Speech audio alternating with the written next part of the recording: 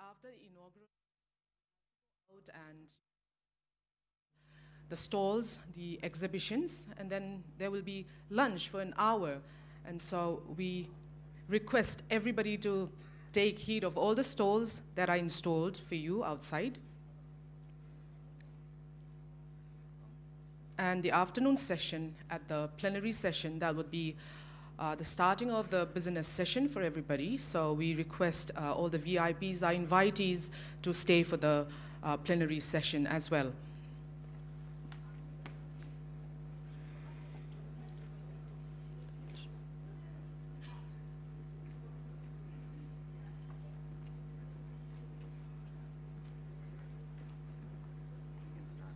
Montage.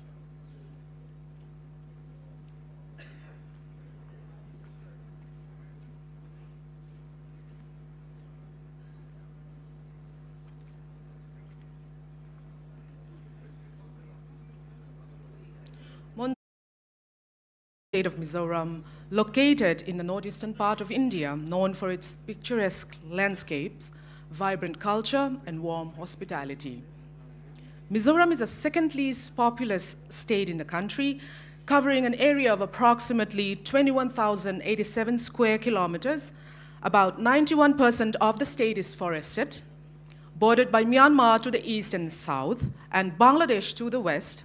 Mizoram is a land of lush green forests, rolling hills, and crystal clear rivers. The state is inhabited by several ethnic communities, with the majority of Mizo people who are known for their rich cultural heritage and traditions. Ladies and gentlemen, I am greatly honored today to stand before you on behalf of the B20 India Secretariat, Ministry of External Affairs, Government of Mizoram, and Confederation of Indian Industry, CII, to earnestly express heartfelt gratitude to all the participants who have come out today here to be with us in Aizawl and to initiate the second of the 4 B20 meetings in the northeast region of India, which are well endowed with the bounties of beauty and nature, vibrant, talented, and well-educated population whom you would have met not only in other parts of the country but also abroad.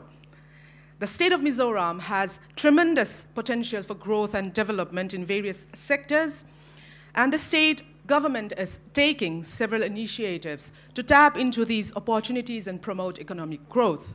The B20 conference will be mutually beneficial to Indian and international businesses in the days to come, boosting industrial growth, commercial expansion, and economic development.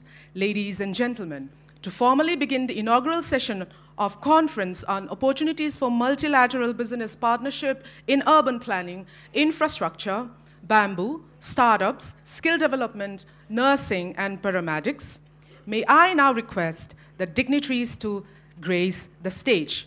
For the inaugural session today, we have here Sri Zoram Thanga, Honorable Chief Minister of Mizoram, Som Prakash, Honorable Minister of State, Ministry of Commerce and Industry, Government of India, Dr. R.K. Ranjan, Honorable Minister of State, Ministry of External Affairs, Government of India,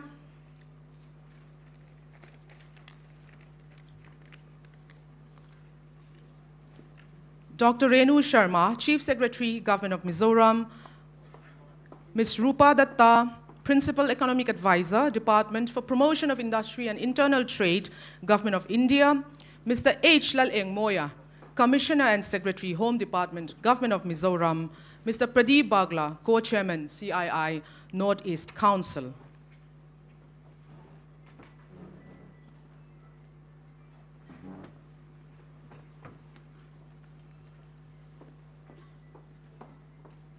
Thank you all and welcome once again.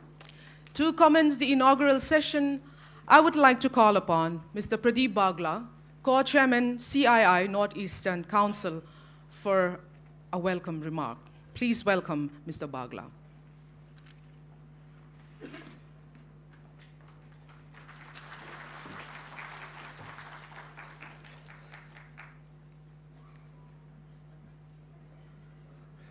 Shri Zoram Thanga, Honorable Chief Minister, Mizoram, Shri Som Prakash, Honorable Minister of State, Commerce and Industry, Dr. R.K. Ranjan Singh, Honorable Minister of State External Affairs, Dr. Renu Sharma, Chief Secretary, Government of Mizoram, Mrs. Rupa Datta, Principal Advisor, DPIIT, Government of India, Mr. H. Larung Mangvia, Commissioner and Secretary, Department of Home, Government of Mizoram, senior government officials, friends. Chai Bhai, good morning. It gives me immense pleasure in welcoming all of you to the second B20 conference in Northeast on opportunities for multilateral business partnership with special focus on urban planning, infrastructure, bamboo startups, skill development, nursing, and paramedics in Aizawl today. We are enthusiased by the support we have been receiving from the government of Mizoram with the leadership of the CM in organizing this B20 conference. In February, Manipur hosted a very successful first of the 4 B20 conferences in Northeast at Imphal. The program was well received and laid foundation for the collaboration, cooperation, and partnership between the overseas and national delegates. The state government and the local businesses and industry today in Aizawl, we hope not only to carry the momentum forward, but also to set new benchmarks for the B20 programs to follow in the northeast states of Sikkim and Nagaland.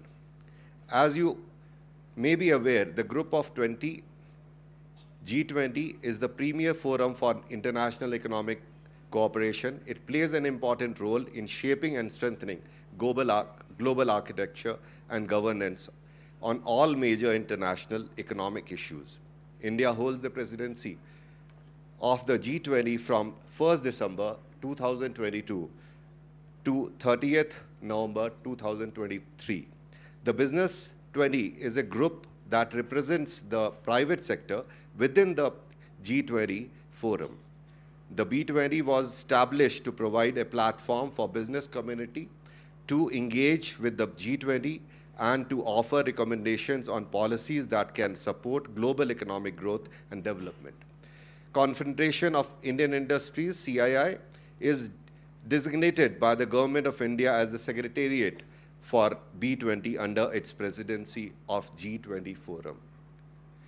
With the support of G20 Secretariat, Minister of External Affairs and the Government of Mizoram, we are pleased to have global leaders, ministers, senior government officials from state and center, diplomats from G20 countries and Indian missions, industry leaders from G20, guests, countries and India, multilateral and bilateral organizations with us today.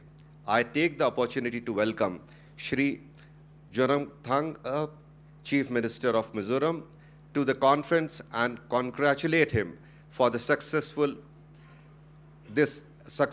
initiative at Aizawl, Mizoram. Mizoram, endowed the rich biodiversity, and bamboo is already taking huge strides in creating an economic resurgence and providing conducive investment climate. And we all saw yesterday, the whole airport was having all the bamboo, say, exhibited over there, the beautiful furnitures and whatnot. We saw the fountain also over there made out of bamboo. So it is, the state is pitching for the bamboo, the sustainable business.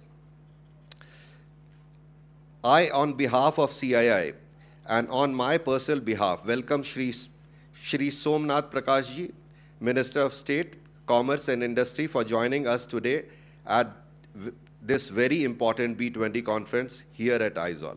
I would like to welcome Dr. Rajkumar Ranjan Singh, Minister of State for External Affairs, Government of India, for spearheading the B20 initiatives in the Northeast. He has been actively involved with CII right from the precursor meeting that we had in New Delhi, and he was in Manipur. He has to be in Manipur, and he's all the way he has come over here, and he has to travel So every time, everywhere he is there.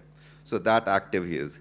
We extend our warm welcome to Dr. Renu Sharma, Chief Secretary of Mizoram, for her presence in this August gathering. As the B20 will open up trade relationships with the global community, I am sure it will open up vistas of opportunities for increasing the trade potential in Northeast. We welcome Dr. Rupa Datta, Principal Advisor, DPIIT, to this B20 conference. CII has been working closely with DPIIT and G20 Secretariat to conduct these B20 conferences across the country.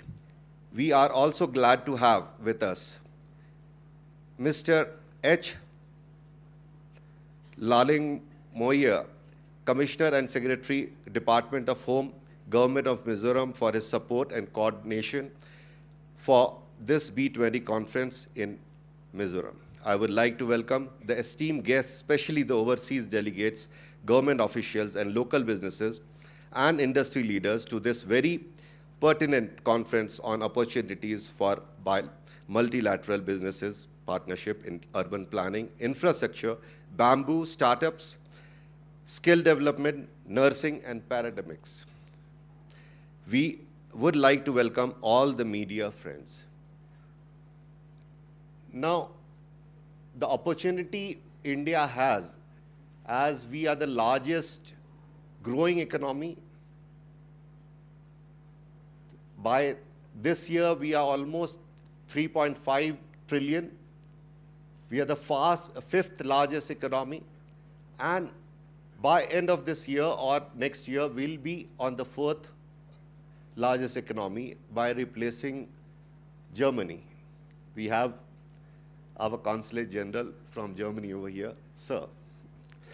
So that is what India is. And with a 1.4 billion, say, population, 2/3 of the population, that is 1 billion population, is aged under 35 years. We are the youngest population in the planet.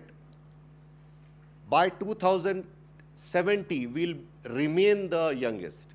So that is our strength. The total, say, GDP, 2/3 of the GDP is coming out of our own consumption. That is our strength.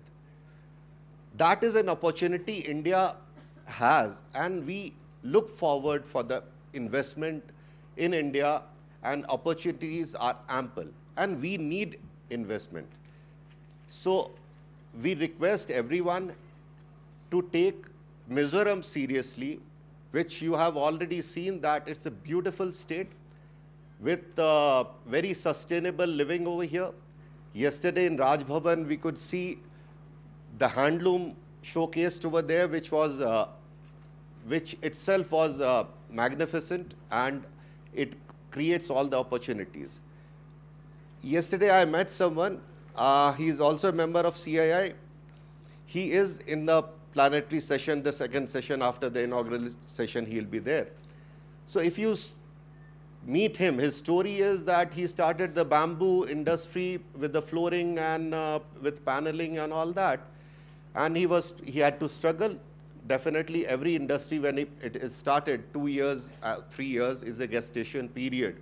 And he had the gestation period. Today, the feather in his hat is that all the flooring, yesterday he told me that the flooring of Parliament, the central vistas, is from his bamboo flooring, bamboo tiles. So you have to start somewhere. So the Mizoram, whatever you do, Mr. Muthia is here among us, so you can always just connect with him and understand his story. He has invested in Northeast, and it's a nice investment. So there is an interesting planetary session scheduled post-lunch. The session will focus on multilateral businesses, partnerships in urban planning, infrastructure, bamboo, startups, skill development, and the nursing and paramedics sector. This would be followed by a business-to-business and business-to-government session. I would request all delegates to take advantage of this opportunity to connect with the global community. I wish a very fruitful day ahead. Kalome, thank you.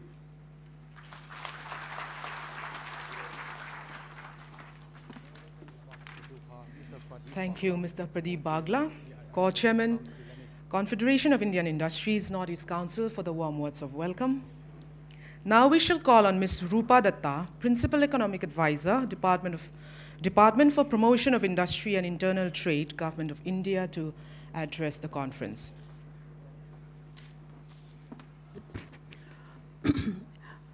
Good morning to all our distinguished guests, Honorable CM, our Honorable Ministers of State, and all other distinguished dignitaries on stage. I would like to start my session by saying that, firstly, I'm very honored that I'm given this opportunity of representing the interests of Government of India, as well as focusing on some of the key issues of B20. And thanks to the warm hospitality of the state government, and many thanks to CII and Ministry of External Affairs for enabling this event to happen. I would like to highlight a few key issues before all other speeches are mentioned. India had assumed the G20 presidency when the world was still grappling with the after effects of a once-in-a-century pandemic. The main theme of G20 under India's presidency is Vasudhaiva Kutumbakam. It is one earth, one family, one future. So this is a thought inbred amongst the Indian community. And what we have to look forward at the conclusion of the G20 presidency would be how we move forward, how all countries move forward in sync with each other, in collaboration with each other, in promoting greater good for greater numbers, and see to it that benefits of growth, welfare are distributed amongst larger number of people. B20 has been one of our most prominent business groups. Along with B20 and our department, DPIIT, plays a key role as a nodal ministry for B20, along with a new initiative which we have started, which is the Startup 20, which is this year an initiative taken by Indian government. And we hope that this will fructify and become bigger in future. The key theme of B20 is RAISE. It is what we call responsible, accelerated, innovative, sustainable, and equitable businesses. This is a key theme which B20 has taken, and this highlights the role played by businesses, roles and responsibilities which we presume the businesses would play in catalyzing investment, promoting growth, and especially in the context of Northeast, even more so, catalyzing investment, promoting business opportunities, and moving along the growth with equity and focus on ease of living. In today's world, the societies need businesses support even more. The Government of India is Government of India, as well as all state governments, are moving along in a principle of cooperation with the businesses. We are moving towards reduction of carbon emissions, addressing the digital divide, creating health infrastructure, and resilient global supply chains. Some of the key issues which Government of India especially has been handling looks at promoting businesses, reduction of ease of compliance, reduction of compliance burden, decriminalization of acts, improving the ease of living for the common citizen, where the common citizen is the centerpiece of all the activities. You must have heard about the Jan Vishwas bill, which has already been tabled in Parliament, and which looks at decriminalization of provisions and, across 42 acts and 19 ministries. We also have several initiatives being adopted for digital infrastructure, logistics, GST, reduction in corporate tax, FDI policy reforms, etc. Now coming to the basic key issues which B20 is supposed to address. Besides the business and the investment part, I would also like to mention that there have been 7 task forces which have been zeroed on in collaboration and discussions with all our stakeholders and knowledge partners. And these task forces would come up with their reports, which would finally form part of the B20 document, and also some of it would definitely get reflected in the leaders' statement and the leaders' summit, which will happen on 9th and 10th September in New Delhi. We have 7 task forces and 2 action business councils. The 2 action business councils pertain to Africa and ESG norms. I would just very briefly, because there are a lot of people coming to speak after me, I'll very briefly talk about the 7 key task forces to give you an understanding of the entire canvas of B20. So the first task force which we have, which reflects on the resilience, inclusive global value chains for resilient global trade and investment. I think in the context of the COVID-19 pandemic, the importance of global as well as domestic supply chains became very, very important. And so it is in this context we are looking to create intelligent and resilient GVCs which are risk-aware, secure, transparent, and optimized. And in this process, we would also focus on assisting LDCs along with enabling the MSMEs. MSMEs play a very large part in all our perspectives and initiatives all across Government of India as well as state governments, how to ensure that the MSMEs are integrated with the global value chains. The next task force talks about future of work, skilling, and mobility. Here we know that the new technological solutions, including provision of digital platforms, have resulted in loss of jobs. But it has also resulted in the creation of many more new jobs, and with enabling people moving up the value chain. This requires enhanced skilling and provision of technological solutions, and employment and education working groups are addressing such issues by initiating discussions around tech-enabled learning, qualitative and collaborative efforts, building capacities, and providing synergy between all stakeholders. The third task force refers to energy, climate change, and resource efficiency. I'll not speak much because I think all of you know. Here we are looking at electric vehicles. We are looking at green.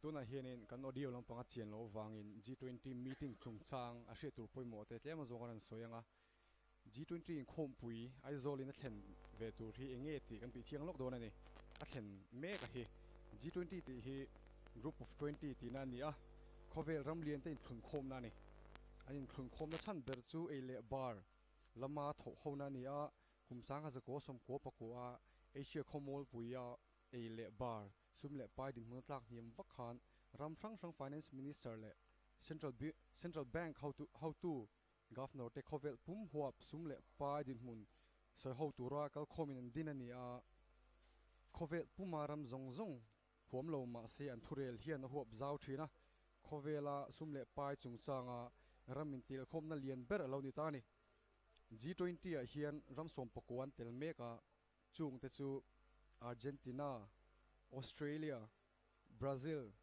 Canada, China, France, Germany, India, Indonesia, Italy, Japan, Republic of Korea, Mexico, Russia, Saudi Arabia, South Africa, Turkey, United Kingdom le United States baga European Union ten ni a ram som pako in tel khom na chau ani chungin khovel pum pui sum le pai chevel GDP za zela somria z athununa khovel pum pui in sum don ton na global trade za zela som sari le panga thununin khovela cheng mi hring mun thuma thena mun ni tel na ani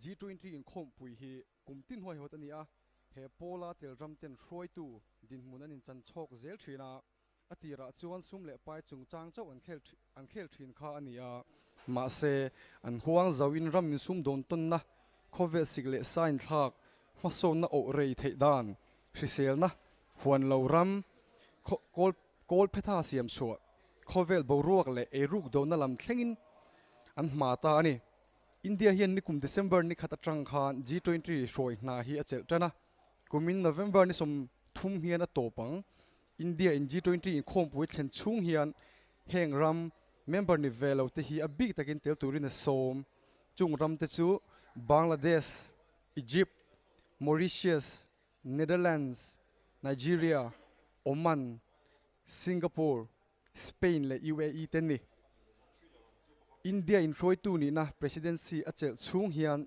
G20 thupuyatan Vasudhaiva Kutumbakam one earth one family one future ti manini a chu khovel pakhat chung ko pakhat le mabak pakhat ti na ni hemi chung hian India ram kho pui sang somnga chunga in khom pui zani chung ha ani dona Aizawl po ha ani ve don ta ani hetianga in khom pui bot saya hian kong sang soihom na hun ro manani a G20 palai te le mi khol dang te chu kong sang India ram nam zia rang zir che na hun le an ma an ton ngai lo te ton na hun siam sak ani don ani Mizoram hian March ni hian G20 in khom pui pakhat thleng ve dona heta hian engagement group business 20 startup chu Aizawl ha ani dona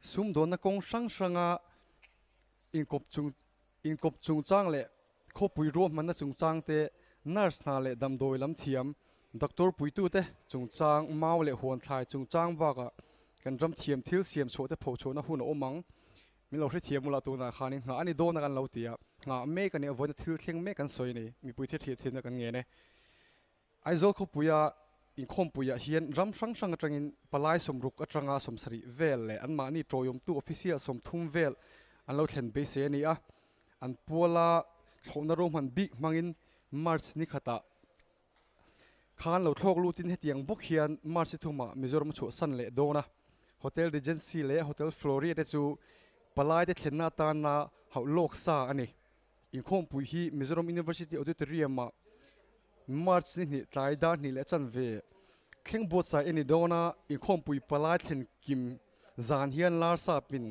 palai te le mi khol dang te hi zanre lo bot sai sak to ni Chief Minister in March ni zana zanri abo sai thunganga atu kwa chapchar kut lomna chim venge turin palai te tan hian room man na siam ani an hun man dan tur kim chang chu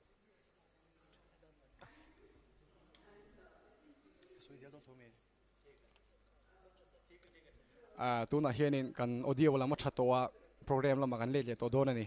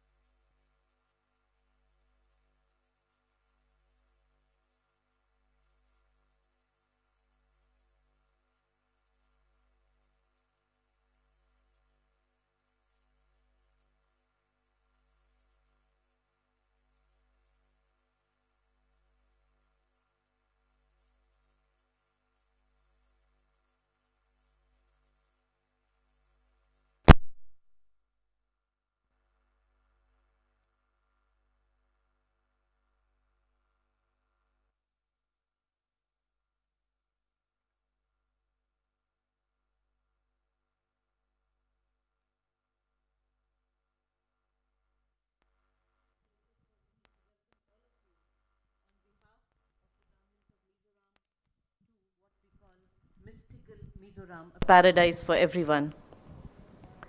This B20 summit presents an opportunity for the state to present itself both on the national and international stage, an opportunity that is so precious that we have made all efforts to make it a success.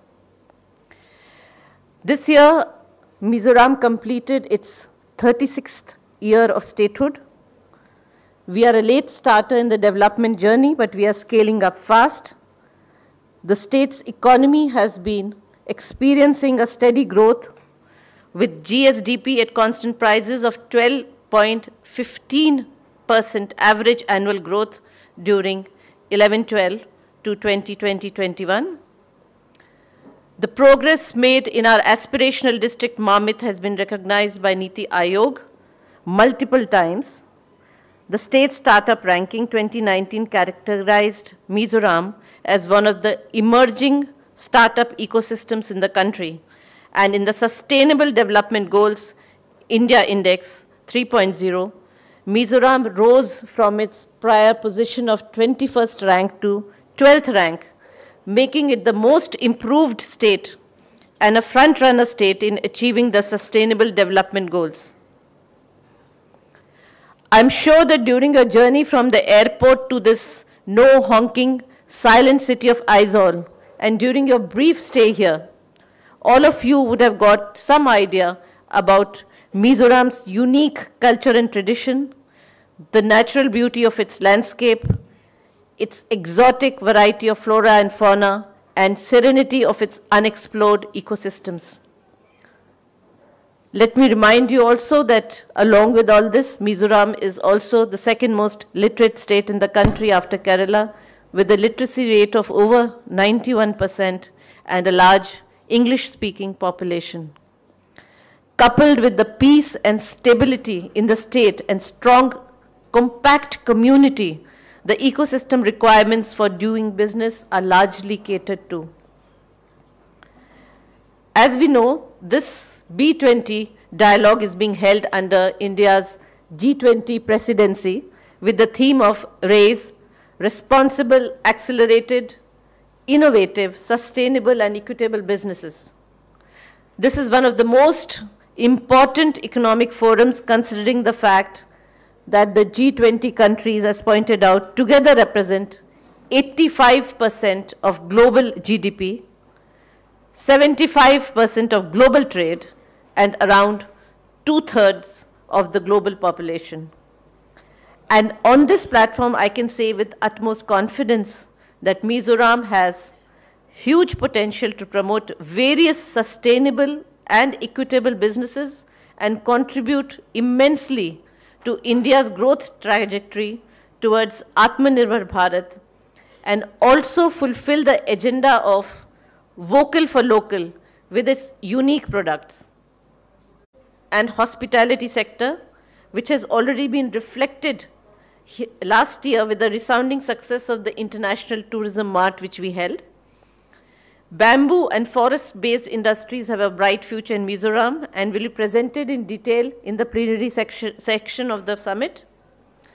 Business potential of cash crops, medicinal and aromatic plants, wide variety of horticulture products including exotic fruits can be tapped, and these products can be sold across India as well as exported through a strong supply chain network. Aizawl handloom industry, which produces rich and colorful varieties of Mizo traditional textiles, has proved itself in terms of ingenuity, colorfulness, usefulness, and design. This product has reached not only other towns and villages of Mizoram, but other states of the country as well as foreign countries. Similarly, sericulture products of Mamit and Mizoram are also gaining significance. Mizoram's entrepreneurial landscape has also evolved since the implementation of the Entrepreneurship Development Scheme in 2017. Support has already been started to numerous startups that were selected through open competition called Mizoram Rabi, of which nearly 50% were women-led startups. We have a young population that are known for their skills in nursing, handloom, handicrafts, business outsourcing, management, hospitality, sports, and entertainment. Mizoram can supply a vibrant and skilled workforce required for various business ventures. Supply chain networks are going to be strengthened further with multiple infrastructure projects in the pipeline. Mizoram and the capital of the neighboring northeastern states are well connected by road, with planned projects with a total length of 204 kilometers and a total sanction cost of nearly 6,600 crores as announced by the Honorable Minister of Road Transport and Highways in November 2022. It is anticipated that road connectivity within the state will get an even bigger boost. With the projected completion of the Bareilly-Sairang railway line project by Northeast Frontier Railways by 2023, accessibility to the state via rail would also be increased. With regular flights from Kolkata and Guwahati to Lengpui Airport, air connectivity has also made tremendous strides. Moreover, there is direct air service to states in the northeastern region such as Meghalaya, Tripura, and Manipur. On the Mizoram side, the Kaladan multimodal transport project, which connects South Mizoram with Myanmar, is almost completed. The project's completion on both sides is anticipated to create new possibilities and improve the cross-border trade environment in Mizoram. Power supply and network connection within the state has been very consistent too. Good climate and peaceful nature of the state further gives a boost to the conducive business environment. I'm sure that all of us will get to know more about the business potential and the ecosystem of the state in the upcoming technical sessions. I hope that each one of us will take part in the sessions with great enthusiasm, share our thoughts, and contribute our worthwhile ideas. Vibrant participation from all of us is crucial so as to write a win-win story for all stakeholders. I want to once again extend a hearty welcome to everyone in attendance at this important forum once more. Thank you, Kalome.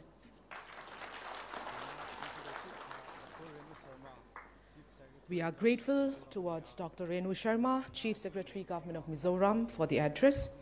I now would like to call on Dr. R.K. Ranjan Singh, Honorable Minister of State, Ministry of External Affairs, Government of India, for a keynote address.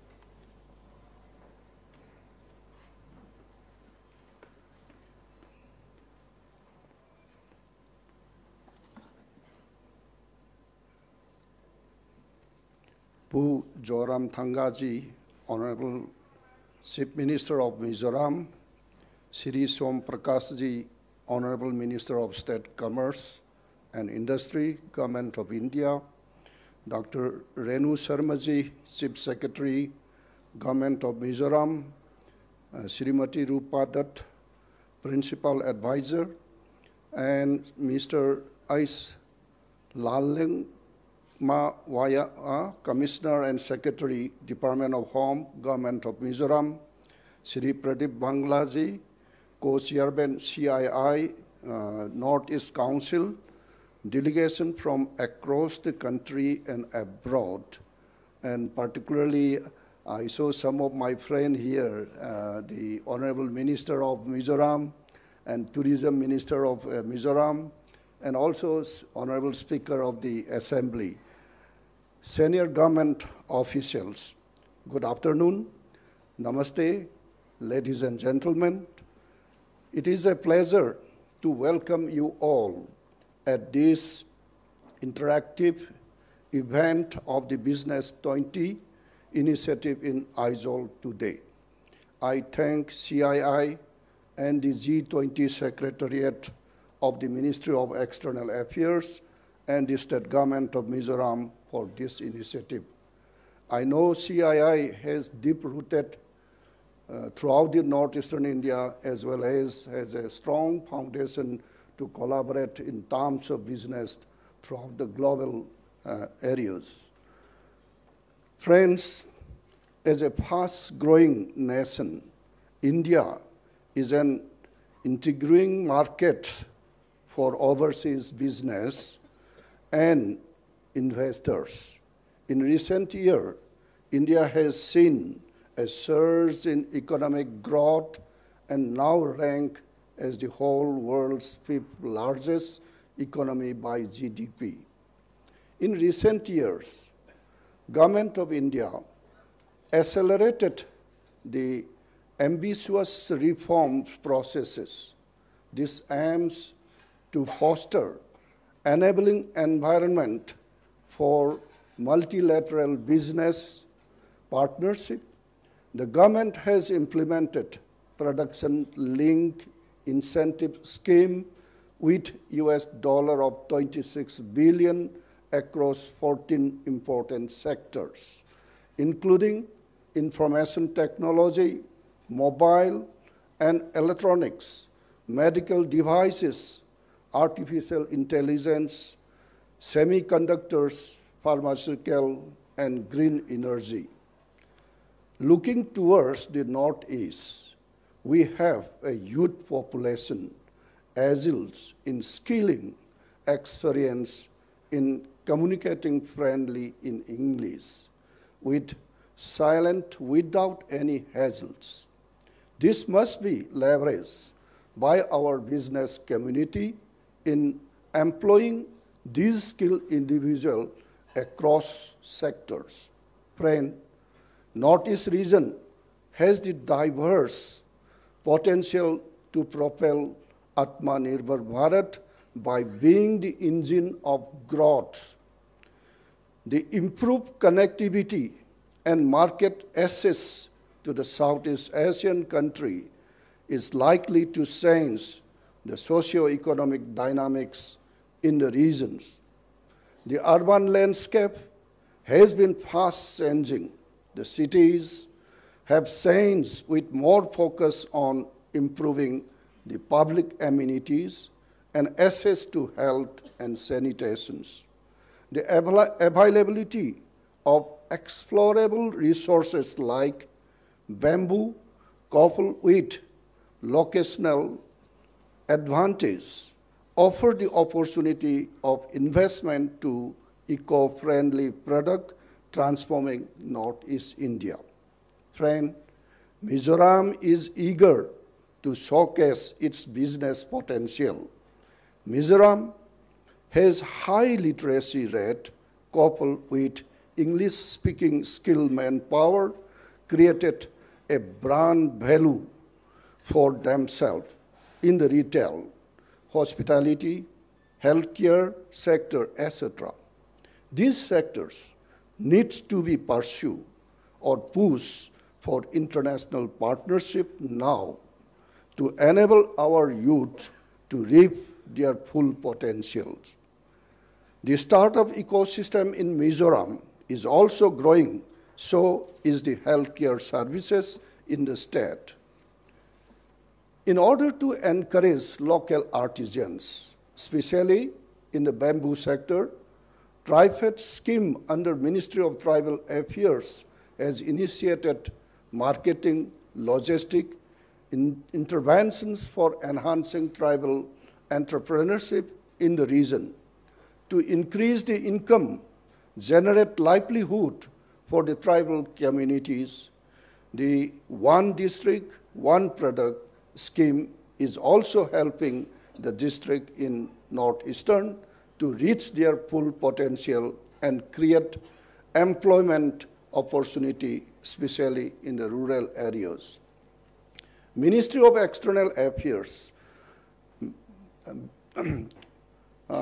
via its missions and sports and posts, is working closely with DPIIT to acquire these TriFed and ODOP products for gifting purposes and provide opportunities in remote areas across India.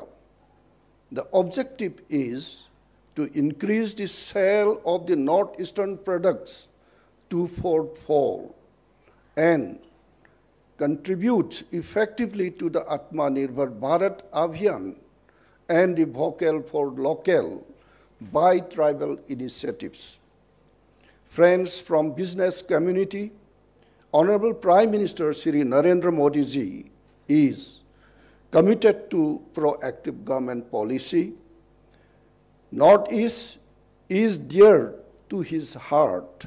No other prime minister in this country, has been committed like him in his vision to take the governance and service delivery to the last mile and person.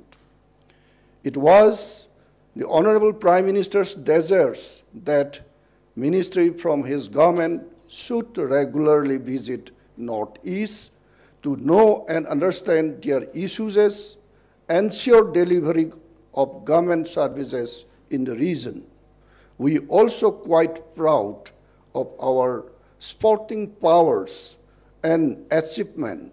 I'm sure that the business community of my state and the Northeast look forward to enhancing partnership in sectors like pharmaceutical, nursing, tourism, and hospitality sectors immensely. Delegates, Northeast region of India is blessed with scenic natural beauty, rich biodiversity, rare wildlife, and warm, welcoming people. The region offers unforgettable visits for tourists interested in wildlife and ethnic tourism, along with mountaineering, trekking, and adventure tourism. I am confident that the connectivity projects in northeastern India will boost the tourism and people-to-people contact in the region. International partnerships will help our youths immensely to realize their full potentials. I will be happy to share and appeal to the delegates also. It will be highly appreciable the groups of G20 or G20 delegates extends some ideas and kinds of technological and knowledge transfer to the educational institution of this region, particularly the University of Mizoram. Our business are ready to grab the opportunity of international partnership. I believe Ministry of External Affairs can play a role in helping them achieve that. We are also very happy. Any state of the northeastern India willing to excel their endemic or typical products of this region to excel any part of the globe. External Affairs Ministers is ready through its mission posts to ventilate and to provide a platform. With these few words, once again, thank you. Jai Hind.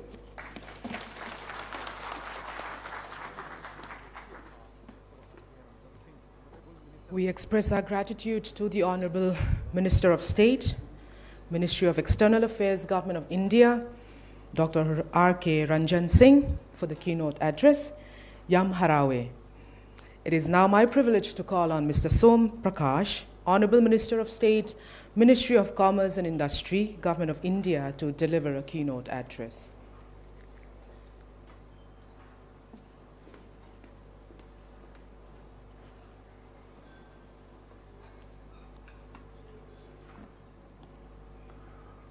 Honorable Chief Minister of Mizoram, Shri Zoram Thangaji, my colleague, Honorable Minister of State for External Affairs, Shri Rajkumar Ranjan Singh ji,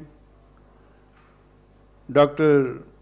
Renu Sharma ji, Chief Secretary, Mizoram, Madam Rupa Datta ji, Chief Economic Advisor, DPIIT, Shri Pradeep Bhagla ji, Co-Chairman, CIA Northeast, delegates from different parts of the globe, Deputy CM, Mizoram, ministers, Speaker of Mizoram Assembly, friends from media, senior officers from Government of India and Mizoram, very good afternoon.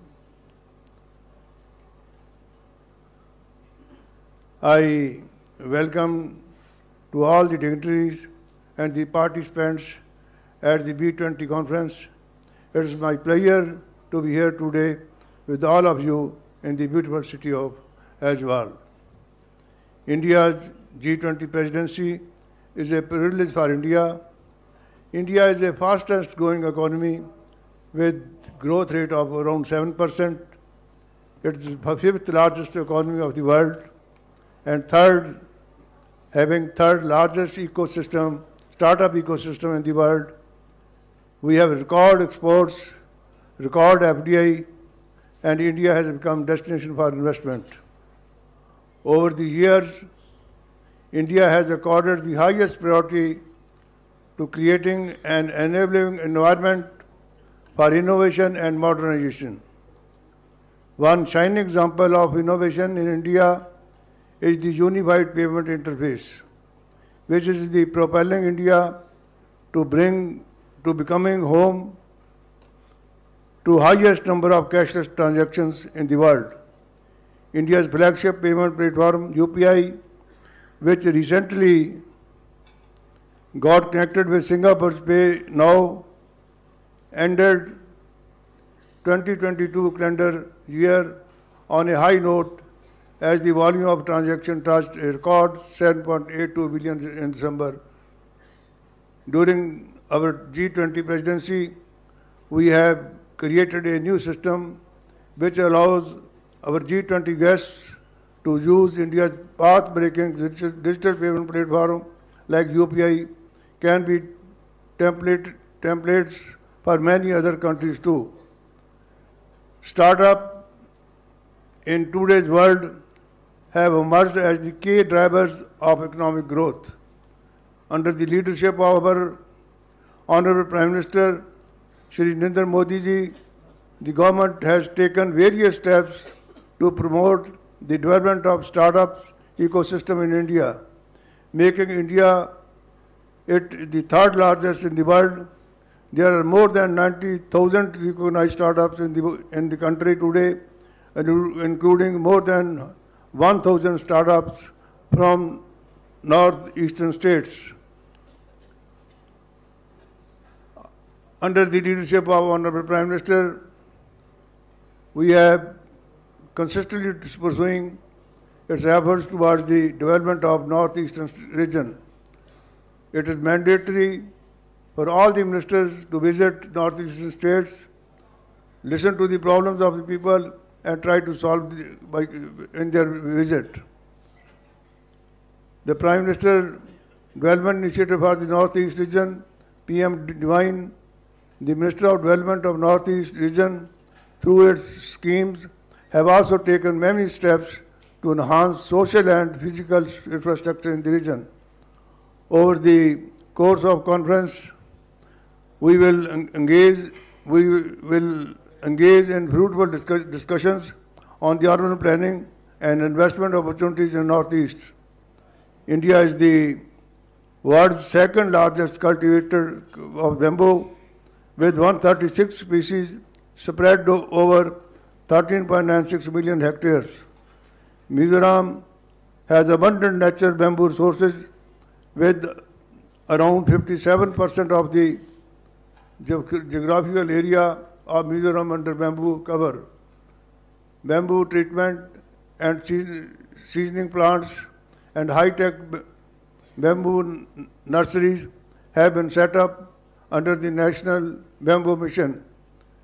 It therefore offers immense potential for creating partnerships and pushing for sustainable use of such local resources.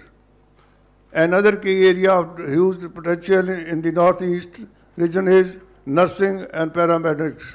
India's health care is one of the largest and the most complex in the world, with about two-thirds of India's health workforce comprising of nurses. Their services are indispensable in providing essential medical support to our communities. The Regional Institute of Paramedics and Nursing Science in Aizawl has become a benchmark institution in the specific sector in northeastern states.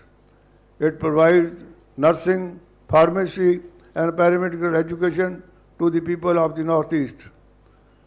The B20 India Conference has provided an exceptional platform for meaningful discussion on vital issues. I am confident that the insights and the perspectives shared during the conference will pave the way for brighter, more prosperous future. Let us continue to collaborate and work together implementing the strategies and recommendations put forth by the esteemed speakers and panelists.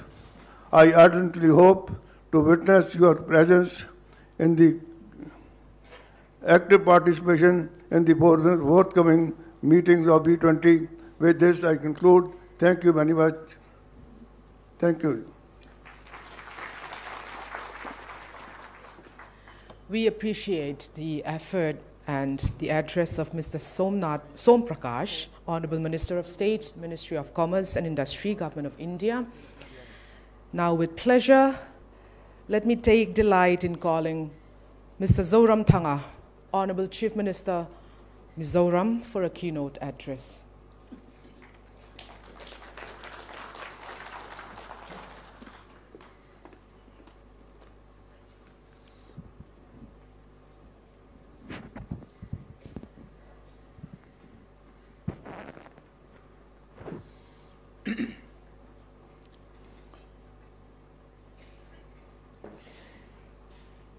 Pradeep ji, the co-chairman, and our two ministers from the Union Cabinet, R.K. Ranjan ji and Som Prakash ji, and also the Arupa ji, and all the legislators from Mizoram, delegates from outside India.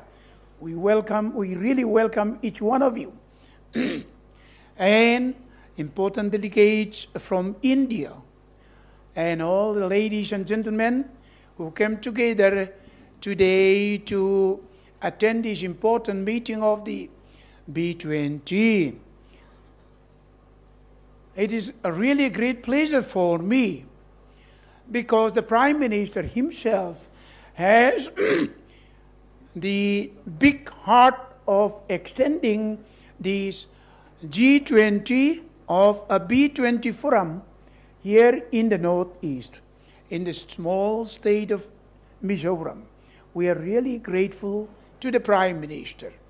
And at the same time, in a small state like Mizoram, hosting a branch of a G20 and a form of a B20 forum, it really is a very, very rare opportunity which we have not had at all. Therefore, we are really grateful to you and welcome all those delegates coming from India and from outside also. Especially, I welcome the German Consul General, Manfred G., with whom I had a very interesting meeting with him last evening. So today, since I have a limited time, I'll try to make it short about this B20 meeting. First point is that here, Mizoram, as you know, is one of the most corner states, bounded by the three countries of India, Myanmar, and Bangladesh, hardly connected with the rest of the country. But nevertheless, with such an important strategic location that Government of India selected it to host this important meeting. So here, as everybody knows, we are hardly a little over 1 million people dwelling on a land geographically 21,000 square kilometers of land.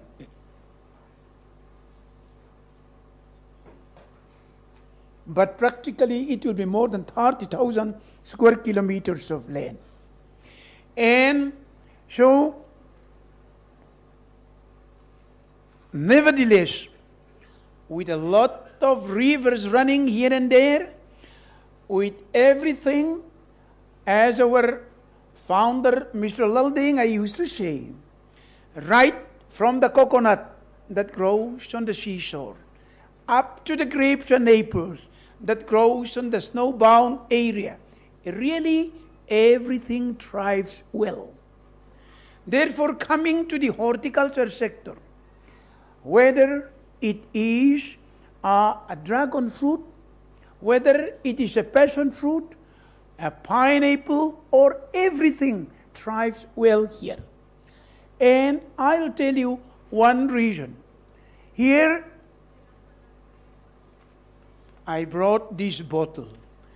This is aloe vera. It's not even 1 liter. And here it costs almost 1,000 rupees.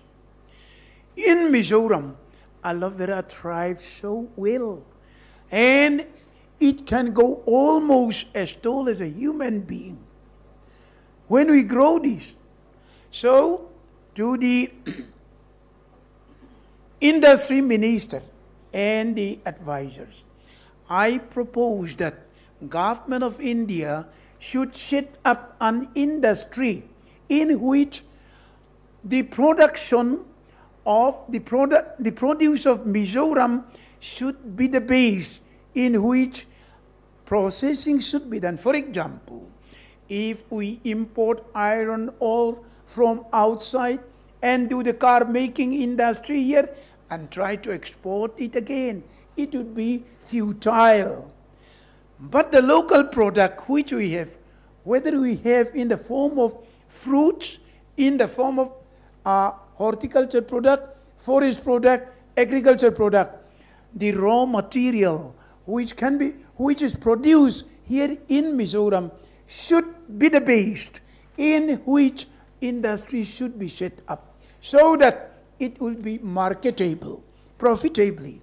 Therefore, I ask the industry investment companies as well as the government of India to set up an investment industry here based on the local produce, which is more of an agriculture, horticulture, and forest base, which Mizoram can provide very well.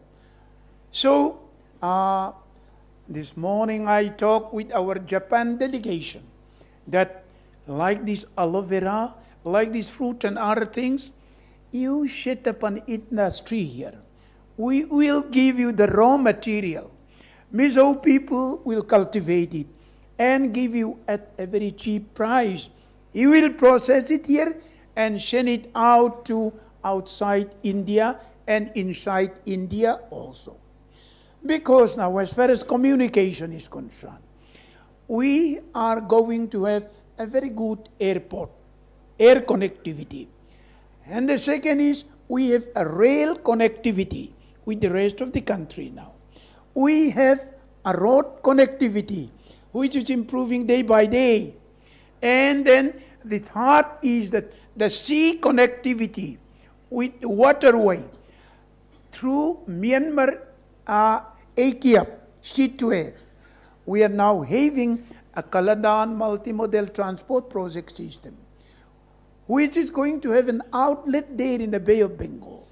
Not only that, through the Tlabung, through the Kaptai Dam, we can have a sea connection in Chittagong through Bangladesh.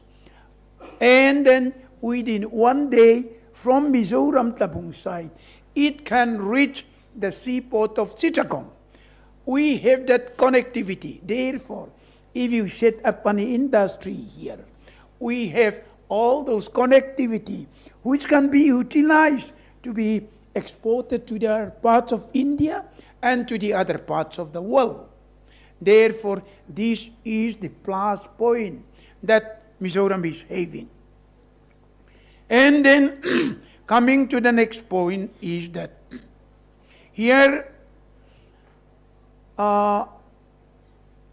the land, as we have said, it can feed 2 to 3 times the present population.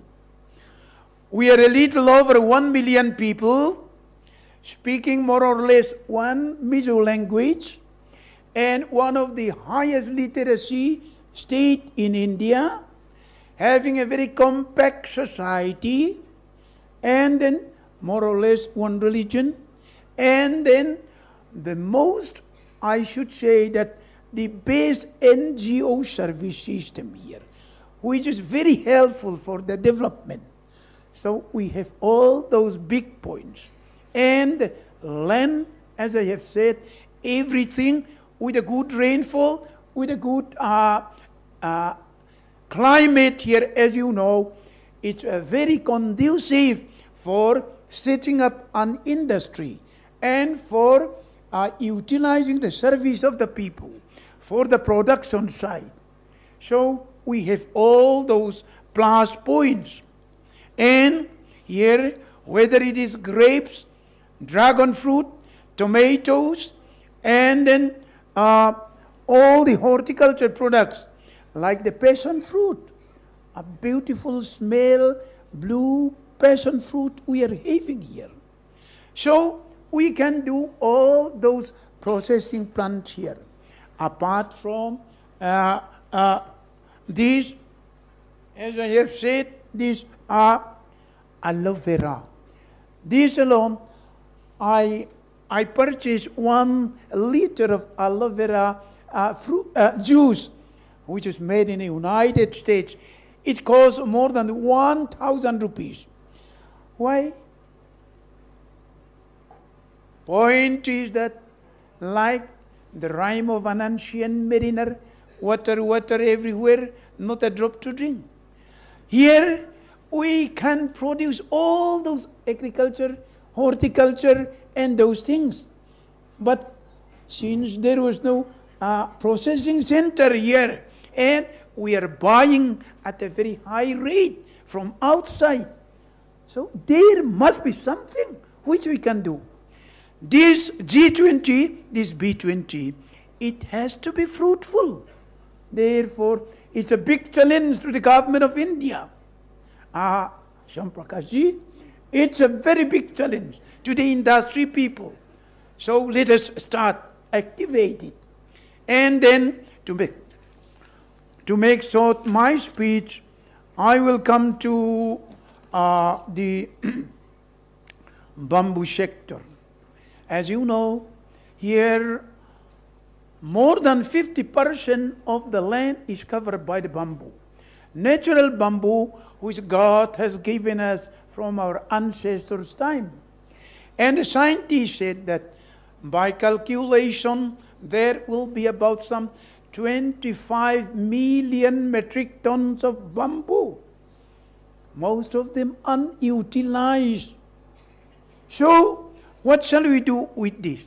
When you are coming there from the airport, you see a good number of demonstrations there. But those are just for a showcase.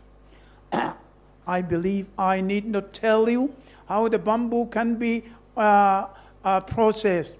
For example, it is a total substitute of timber for making all the furniture, for all the ceilings, and for all the flooring, and for making cloth, making paper, and everything. It's almost like a magic wand. So you can produce into quite a lot of things that is there. And now, God has given us about 25 million metric tons of bamboo.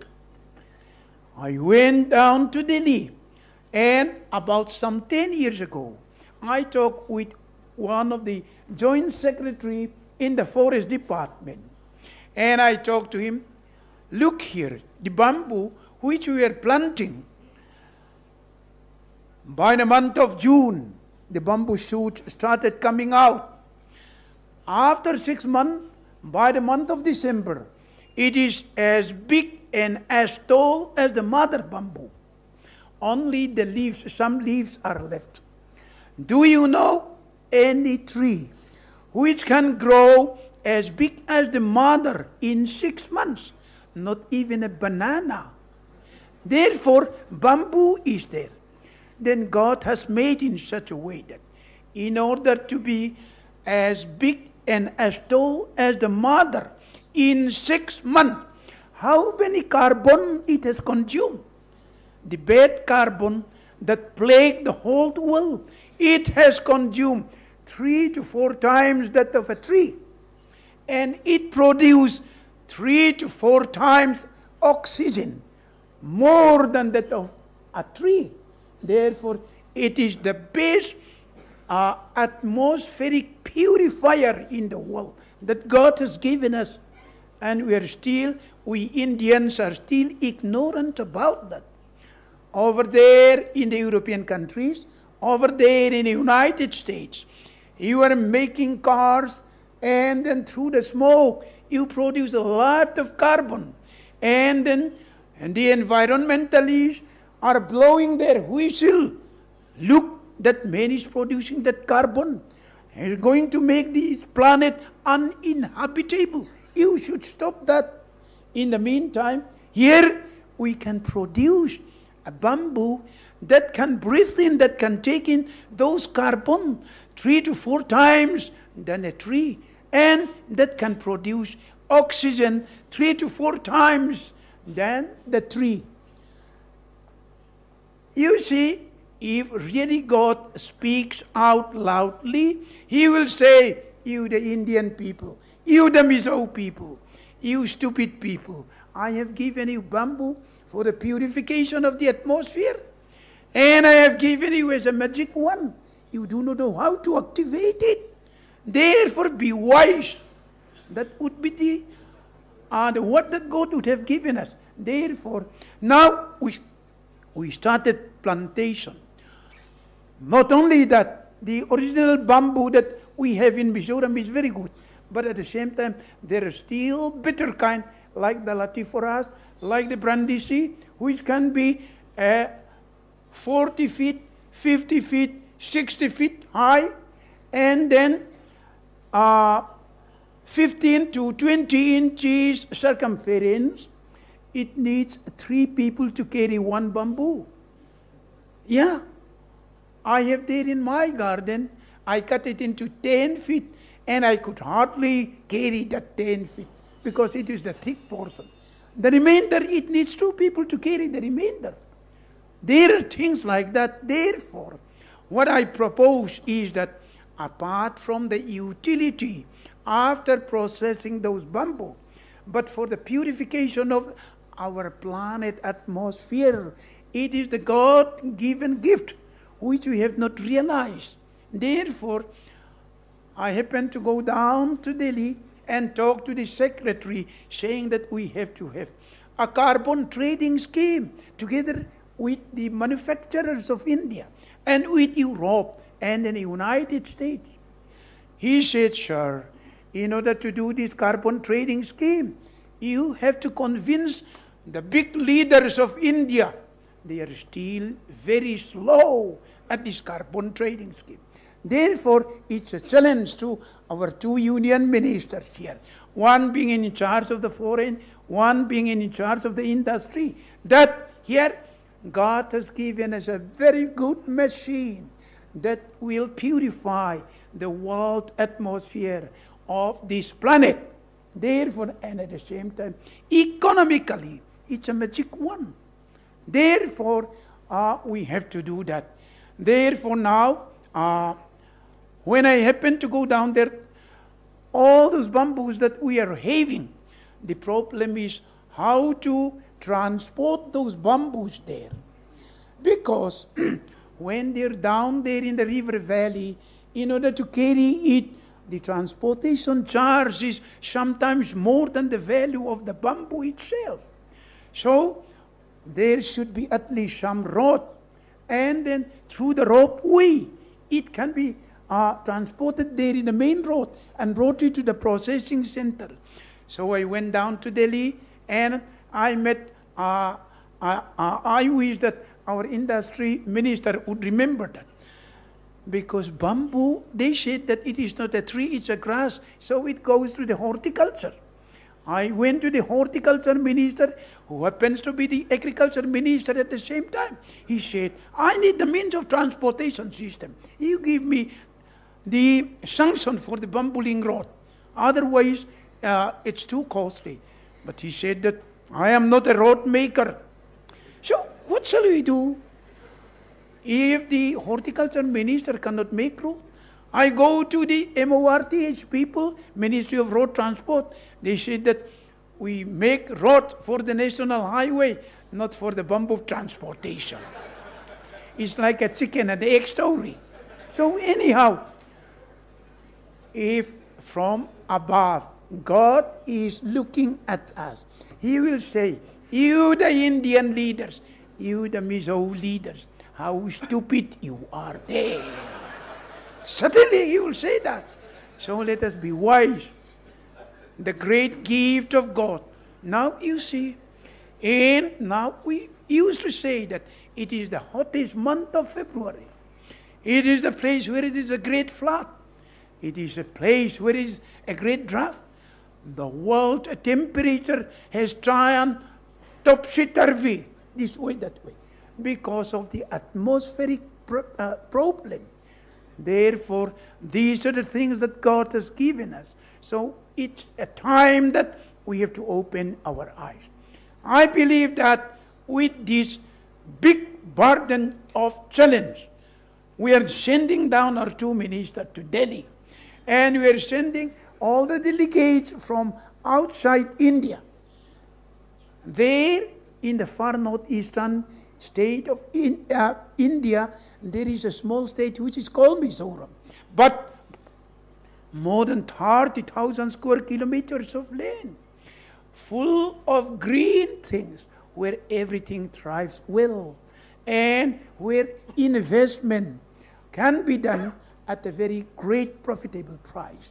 Therefore, I request our Japanese friends, I request our other friends who come from outside, and I request the people, important dignitaries and secretaries and business investors coming from India also, to see that here in Mizoram we have that big prospect, that big economic molecule that we are having here.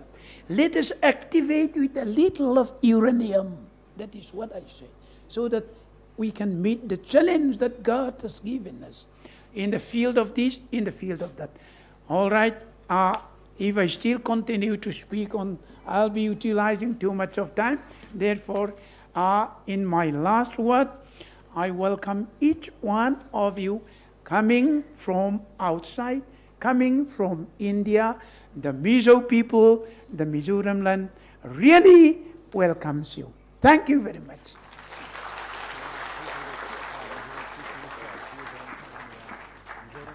I extend a heartfelt gratitude to Mr. Zoram Thanga, Chief Minister, Government of Mizoram, for his consistent leadership and zeal for growth.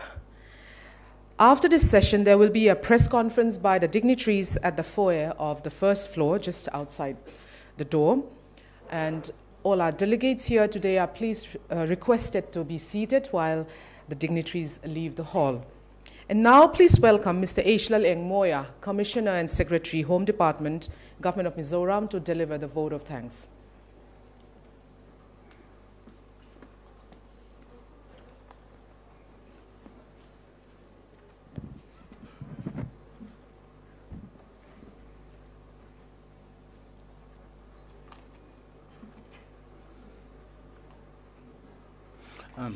Thank you very much, and good afternoon to you all.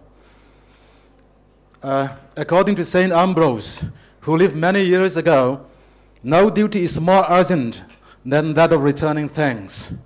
So I'm greatly honored to stand here to propose a vote of thanks on behalf of the government of Mizoram. The B20 startup meeting at Aizawl is being organized by the Ministry of External Affairs, Confederation of Indian Industry, and the government of Mizoram jointly.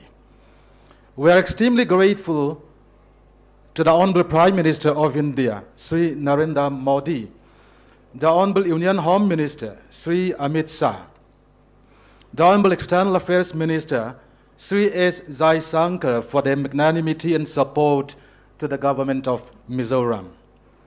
Would like to express our sincere thanks to the Honorable Union Minister of Commerce and Industry, Sri Piyush Goyal, the Honorable Donor Minister, Sri Kishanji Reddy, the Honorable Union Minister of Education, Sri Dharmendra Pradhan, the Honorable Union Minister of Road Transport and Highways, Sri Nitin Jairam Gadkari, the University Grants Commission, and the Northeastern Council for their timely assistance. I would like to express our deep sense of gratitude to Dr. R.K. Ranjan Singh, Honorable Union Minister of State for External Affairs, Sri Sam Parkas, Honorable Union Minister of State for Commerce and Industry, Srimati Rupa Datta, Principal Economic Advisor, Department for Promotion of Industry and Internal Trade, for the warmth of their presence and their encouraging and insightful speech. I also thank Sri Pradip Bagla, Co-Chairman, CII Northeast Council, for his wonderful welcome address. A big thanks to Sri Gopi Krishna More, Member CII Northeast Council, who is going to make an opening remark in the plenary session. Thanks are also due to all those great minds who will be speaking in the post-lunch session on various identified strategic areas that this conference is intended to focus upon. I would like to make a special mention of Sri Haras Vardhan Sringla, G20 Chief Coordinator, who has, in spite of his extremely busy schedule, visited Mizoram and gave us direction, guidance, and valuable suggestions towards our preparation for this significant event.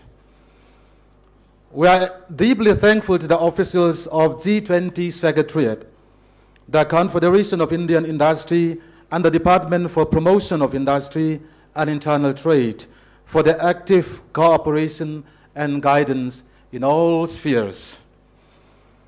I'm happy to express our heartfelt thanks and sincere appreciation to all dignitaries and distinguished delegates from different G20 nations who have chosen to participate in a conference here at Aizawl today. We believe this conference will pave the way for cooperation and partnership with business communities from different G20 countries through business-to-business and business-to-government meetings. I also heartily thank all Indian delegates, business leaders, CEOs, and several multilateral organizations for being here today, and also for their interest to build a strong business partnership with the prospective local entrepreneurs. Thanks are also due to event management company, that is Thomas Cook, for decoration, and Man Company, Delhi, for logistics support. And of course, we are extremely grateful to the railways for their cooperation and support. I would like to take this opportunity to express our profound gratitude to the Honorable Governor of Mizoram, Dr. Hari Babu Kambampati, who is so kind to have hosted a very sumptuous welcome dinner for all delegates yesterday evening. A hearty thanks and appreciation to Honorable Chief Minister of Mizoram, Pu Zoram Thanga, for his thoughtful speech today. In fact, under his patronage and dynamic leadership, all is always well. Thank you very much, sir. I would like to profusely thank the Honorable Home Minister of Mizoram, Pu Lalsam Liana, under whose supervision all arrangements have been made. Our heartfelt thanks are also due to our Honorable Deputy Chief Minister, Honorable Speaker, and all dignitaries, legislators, invitees, and officials from the government of Mizoram and local entrepreneurs who have adorned this conference with their benign presence. To Dr. Renu Sharma, our respected Chief Secretary and who is also Chief Coordinator for the state, we owe a deep debt of gratitude. We are heartily thankful for all her practical guidance and overall coordination and supervision. I would like to express our deep appreciation to the Mizoram University authorities for their permission to use the university auditorium, the multipurpose hall, and the entire university campus as a venue for this historic event, and also for their full cooperation with the state government. A conference of this magnitude simply cannot happen overnight. The wheels started moving a few months ago. To make this conference a success, it requires meticulous planning and bird's eye for details.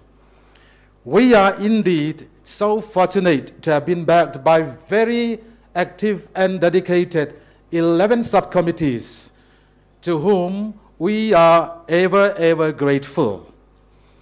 I also express our appreciation to all members of the core committee for their utmost efforts and hard work. Moreover, I would also express our profound gratitude to different departments under the government of Mizoram, Aizawl Municipal Corporation, local councils, NGOs, churches, media from within and outside the state, college volunteers, liaison officers, and so many others who have directly or indirectly played a role to make this conference a great success. Lastly, I thank every one of you once again. You may not experience the kind of comfort that you are used to elsewhere, but yet, I hope you will go back with the fond memories of the pristine life and rich culture of the Mizos, and also with a strong commitment and desire to build up economic cooperation and business partnership with the state of Mizoram, which popularly is known as an island of peace. Thank you very much indeed. Thank you. With that, we've come to the end of the inaugural session of Conference on Opportunities for Multilateral Business Partnerships in Urban Planning Infrastructure, Bamboo Startups, Skill Development, Nursing, and Paramedics here in Aizawl. I once again humbly request our delegates to remain seated while our dignitaries leave the hall for press conference.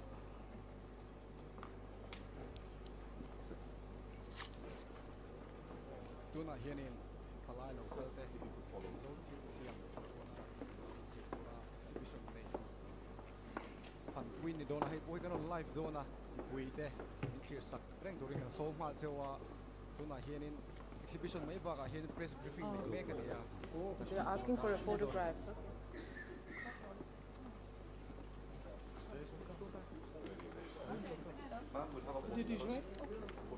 Over here, the photograph over here. Ah, for the photo.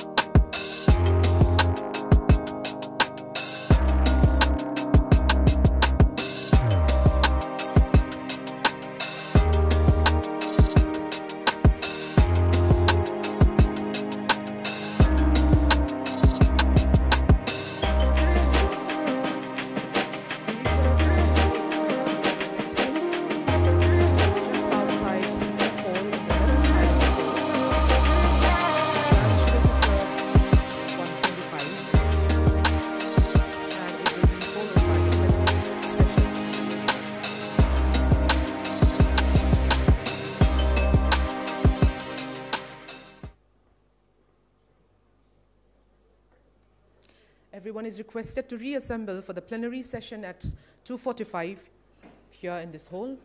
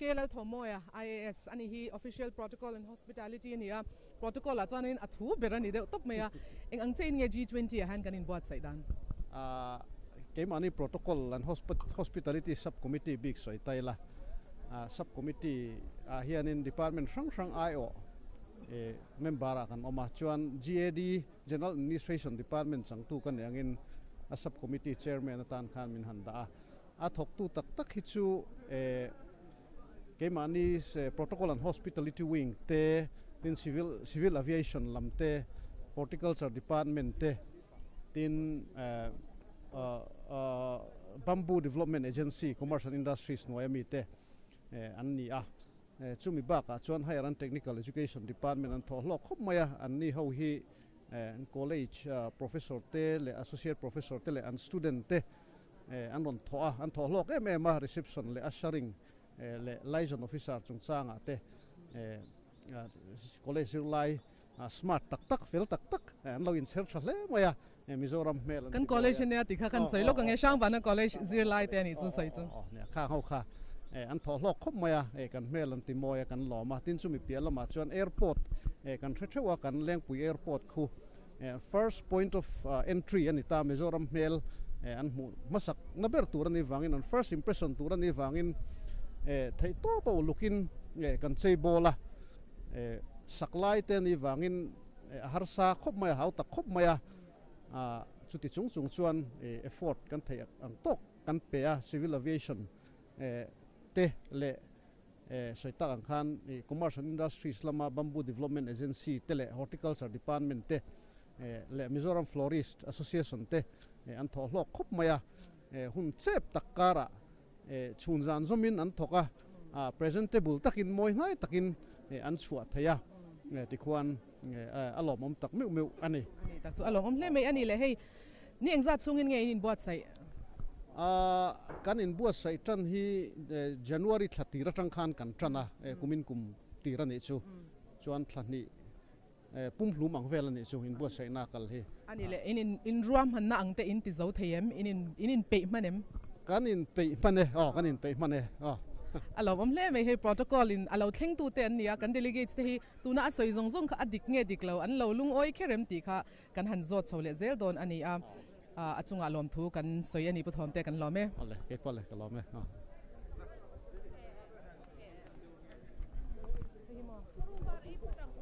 hey an interview du che u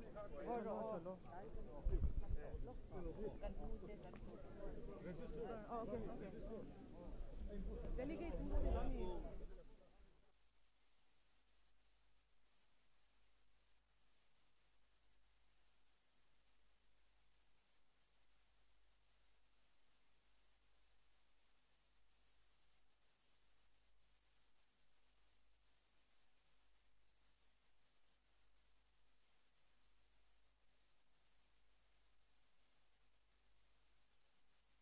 from the Embassy of Zimbabwe in New Delhi. All right. So you arrived here yesterday, I suppose. So can you please give us a gist of your arrival? How was the welcome and then the whole session that you have experienced today? Thank you so much. Well, I arrived yesterday and straight from the airport, the welcome was so great. I found out that from the start, the people are so great. We received with so much love and moving around the city so that the hospitality was quite okay. And then maybe...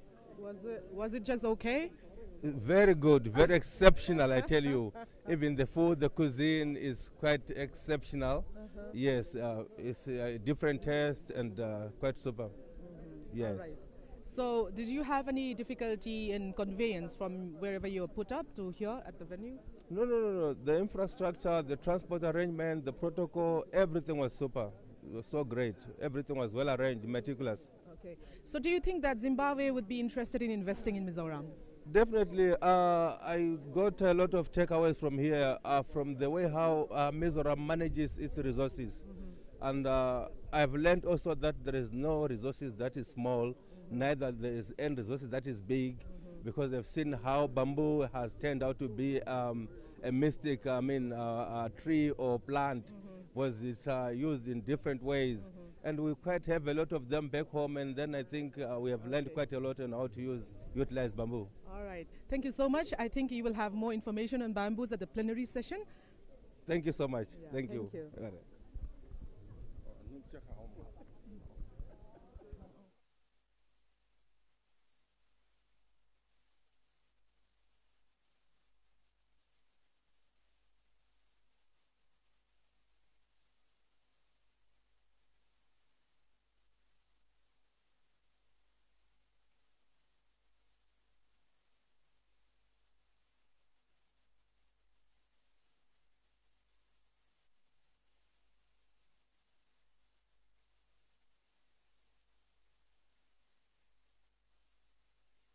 Your experiences from yesterday, like since you arrived at the airport. We have a very small airport, so I think it's going to be very difficult for you to comprehend. I don't know, like comparatively, like yeah. So your experiences till date.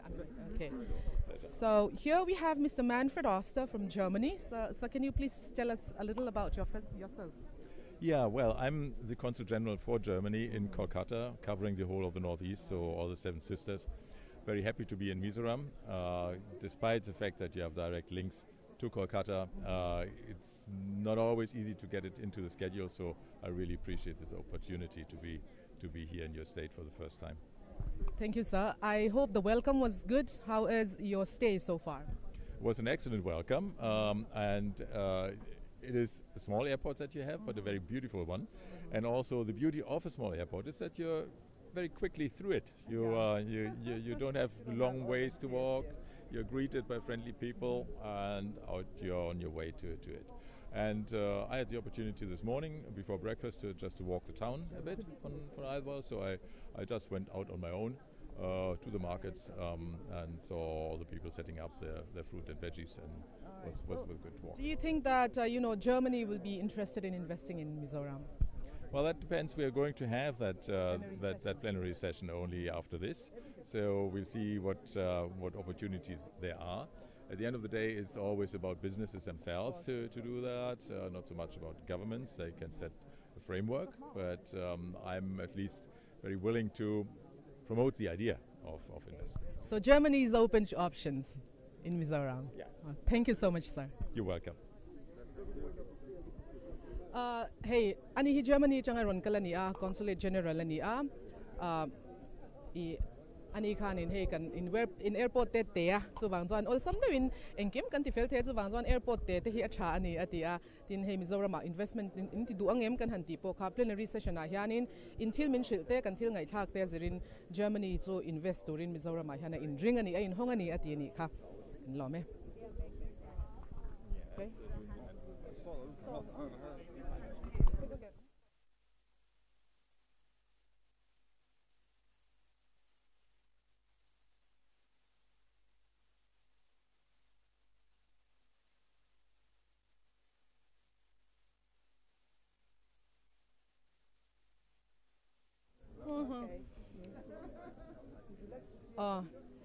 Hey, tunahan helahan stall ngi mazat kan ne hey MZU Mizoram University stall ania alo ngak to him is baby of psychology department ania engtin ngin buat sai dan toy fel den min shil them Mizoram University hi atheng tu ka state ni ma seng in avenue tak hi Mizoram University ani wa hianin kan phur kan lom em kan ti thei chin chu thei pato pin kan ti a chu University Grants Commission te po hianin Noiza le ke mani thel po Noiza chuang hi kan mang ve to a hemi kan no in buat sai na tan hian mo chuanin engkim cleanliness engkim more beautification kan lo ti ve boka chu mai ba ka chuanin he enge Mizoram University in Botswana remchang thalutuk mai ni hian kan sia chu wang chuanin he stall te po hi heta hianin kan han nei ve chu ta chuan collaborations kan ti thei zong te he brochure te mo chu ba ka kan incubation centers te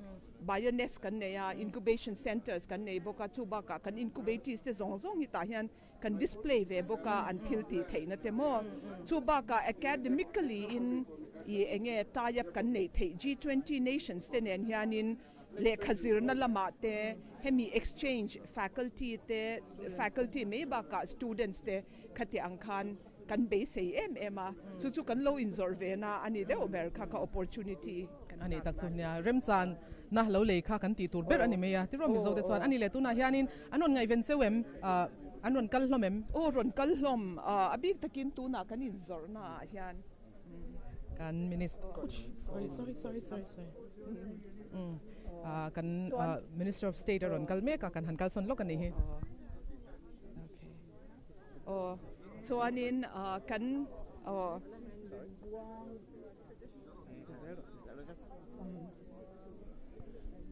kung kan han kian deuh lo ka nge kan han kian deuh nakina rem chang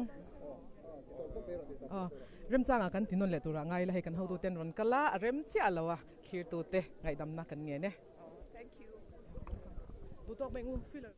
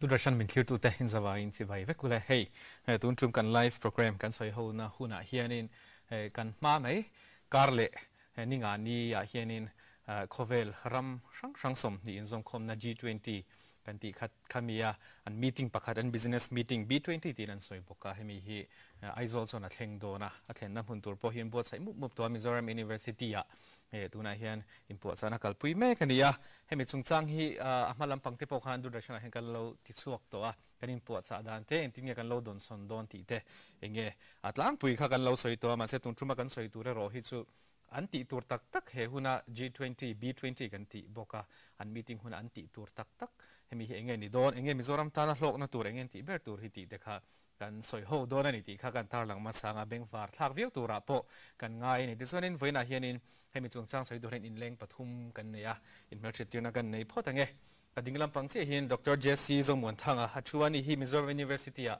Political Science Department a assistant professor nilai mek ania tin apiale chi hianin Dr. Lorin Kimi patsu awachua ani hi government jet hankima college a hianin Department of Economics a assistant professor ani mek boka tin apia tabera sonin pu ramnun moya patsuaw achua ani hi Department of Management Mizoram Christian College MCC khanin tuna hianin Department of Management da Assistant Professor ani mek bokani tisanin ani pathum ho hianin G20 B20 kan ti bokha kan soi ho don ni chuanin kan soita kan khanin hi ein to khom na hi India ram khanin ni kum December ni khata tangin mo khami khana lo thleng tran to November ni som thum thleng aw dona kumin chung hi kum tluan than ti khana kalpui don ti te kan lo hre to chung jinga chuan Mizoram hianin meeting pakhat kha kan thleng ve nol dona karle ni lai ni hen hemi chung chang hi enge ni che ti pokha kan la soinga chumi ma chuanin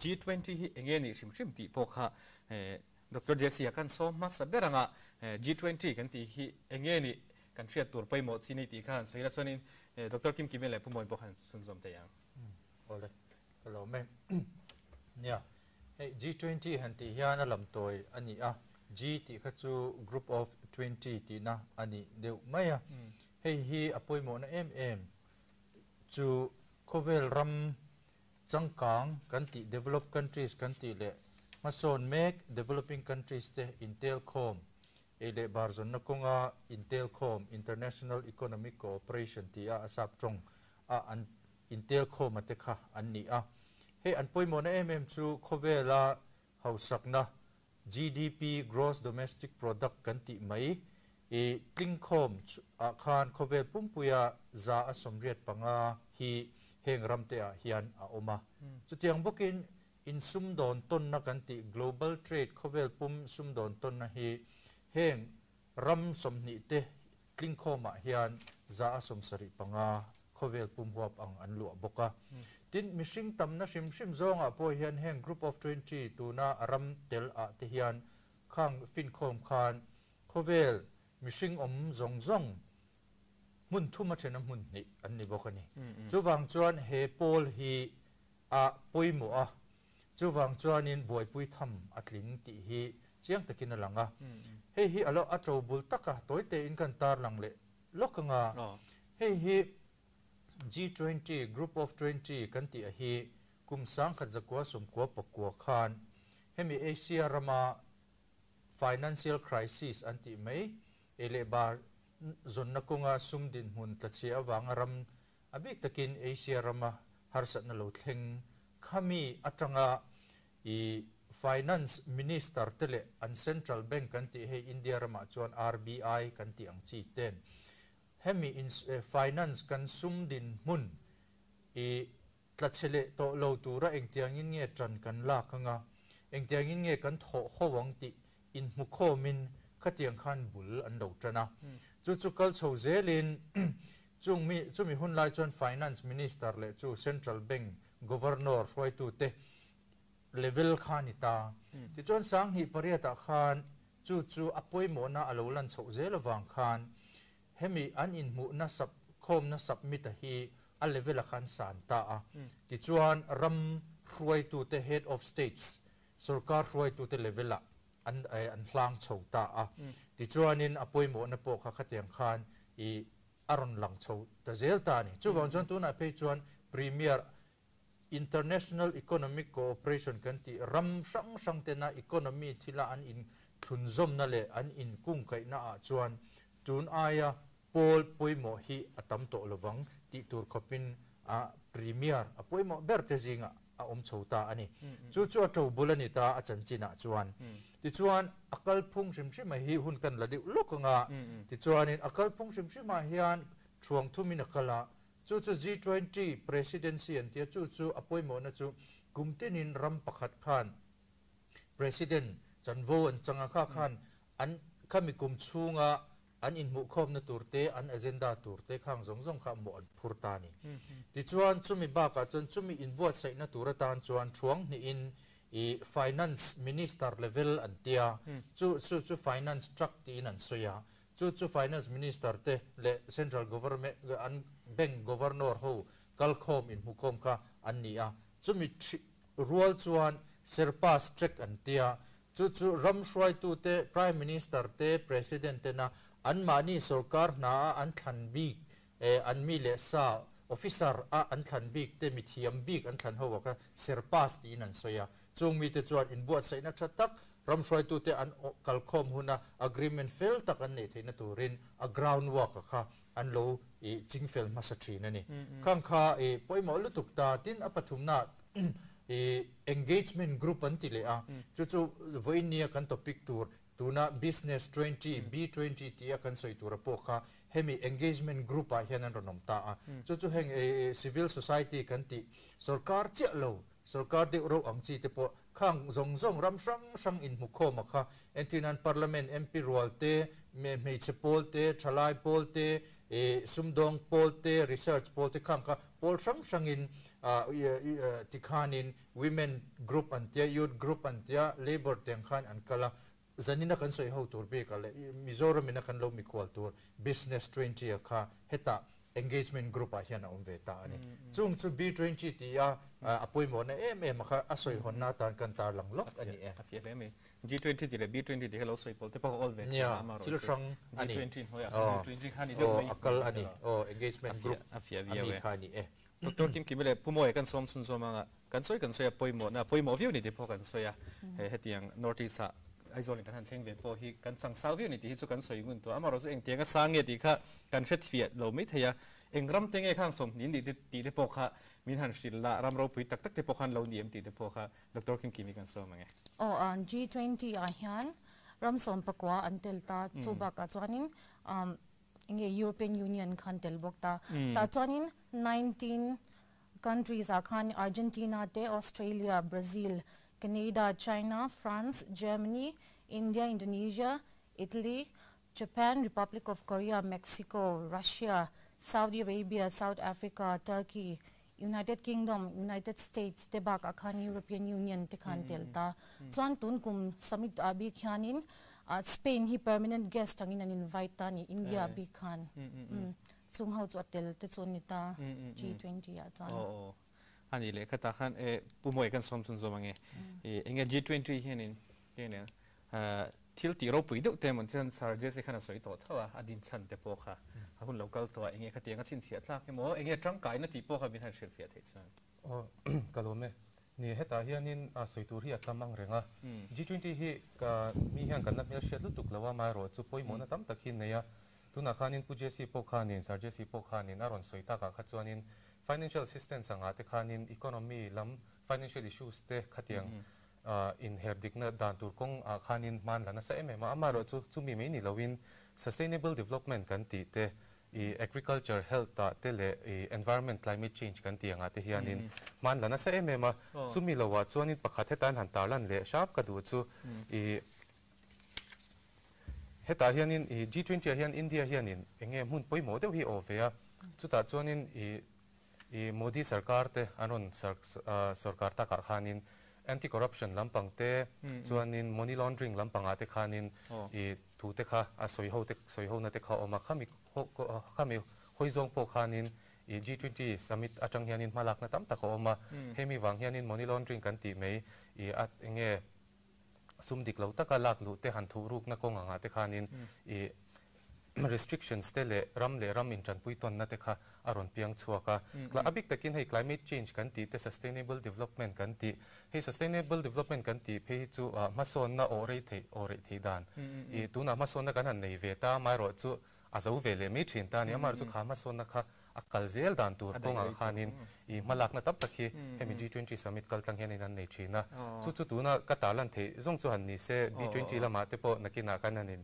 kan han Aizawl le tura ngai la atira asoi chining em kashelo nang mani in background thuk ashan ta sarjesi train kan trananga a political zone te po khan ning su enge poimo na chen economics out om boka ile bar chung chang te po sarjesi an poimo na kha mi zo kha min shil te ya soi tura tam khop maya poimo na hemi G20 hi political science atanga han khle pon he ram in kung kai na international relations leng khan he yan na satakina ngunga chu wang chuan poimo tak an ni ti hi chu he adin atang hianin achan chu tun la ya chuan foreign policy kan ti reng po hi ani na taka chuan economy hian a control to a chu wang chuan kan economy kan ham that na tur ele bar kong sum don na kong kan that na tur ani phot chuan ideology lampanga hi kan kalsan me kani entinan hey Ukraine le Russia indo na chungchanga po ram Europe ram te le America ram ten ando timela an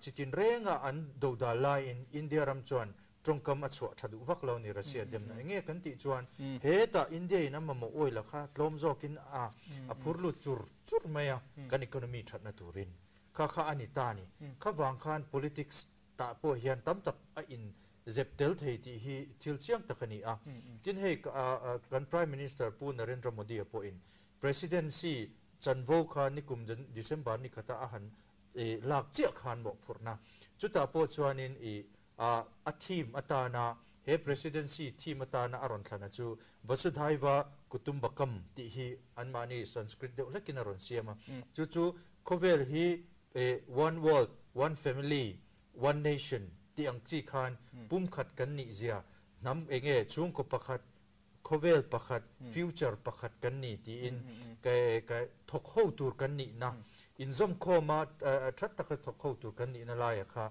he G20 ya hian kan presidency ama pu Narendra Modi po hian chu ze timela malak na turata na ahan thlan thi ma nge po khanin aron thlang ta nge nge ani ti po kha akan tarlang vele zok du ani Dr. Kim Han Som la. Okay, economics lama khan kalau lu deu le kanga. Economy kan ti hanin huang kha Aizawl ta ni economics kan ti khachuan sector shan kha kan kai lu kha angai don ta chuanin primary sector agriculture sector kan ti angchi hwan lo nei te ani ta chuan secondary sector manufacturing industry kan ti te alo ni ta chuan tertiary sector service sector kha lo ni ta khang ho kha aron focus big ta ni ta chuan in India hianin North Eastern Development hi angai to ta tun samita bi khianin North Eastern Development lampang akai lu atum awang hianin he meeting bo North Eastern States shanchana khan sister sawa khanin aran kai lut khani ta khanin North East khan nge kan lek eng sector ate hian nge kan hu fwal ti kharan identify du ta ni so ta tan chuanin chu meeting te po choran set up don khani ta chuan economy na huam zaw ram in sum don ton na te trade and investment kan ti ta chuanin shisel na po no ni ta sector nge sector shan khani ta shisel na po chuan agriculture huan lo ram kan ti te tin energy transitions kolpetha siam chwa ti te khangtele digital economy te kharan huam tel don ta ni chu ba ka khan employment te tourism lam thleng khan ran huam don ta chu enge keima nia I kan indu tok lo na le kan chat tok lo na angkha kan identify zel khangai don ta ni chumi identification na ron thok tur chuanin palai te chuan ron kal don ani ta ti chuan B20 khana kina kan la soi don ta B20 a khanin enge task force te nom ta mo khang ho khanin nge anlo zir chiang nga chadeu khan anlo zir chiang kan ma mote kan lag behind te mo enge kan scope kan prospects te khan non enge zir chiang do na chu G20 summit a khan an thlen le don ta ni chu wang chuan hi apoi mo ma Mizoram tan bi kya North Eastern underdeveloped de le kan ni wang kan economy po ka chu apoi mo na ang zong in kan highlight zoi ni chu Pumoy han belvela tin notice ka Aizawl kan tel ve undang po kha nol bo kem ti te po kha bengwarnan ni tuna khanin miss kim khanin aron soinwal to ta economics ne management hi chu tiang min kan dang lam lawa I enge khatilaya kan prospects kan ramten ina prospects ane business line a teng tin nge ma kan son theyang ti hi tun B20 hi anin aron tar lang na sadone mema kamirwa khani pakhat karon tarlan du chu hei Mizoram te po hi kan en chuanin skilled laborers kan tam mani educated skilled laborers kan ti te tuna hianin khovel angzonga en pe chuanin heng skilled laborers kan ti thiamna nei bik angte hetiang angte hi an poimo lu tuka private sector sabik takin private sector sa hianin hei kan mudana kan mu the china chun sarkar na hianin kan Mizo mi puite tan hianin na hi min perfect theilawani ti te kan shia heta tak hianin he B20 hianin kami private investment kan ti pon lama tanga private sector te hoan ron lo company ron din te chon ke mani na hetilaya kan sector lo nei sa company lo din to te sumdon na local pui to te ta na khovel kha aron hongzau jok don ta ni pon lama kalna chance ten nei nga chuanin an mani pon hetia Mizoram ate I opportunities hei theina chance an mu kha chuanin ron invest ve te an du don ta ni khami ata khanin kan thalai tam takte ta ni anin na employment lampang te ron soitan na te kha aron siam theyanga le chance ron siam le zoldom bokta ni chuan heta hianin pakhat ka bel du chu tuna kan thi ma hianin ni kha kan pu khanin ron soi to ta a sub thi mang deuh ro hianin life ti hi a lo da telani lifestyle for environment hei kangai poimo ang reng khop me ke ma phei chuanin hemi G20 summit a hi chuanin a chan chu hemi na ron soi tum bera chu environmentally sustainable and responsible choices ti ni ta ni chu ta ron soi bera chuanin I kan ram hianin ma kan son don chuanin keimani mi mala tang hem bul kan chana ngai engkim eng kan thil ti zong zong a hianin mi mali kan poimo ni ti tele chuanin kha khanin ram ma son na aron keng tel don ani ti hi aron tar lang dona hi ka enge tuna a theme nei ho zinga chuanin G20 abik takin B20 nei lo ta G20 b kala ni ta kata a theme poimo ta ka ngai ani ta chuanin ne management perspective management hoi zonga kan soi don chuanin khami skill tables te ta na kan chalai te ta na in na tho na chance asiam le investment pon lama tanga kan ram te company te mo an sum don na te ron din du emo ke mani ram chunga sum don na nei te ta na heta pon lama kal le zel na tur bridge ti ta mei taila khami aron siam na chance kha hemi summit hianin G20 mo B20 ang pon han soi taila aron kentel tura ka ngai chuni ta chuanin ni he manipura an nei zo che tu na hianin chuan March ni khata tanga ni thuma hianin Aizawl anon nei le don ta a B20 summit bi ka chu hemi zo hianin Nagaland le Gangtok isikima anla nei vele zel don ta chuta chuanin conference team te kha an nei sang vele zel ta ke mani pon conference team kha kan nei ve bokta khami conference team zel khanin I malam kan pan zel thei tura chuanin ngaila chu thilang chu zong chu kan an bel thei chi chu ne kata sarjesi kan kalsan ma B20 kan lo mai nge soi to khala toite han bel le sok kan du chu hey a presidency ni nakha kan chang a India ramin chu pu modi an he takin he akin ko chowa chu da chuan a priority angai poimo tur lamakha tuna kan han ngai thak tak ang khan he India hianin khowela ram shwai tu India ram poimo na hi tarlan nasataka in Poland hi tum chho meka kan mason takin India ram kan kala chu da chuan tun trumbi ka angai poimo tur area deuh hlek a hlom liana chuan hemi khovel sikle sa climate change lam tia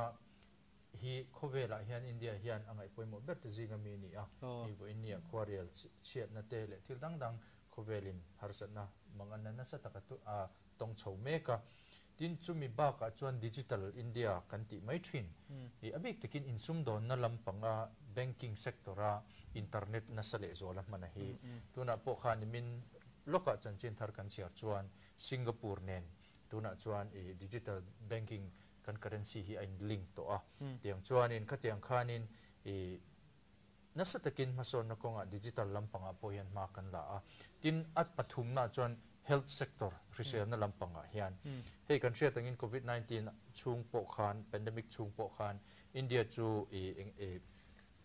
kami vaccine chungchanga vaccine diplomacy ti te ponan soi china ram dang te ne na kanin lai chin na ti that na turata na athona vaccine kan han sem te khang te kha tuntrum G20 a ngai poimo key priority area a chuan heng pathum te hi boy pui tur ngai ani ti kha ka achan chu agenda set tu tur kha kan ni miaw wangin khalama khan na satakin hemi lama po hian agenda kha soi ani don ani B20 kan don mi neng tera atlai kha kan thlen tur ber khan ya hin kum ma khan pu kishan redia Union Tourism Minister khan aron tlo tung khan as soi chok to India ram meeting zan hi kha scope India ram kopui som nga chunga khan nei tur ani thuga sai Aizawl point tel ve don ti kha aron se dar hain bo sai kha chara chuka sai ta khan karma sa lama khanin a thleng tu lampang in bo sai tu te lampang ha kan lo soi ho to a anin bo sai na po turuvia wa MZU lampang po kha vai bet sai khat vel an hu mang khanin bo sai mu mek ti po kan lo sia kha ber kha anin bo sai na turu sia ting kholai kan kal zo kan hunga hei an lo noi war deu vo me atin banner vel te hoarding vel po khan tar na sakho me G20 B20 ti vel te po kan mun wal in rin oma kha ber kha kan soi tur chu ni ta sarjesi tang thawin kan chan lenga B20 ha kan ti ta sia tam tak tan chuan hriat than ka har mai thei kha soi fian na morning chu all hello ne ni china kan han tarlan to thok ang khan B20 kan ti chuan business ti kha ani maya chu chu omje a chuan ni china kan soi tak G20 a hian thuang thumin akal kan ti to khamo athu apathum na kha apathumna amia anitani tuna business ahi apathumna kha enge kan ti chon engagement group ti khani kha chu khami group noya khan group som donan oma chungjinga apoimo berakha a business agent e sumdon na lampang e akha anita a chu chumi chu hemi atan hian e ani na taka chuan ashan pa topin secretariat te po hindin ani a chu Confederation of Indian Industry CIIT a kan shiat larchin kha e hemi atan hian secretariat angin an function top maya chu tiang chuan apoimo zia kha e India sarkar po hian amhalak na jinga khan e achop chuak mala chuwang chuan amo phurtu lian berle secretariat anga function kha chu CII ani nge ni ti kha kan tar lang du a tin hemi atan hian ni china hei team hin ngai poimo khop maya achan chu team khan kalpui ani dona hoizong kha chuwang chuan hemi tuma po hian ni china kan han tarlan live ti ang de lek khan B20 business 20 po hian race ti khan RAISE ti khan lampum thep nei khan e an kaldon ani a responsible hanti po kha ethical dawin dan le dun fel tak langtlang tak e khan insum don na ele barzon na kong malak na ramdang tenen le India ram chunga khatiang khan responsible business practice kha kalpui turani a chutiang bok chuan heng kan insum don ton na mimalin na ele barzon na kong sum don na aron nei te ramdang ne na kan insum don na te kan ti chang tu na kan ti chak the na turata na chakle zuala sarkar po ina e ma laka bo enge mimal sum don na po ina ma son the na turata na kong hon kha ni ta a tin angai poimo chu innovative omje chu la ngai lo ma son na ata na ele barzon na sum don na atanga still siam technology ani emo engkim maya kha innovation kha idea tharte service tharte product til siam chu tharte innovation til siam thar akha e ange apus chak em don ani mo ti chuan sustainable kan ele barzon na konga alo ngial hi a ram le lung po ina atuar lo zonga kan ele barzon na konga le kan til kan siam chu te po hi ram le lung ti chelo zonga e zonna kan siam po hi kha akal puile angai poimo em ani dona tin fairness fair taka ezon na business sumdon na kalpui equitable business practice kha chu atop na ber ina ako kha ni bokta chuta cha mi zong in opportunity hun an nei vekanga in tluklang takin tiang chon mi zong ta na ni anga mi zong in chan nei vekang he kong hon na hian ti kha hemi B20 athi mina aron kena chumi hoi atang chuan sumdon na kha bultana kalpui turani tuti kha an soi tumberani dona chuwang chuan chumi tan chon ni china kan chen nuna ron soi ta kan khan I task force dinania pasari lai task force dinani to tuna hian tin nge angai to khol turatan khan action council an tilea chu tuna hian pani siamani mek to African economic integration ti te khang kha atam mai kan soi don chuan amaro chu kan chen te ponan in bot sai na tangin han soi jaw sela thange B20 kan hong top mai teng tro Dr. Kim Kibit han sei tran don me han sei le purpur nga kata khanin B20 ti kha huam zau ma B20 kan ti khanin so business 20 ani ta business 20 ka khanin investment opportunities te mo chuanin engting ye kan ramdang tene na kan in sum don to nang engting ye sum don ton na kha kan hon zawang ti lampang khani ta ni ta khanin sarmo ye khan ron soita investment focus ani ta ni investment kan ti khanin he ta startup te kan soita startup kan ti le innovation kha aron thorbing ta ni B20 chuan startup apoi mo na chan chu e big takin India context in kan soi zelanga Mizoram te ponita mo economy yang zong kha chuan het anu fual deu kan ni wang khanin startup le innovation kha kan thunzom zelanga ta ni ta chuanin startup kan hanti khanin entinan mean business idea lo ne ya innovation kan ti thil thar mo ari ru khana lo om ta ni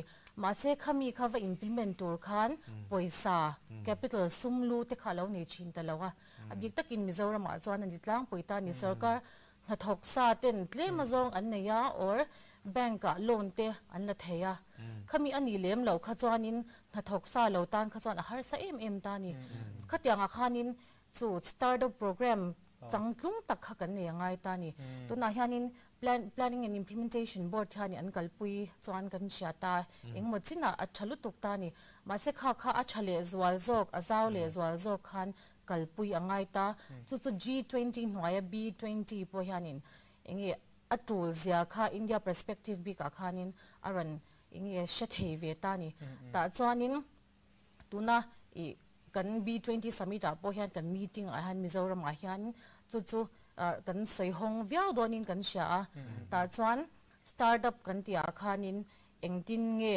platform kan honang mo he ta Aizawl pon he ta chong moi lo ni lo se thingtlang lam jok te mo connectivity chat na zong awareness chat na tin inclusive financing microfinancing kan ti zong te kha lo huam ta ni khang tang na thlen phak lo na kha engtin nge kan thlen phak ang ti platform kha kan ngai to sak tur chu lo ni ta ni chu tu na hianin B20 hian kan zir chang do na I kha kong hong viau tura chuan kan han ngai phot ani Samuel khan del ve phut se dara ta ya tu na ka mami te ron soi kha ke pon dina ka lo ngai dan le ka lo mu dan ve ka chu nia I amaro chu ne khatilaya pujesi na ron soi tak I race ti lai bi ka khatle min han soi le lek ka duat chan chu tu na hianin ni EDC planning lampang planning department lampang te ponin man lo lana sa to lu tu ka innovation ti bi ka te chuanin hemi exit a bi ka khan accelerating business practices kan tianga te khanin kan thalai te tan le kan mizomi pui te tan hianin hemi entrepreneurship development nuaya hianin program shan te kalpuin competition stand lo nei to thin ta ni khata khanin hemi hi Mizoram po hi hemi tan hianin kan lo in puat cha lo ke moti me tura ni ta khatianga khanin mitam tak chuanin an mani sumdon na idea te an ngai dan te le an mani plans te ho khan on tar lang to thin ta chu tu na hemi B20 kaltang hianin aronin pho chuak le zwal thei tonin kashia ke ponin chuanin hetilaya inclusiveness equitable business practice saron ti hemi race noya EB ka khanin a second principle ka inclusiveness a hi tuna chuanin hetilaya G20 a main theme a pong kanen chuanin one earth one family one nation atia khanin apoi mo lu tu ka tu po hianina chance an neya hunan neya chuanin tu po hi enge hemi opportunity hemi chance an pek theina hi apoi mo hemi B20 hianin khami kong kha aron hong doni na langa chu leba ka I tourism lampang te kan soi kai deu boka ni tourism lampang hi chu ka tuina lampang po ni hemi tourism lampang atan te po hian mani lo ka ITM international tourism mart te kan nei ta ni khami ringot po khanin Mizoram tourism hi khovel India main luwin khovela khanin a gateway kharon hong ta tlat ta ni social media ma Mizoram post kan hu ngai vak lo le tourist ina anron an social media post aten man ngai vak lo ka khami ITM kal tang khanin kan mu ta cheu ta ni chumi tak chu tun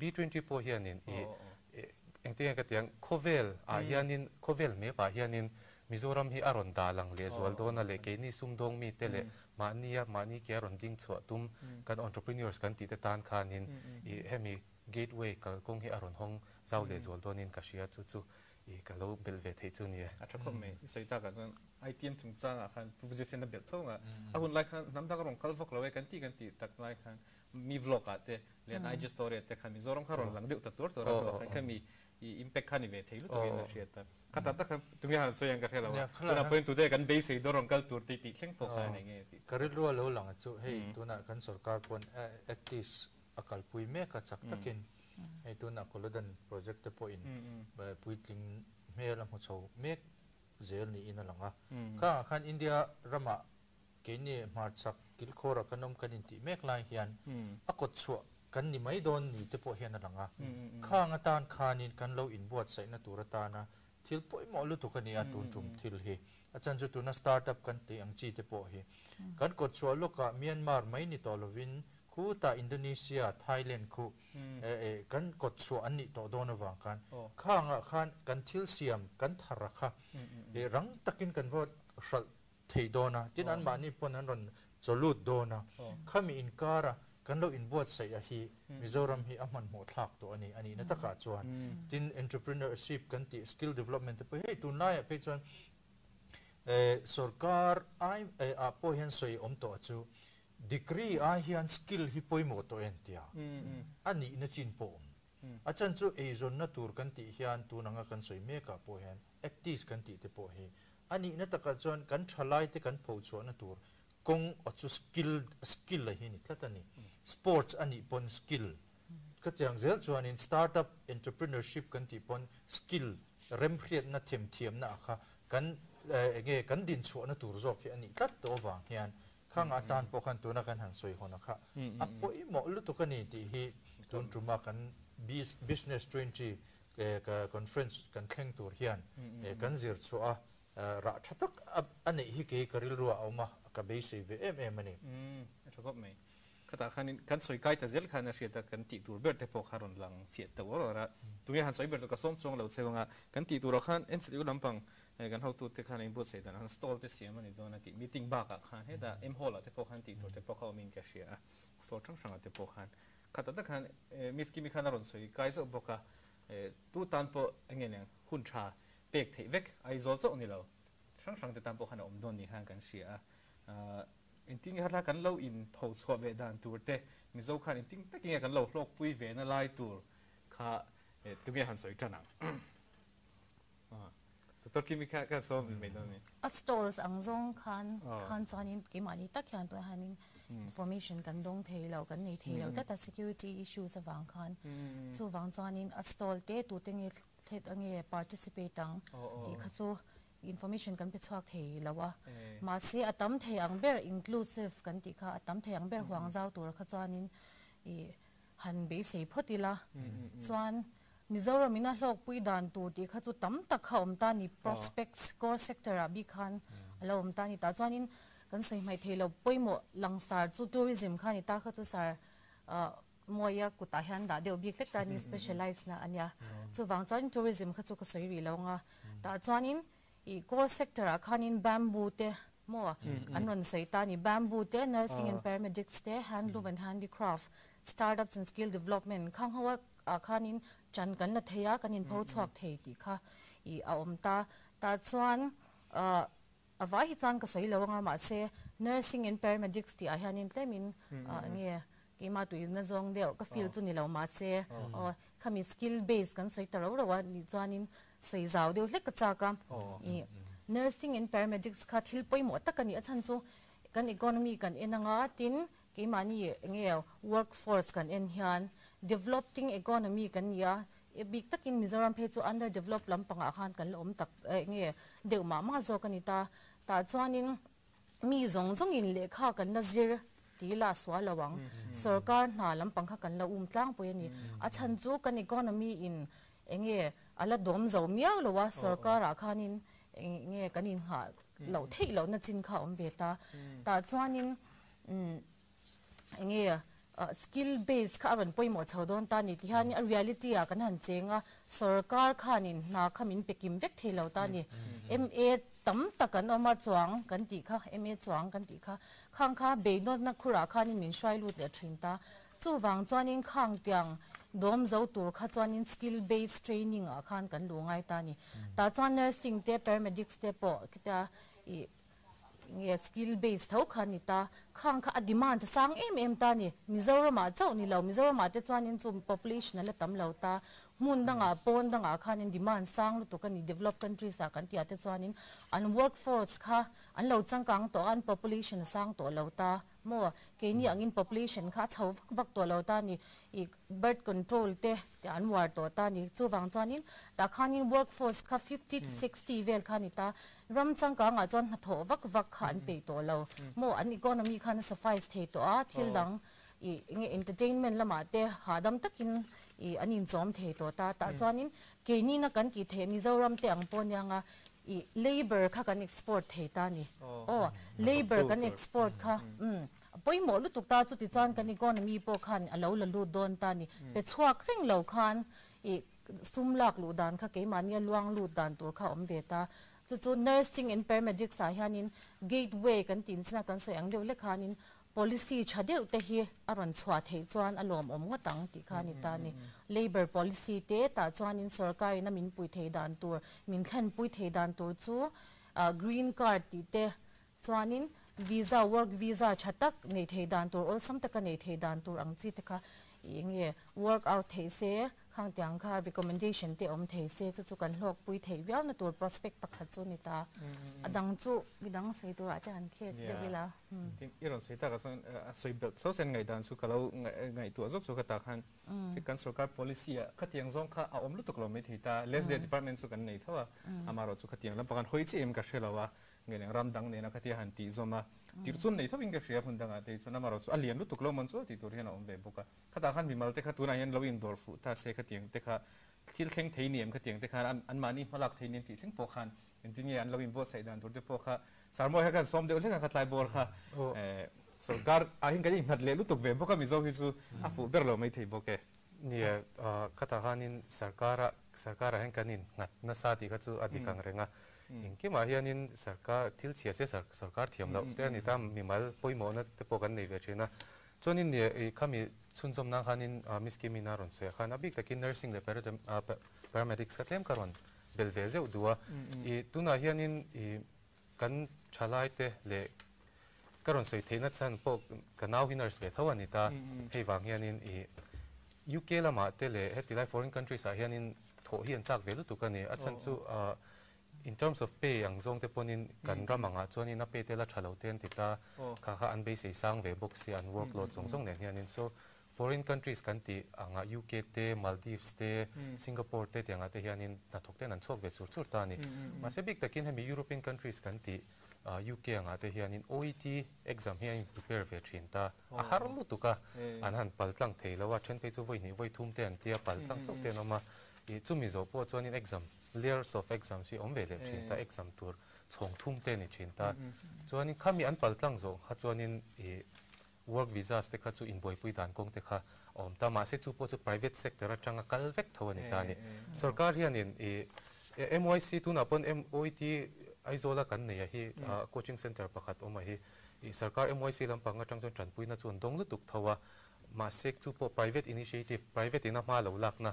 zara tanga ni ta ni khata tak khanin hemi B20 poimo na te okati chu management subject kan ni boka private sector hi kan mu da ni thak hi a hun ve to I private sector hi anin kan economy kan eizon na kan eibar kan eizon na ko nga tele kan ni tin na hi anin heng private lowa hi chuanin in nga na tur dang hi kan nei to mi alo ta tu na kan engpo hi an taila kan pen atanga kan laptop te kan in cheina te po private line atanga ron sarkar on pakhat maum lo ta ni khata tak khanin tu na nursing kan ti te paramedics kan ti te po hi anin private hin poi mo lu tuka tourism a han toite han soizo kila tourism te po hi sarkar kan in ngat ma thin ta tourism te po mimala mania business kan run kan start thei chuanin khanin kongkha hongzau ve zel ta ne he na kina kan soi zelanga midang soinan hun kan an pe ve deunga tourism lam pangka chu soitur potama kan nakin dewa karon kan han khe kanga karon belle turanga nursing soita ga sun ma pon lo soito mizo te hi an lo du de bik shum shum caring de lek ne ni enkol gala de po hen an lo du via ha po kha chen sat chat me khop mai bu je si han bel ve te kan team sang sang kan ya bambu te po kan la soi ro inga ya karido lo lang jok chu covid live po khan India rama hospital la khachuan nia kan mizo nurse te fak an lo khop mai ti kha kan rilo lo lang zo kan tar lang duwa nia tuna han soi rik zo kha bambu lampang te po hi hei tuna Mizoram ina kan thlen tur conference hian a team khan telve ni chu hei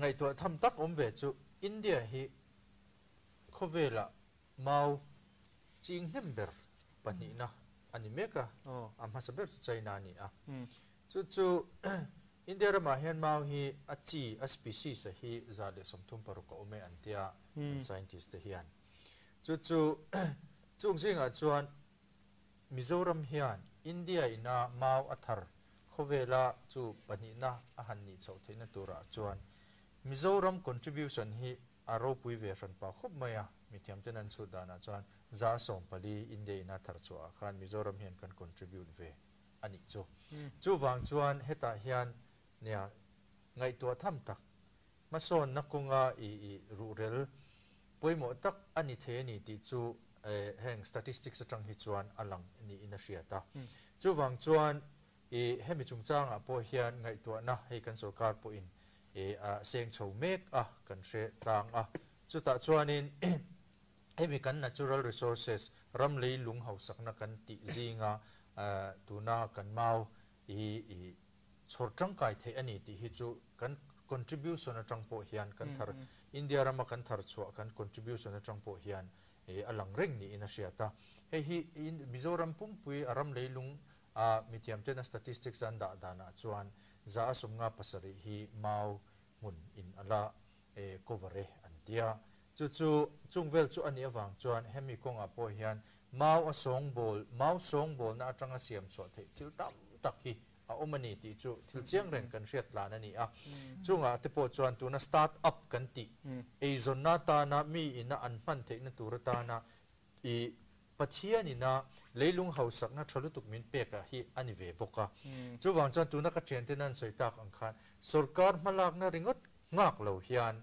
heng atan kan mau nei that angchi species a quality tha kan nei angchi te po hi mimal ina I ramdang tena engtin nge an lo ti a zir peya zira khatianga hetlai ke mani rama bul kan lo in tran ve te po hi ahun to lo mo ti te po ngai to na oma khang zong a chutun conference a hen chutiang angkong chu ing angin nge lo omanga engtiang nge malak teng ti soi ho na tur thatak opportunity te ani na hian kan maloka kan conference thlen tur hian ngong ani the ni ti hi chu rilruwa oma lo phur ve khop me ati tu chu ni lo mai la ni mau po khatuna hai kan ngai me meron seng maro chu turia vela nam dang tenan tola ban po mong lawin awiyom lu tu ga atang kai nei kan mu phalo ve bo kha ram lei lung nei tu wang chuanin hei kan in zir chiana kan in tong har angai to ni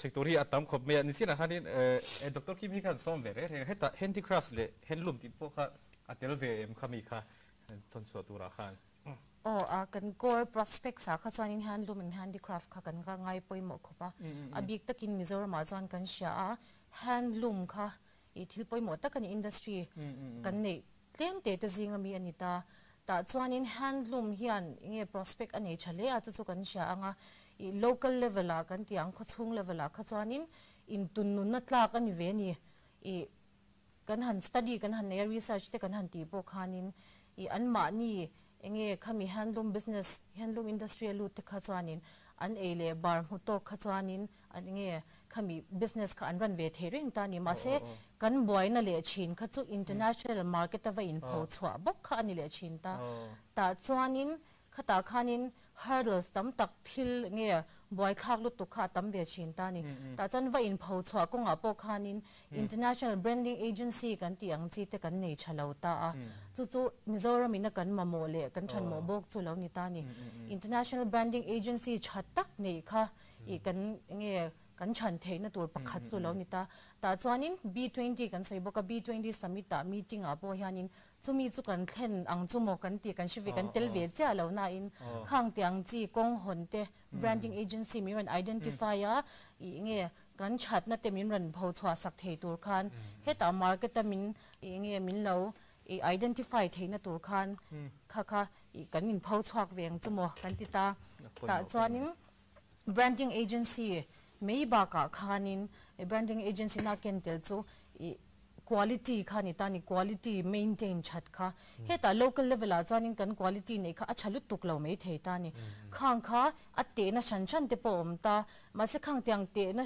shan ke te kha va shatur khanin khita khani international level a hani kan la chuak ngai miao si lawa chu wang chuan kan la shelo knowledge kha kan la nei lo tani khang tiang ate khan tan lak na malak na tur kha kan la nei nga lu tukta chu ba ka chuanin enge quality kan ti ba ka khanin demand buka han ka lut le chinang economic sam kan ni wang khan local level kan demand chu heta me chaina puan kan bi te anita tin enge cha chata te puan mithina te po kan in peta khang tiang khan a demand kha chu enge kan mamu ang kha chu kan che thei me local level a chuan ma se international level ron thlen cha khanin enge ramdang ina an mamu dan tur kha mo khami kha kan va identify le thiam khangai don ta ni puan te khan veng ve don lo ram danga chuan bi ve don lo sorry ta chuanin eng angin nge kanin enge I product kha kan siam theang ti kha o ti dang am chet kha te khangai don ta buk chuan agency kha kan mamole don ta ni design thinking thiam expert ข้างเตียงที่ข้ามีเลเวลละเท่งเทตัวข้านเองที่เงี้ยมินปุ๋ยเทียงที่ข้าสมิตาข้านินกันเทนเวจูอัชคบไหมเนี่ยข้างตัวน่ะหันป่วยนะที่พอข้านให้ใส่ที่อมไว้จีนะ MZU กันถอนหน้าฮะที่พอให้มี Fashion Technology Institute อันจีที่พอฮีมิโซรัมเฮียนกันมาโมลุตุกะอาจารย์ซูกัน Fashion Technology ฮีกันกันเกิดจากโลจวนตัวนักนันไงทักตากังคานกันน้ำปวนอังจีฮีเกี่ยมานี่มิโซเจ้าวินากันเลยฮิจวนโลกนะฮีกันเดียลตั้มเทโลกันเอ็กซ์พอร์ตต่างไรอ่ะกันเอ็กซ์พอร์ตตัวจนมีเต้นเองเตียงเงี้ยกันน้ำปวนฮีอันโลอีบิลเวงอันโลอินใจปุยเวทีด่านตัวราคา Fashion Technology ฮีกันมาโมอ่ะเองเตปอฮีอี University ลำปางอ่ะเตปอฮีนมาลากนัตัวปุยโมตักนี่อันนี้ฮีอาเจียงเรื่องอันนี้ที่กันกระรัวโลอมเวจุมีจงจางอ่ะพอจวนเฮ้ food processing เตปอฮีจากเลจัวละกันจิรฮีง่ายอินกระเรียเฮ้กันเทนอมสเตทเตเอนตินันมณิปูร์เตงเตปอฮีกับมูเวเจ้าชีนะที่นากาเตปออันนี้อ่ะเฮ้อันนำอี dish ฮีเอนตินันอีเฮ้แค่นี้นะมิจวินะใบกันที่ไม่อังจีเตขัดยังลำดิลาวินเฮ้มณิปูร์จวนอันอีงารีอันที่อันมานี่จวนเฮ้งากันที่ไม่อังจีเตปออันนี้จวน food processing มูมัลตักินันที่อ่ะ package มวยตักินันที่อ่ะที่ข้าง international level อันจวร์ทัดตัวนี้จุดแค่นี้มิจจวนเฮ้มีกันนำ dish ฮีจุดเดียงอ่ะพอลันตัวเตปอฮีกันนั่นเองหรอวะข้างเตปอค่ะไงตัวง่ายจิรง่ายฮีกันนั่งคบไม่ให้เฮียนตุนจุมากัน conference เล่นตัวเฮียนกงมินก็ห่วงจุมอที่อินเบสิในกันเราคลีร์เวนอันไหนนอกเท่ไหมเฮ้ยแต่สารมวยห่างกันใครงะทัวริซึมลำพังค่ะอัตุยิงกระเชบบอกที่ให้ทุนอาเฮียนcore committee ข้านี่นั้นสวยโจกระเชียขัดข้านี่สมรุกเวลขันเบสเฮียมารอจุกันดูไอทำให้มีไอทำที่กันหัวตัวเอติขันสวยโจข้ากันเราเชียจนสับสานพูดพวกเรามันพูดพวกข้าอันตุ้มนี่แต่พวกข้ากันเชบบอกกับ CM ข้านี่สวยโตบกค่ะให้มีสงสัยเห็นยังไงกันเราห้ามชัดเวทีนั่นเนียงที่ไรครับผู้มวยกันโซ่มั้งไงเนี่ยข้ามีตัวซึมบีกับข้านินกันหันสวยดูตั้งอามาเราตัวซึมก็สวยมาเช่นที่นินตัวน่ะกับมามีแต่รอนสวยค่ะเลี้ยมันเบลเวดูกันเนี่ยจู่ให้มี B20 ที่กันเรามันจังไกกันเรามันจังไกที่กับไปเสียนกับริงดูตุกัดฉันจู่มันนี่เราก็กูว่าที่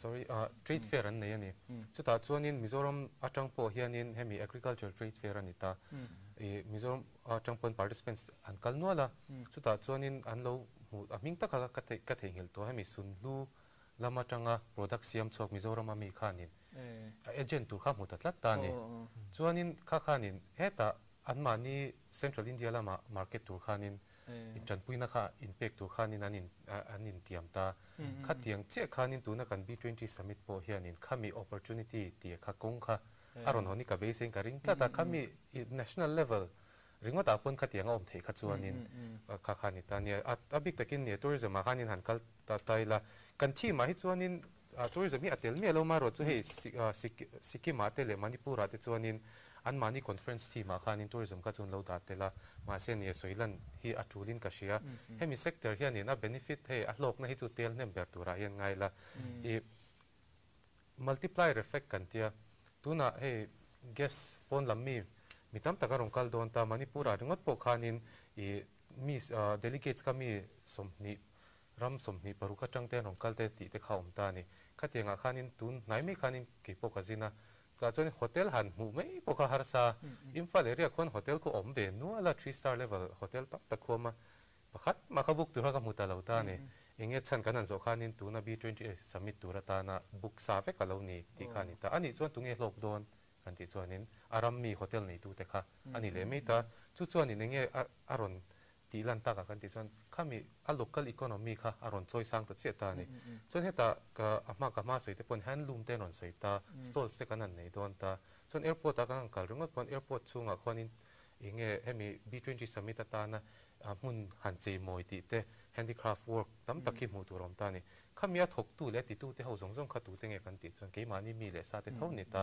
จนให้มี B20 สมิตขานินทัวริซึมลำปังไอมาจนินโลกนะshort term economic benefit กันติดตา short term มังอินอลังนางอินข้านินเฮต้ากัลเซล่าข้านินงงข้าในเวชินตาข้างตั้มตักข้านิน startup นั่นเตนินขัดยานนินพูดชัวซุ่มเตรียมเต็นหลักลูกข้านินอันมานี่ซุ่มโดนนะคะ man son pui ve zel thei thin ta chu tu na kan hemi B20 summit in a tourism effect thei na pakhat chu ni ta chuan kan attractions tam tak nei te ni chapchar kut te kha chu kut angin han soi tai la chumi me ni lun re ek tlang te po tu na ITM a bo khan re ek tlang kha la re me ma aka delegate so te po khan shoi na sa chuan ITM a tho khanin kan delegate pakhat Punjabi palian pa deuh mai hi kan meeting nei lai kha me a conference seminar kan lai khanin a elo bula hanin kan han ke chu kan han tlan bo lok teng kha ti engei ti do na ti kan han zo khan nitla ka en chak tlang atang ani tla hi ka clear chak chumi ringot po chu ke ni tan so product khani ta sia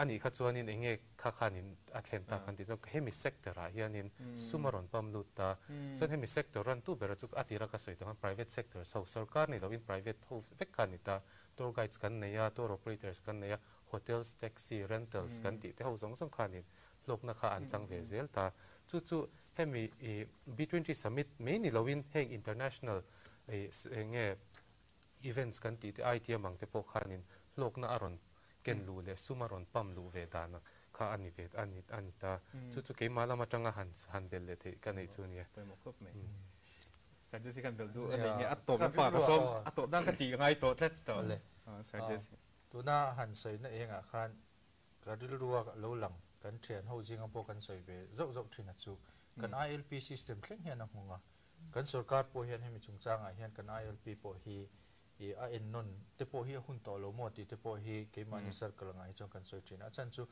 tourist kan lalu dona kan attract dona ni kha chuanin I le lama chuan samkhai taka tourist na sarkar hemi lo lu na a har san na an to lo na turata na luang taka an lo lu the kha apoi mo lutuk ta a chuwang chang khang te po kha kan ILP ti top lam kan soi lo wa amaro chu chang tung zokin chang kai zokin eng tiang in nge kan sia manga ka e kan ti chang tlunang ti hi en non te po hi a hun to lo mo ti te po hi ngai to na lo lut thara he kan Mizoram sarkar nge pon Mizoram responsible tourism policy sang hi somni te po he aron siam chawa henga te po khan tuna khan an tarlan te po kha a ngai to mek ani chho te po ni ina langa chuwang chuanin mason na konga hi chuanin ma clear a eng ve vio chuan ke kalo sheve thin Dr. Kim Kimi atop na ti tong kan som le nge chuan Dr. Pumai po khan hun ala nei mai thein minute khat ve ve atop na ni ta ka chuanin ka ngai poi mo zal pakhat kan sei le lo ka nga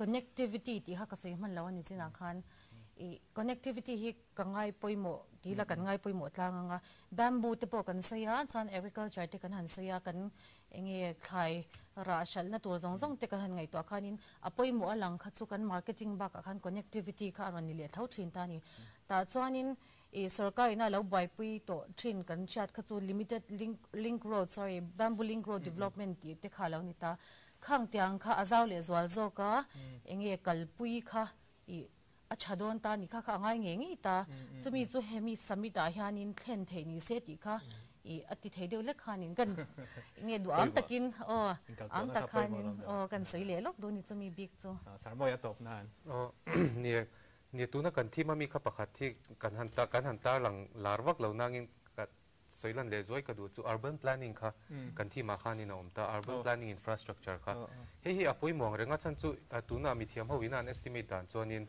kum sang ni somthum paruk a hianin maktaduai zaruk chuang hi hemi khopui chunga om turanga inga hi ni ta tuna Aizawl te hi entaila kan capital city ni ta tuna namuk to ma in sakna tur po hi khopui chunga chonin kan mu to mang lo ta ni khang atan te khanin he conference hianin engtin nge mi puilen tamjok nan te le engtin nge ken tuna te pon lir hing chungchang te soyom ta kan lau thong em ta khatianga te khanin urban infrastructure planning hi apoi mo lu tuka khopui planning a hi chu tun conference a hianin an soilan len ber tur jinga mi pakhata ni ta chu mi pui te po hemi hoizong hianin ril ru te po lo petran taila ke ni ponin a participate vek theini ti kha han soilan le zoi ka duwa engtin nge kan participate ang ti khanin mi tam tak chun lo boy me thema ro chu website a hianin B20 India northeast.in a hianin nge I register thi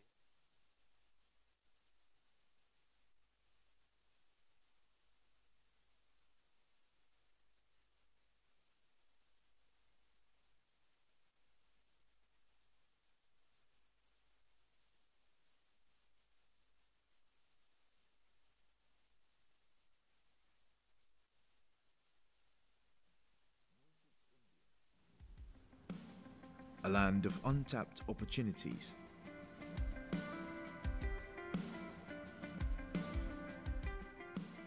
With borders that stretch across 5 nations, which reflects the region's diversity, culture, and untapped potential.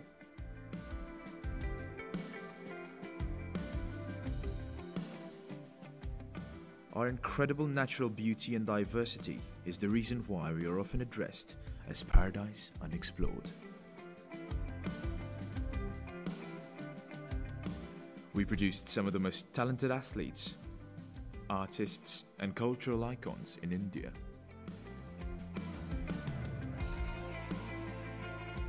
A prominent personality in sports, world boxing champion, Olympic medalist, popular singer. Famous cultural festivals that showcase the rich and diverse traditions of the region and attract visitors from around the world.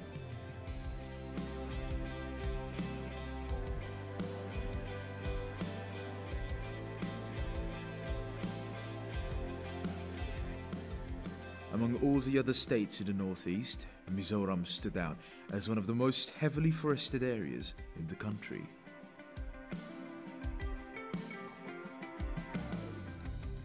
The lush forests are home to a variety of rare and endangered species. The rare hullet gibbon, the clouded leopard, the Asiatic black bear are some of the few examples. We are a biodiversity hotspot for our natural and organic production in agriculture, horticulture, and forest products. Our favorable climate brings forth rich resources of aromatic and medicinal plants. Therefore, we started leading in sustainability by becoming the highest gainer in SDG score. After more than 30 years of hardships and miseries from insurgency, Mizoram is popularly known for its peace and harmony. We are also known for our discipline. We are highly people-oriented with the Young Mizo Association, which works towards promoting the welfare and development of the people, especially the youth. Our virtue of selflessness, called Tlongweina, made us special and stand out among all the other states. We have infrastructure, bamboo, startups, skill development, nursing, and paramedics. Mizoram is one of the most urbanized states in the country, with more than half of the state's population living in urban areas. The high percentage of literacy, at 91.33%, is the second highest among the states of the country and is an achievement in which every Mizo takes genuine pride. Mizoram, which has the sobriquet Bamboo State of India, is not just endowed with one of the richest bamboo resources in the country, but also has a very rich diversity of bamboo species. Our sporting talents have earned accolades. Mizoram's participation and presence in the national football scene is the envy of other states and has earned us the name India's football powerhouse. Mizoram is investing in its young population through skill development and nurturing of startups. These are just some examples to highlight our strengths in some of the sectors that will be the focus of today's B20 conference. Before we get started, may I have the privilege to introduce our distinguished panel members. Mr. Gopi Krishnamore, Member, Confederation of Indian Industry, Northeast Council. Mr. Lalmal Somapatwal, Secretary, Department of Planning and Program Implementation, Government of Mizoram. Mr. Rinzwala, Managing Director, MizoFed, and Expert Member, Mizoram Startup Mission Society.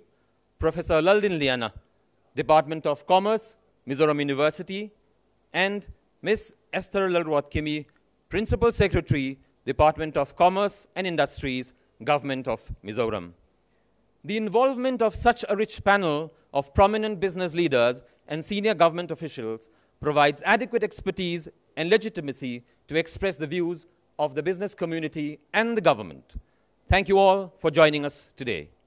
As we start the plenary session, may I invite Mr. Gopi Krishnamore, Member, CII Northeast Council, to set the tone and deliver the welcome address.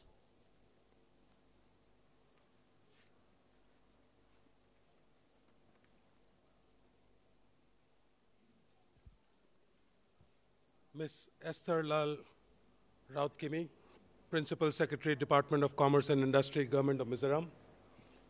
Mr. Lalsoma Pachao, Secretary, Department of Planning and Program Implementation, Government of Mizoram. Mr. Rinzwala, Managing Director, Mizofed, and expert member, Mizoram Startup Mission Society. Professor Laldin Liana, Department of Commerce, Mizoram University. Diplomats, delegates, friends from the media, industry colleagues, members from the G20 Organizing Committee, colleagues from CII, ladies and gentlemen, may we start this session with a big round of applause. So that wakes us up after a good lunch, and so our receptors would be open now. It is a great pleasure that I join all of you today at the plenary session of the Conference on Opportunities for Multilateral Business Partnerships and Urban Planning, Infrastructure, Bamboo, Skill Development, Nursing, Paramedics here in Aizawl. As part of the B20 in India initiative in the Northeast, as a rapidly developing country, India has a unique opportunity to shape the future of global trade and commerce in a way that benefits not just our economy, but the economies of other nations as well. Let me bring to you one of the core areas for today's conference, urban planning and infrastructure.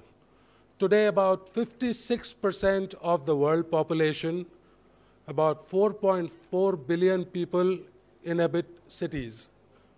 This trend is expected to continue with the urban population more than doubling from its current size by 2050, at which point nearly 7 out of 10 people will be living in cities.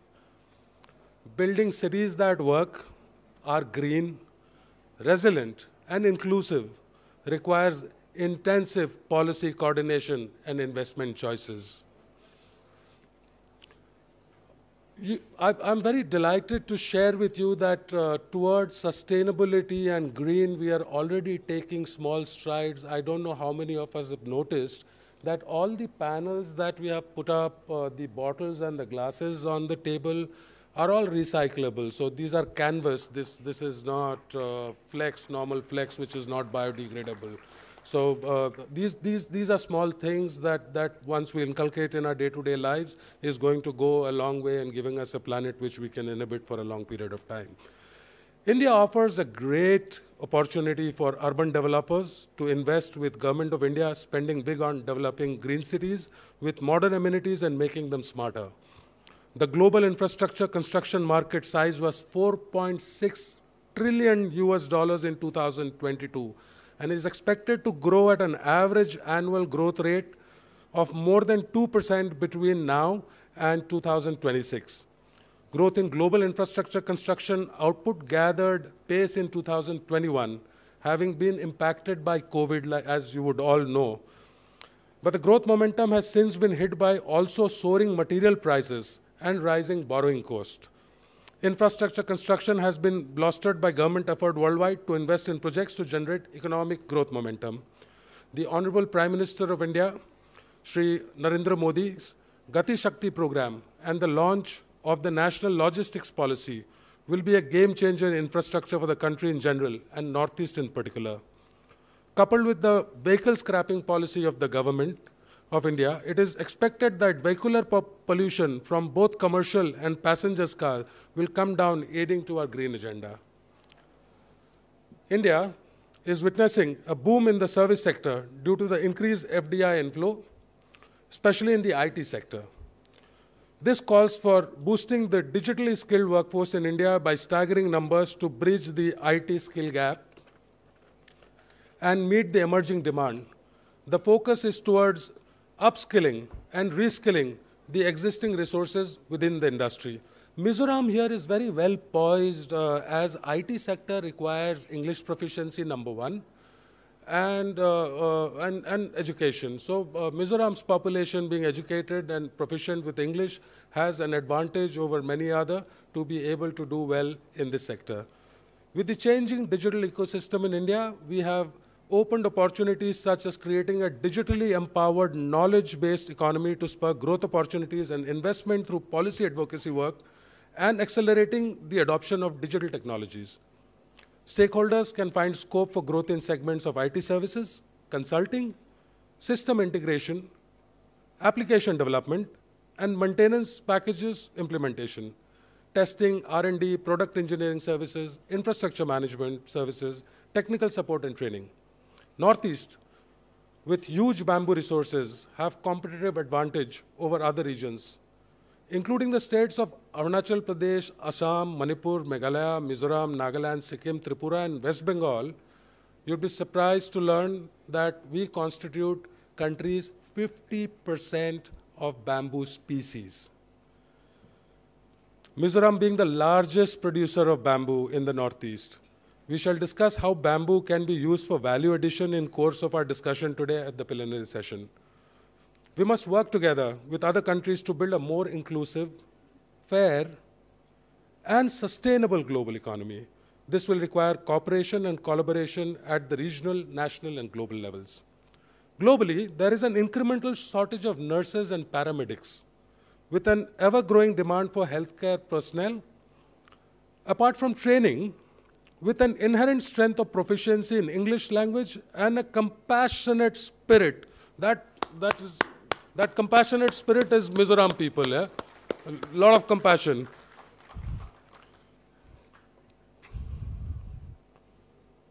Mizoram youth makes for good, updated, and safe nursing and paramedic professionals. This provides a global opportunity for collaboration for the state of Mizoram to employ its youth and address a mutually beneficial need. Kerala is a very strong example. They're sending almost about 2,000 nurses on a yearly basis out into the world. And we can maybe look at the best practices out of Kerala to implement that in Mizoram. Ladies and gentlemen, we are at a very encouraging juncture in the history of global trade and commerce. We have the opportunity to shape the future of global value chain in a way that benefits all nations and all its population. India is committed to playing a leading role in this effort, and we call on other countries to join our endeavor. Together, we can build a more inclusive, fair, sustainable global economy for all. We have gathered here in Mizoram and in Aizawl for pursuing our agenda for inclusiveness, sustainability, and growth through our G20 initiative, especially for the northeastern region. Mizoram is already known for tourism. It also presents us a rich art, culture, many festivals. We have one tomorrow, dances and special charm of its beautiful people. I extend my warm personal welcome to all of you to this important meeting. Today, we have eminent speakers discussing on the focus sector for the state. The discussion today will pave the way for creating the roadmap towards greater economic collaboration and partnership. The B20 initiative in the region will help commence discussion on the identified priorities and will begin work towards formulating policy recommendations. I hope the recommendations from this conference today will be compiled and submitted to benefit the G20 leaders ahead of the Leaders Summit. I personally look forward to a very encouraging session today. Before I conclude, I would like to extend my personal greeting to the wonderful people of Mizoram, and a joyous festival of Chap Charkut, which is going to be held tomorrow. Thank you, and Jai Hind.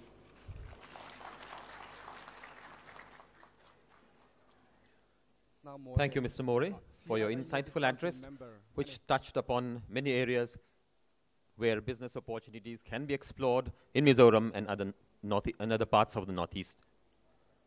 Now going forward into the session, may I call upon Mr. Lalmal Somaputsuau, Secretary, Department of Planning and Program Implementation, Government of Mizoram, and Mr. Rinzwala, Managing Director, MizoFed, an expert member, Mizoram Startup Mission Society, to make a joint presentation on the topic, Support Ecosystem for Doing Business in Mizoram. Thank you. Good afternoon, ladies and gentlemen. So today, we would be presenting on a very important topic, support ecosystem for doing business. In this, we would highlight some of the key sectors wherein we as a region and as a state has the potential for businesses. We will be talking about the support ecosystem that exist or are in the pipeline. And also, we would like to present to you on how we can partner each other for a shared future. We shall first present a video and further elaborate through a presentation. Northeast India, a land of untapped opportunities.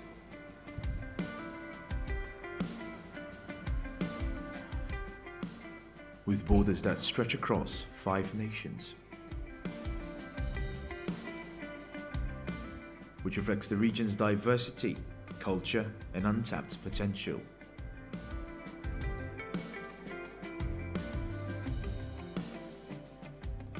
Our incredible natural beauty and diversity is the reason why we are often addressed as paradise unexplored. We produced some of the most talented athletes, artists, and cultural icons in India.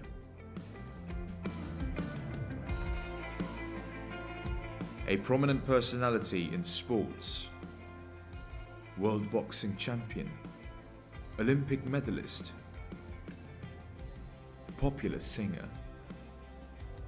famous cultural festivals that showcase the rich and diverse traditions of the region and attract visitors from around the world.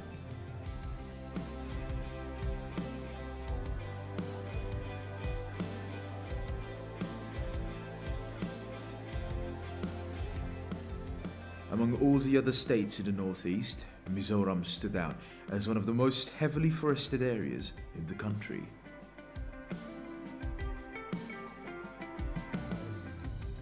The lush forests are home to a variety of rare and endangered species. The rare hullock gibbon, the clouded leopard, the Asiatic black bear are some of the few examples. We are a biodiversity hotspot for our natural and organic production in agriculture, horticulture, and forest products. Our favorable climate brings forth rich resources of aromatic and medicinal plants. Therefore, we started leading in sustainability by becoming the highest gainer in SDG score.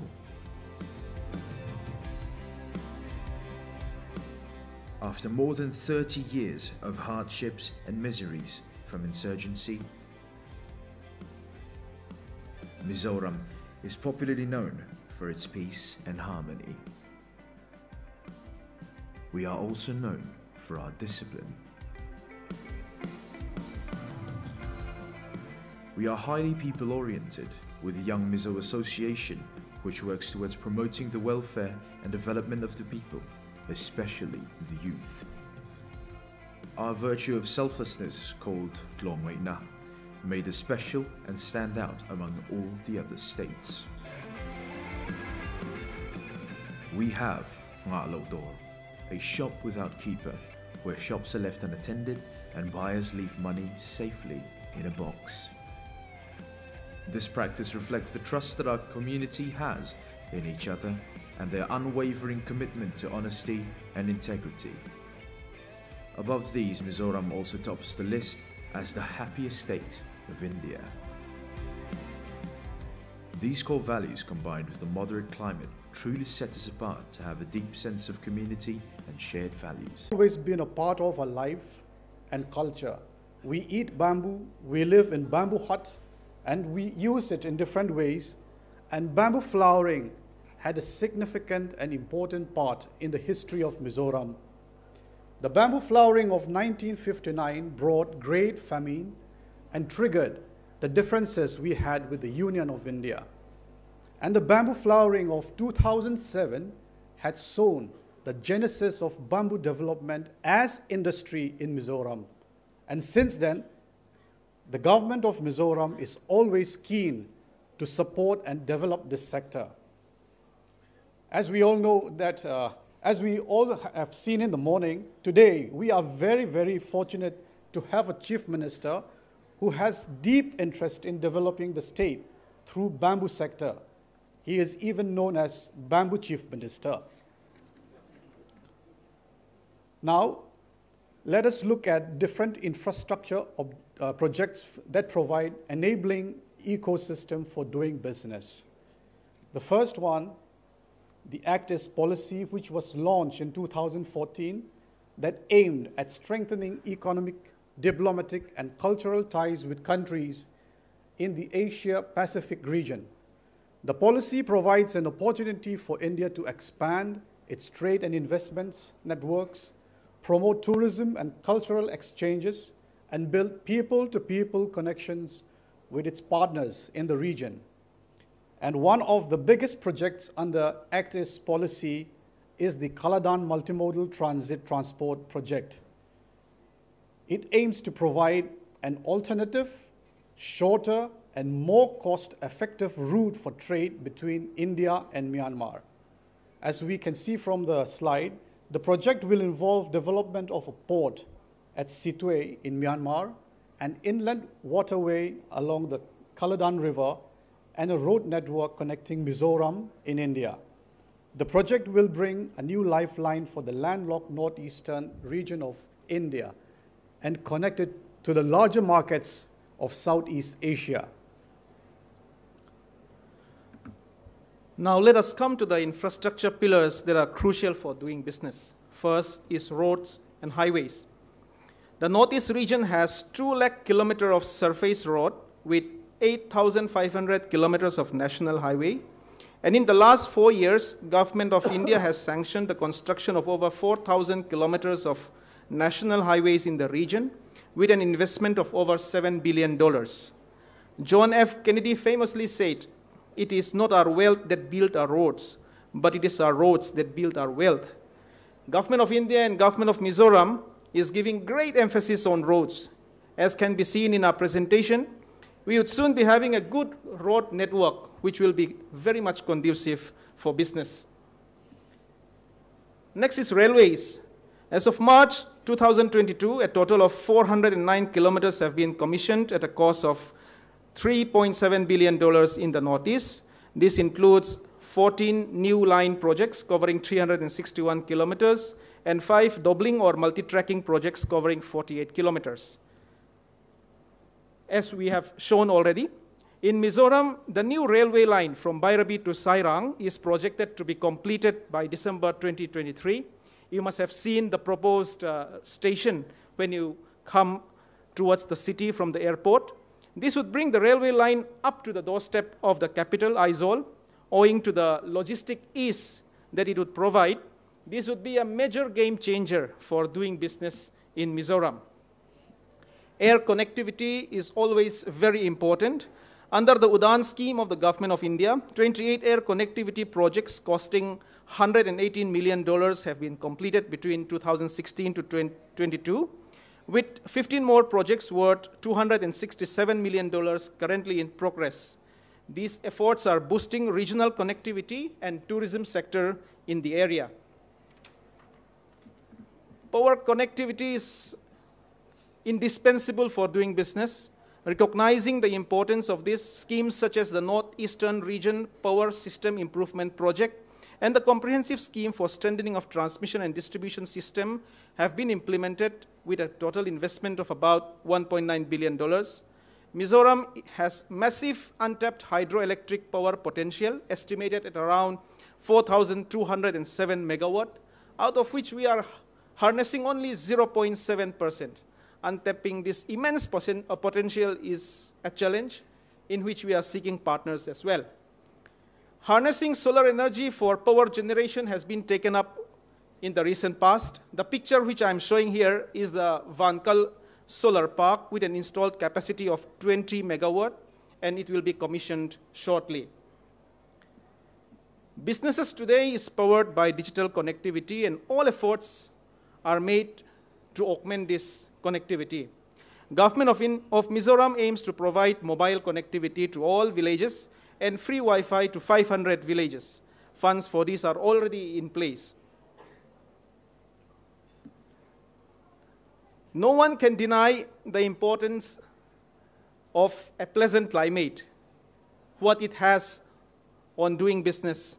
Mizoram is blessed with a pleasant climate all throughout the year, and the average air quality index is between 20 to 35, which is very good. This is what is given to us, and we want to preserve it. Accordingly, the sectors which we prioritize for doing business, as we are highlighting today, take this into account. Mizoram is a highly progressive state, which is highly urbanized, with more than half of its population living in the urban areas, and it is spread across the state. This is a favorable setting for the development of businesses, especially in the service sector.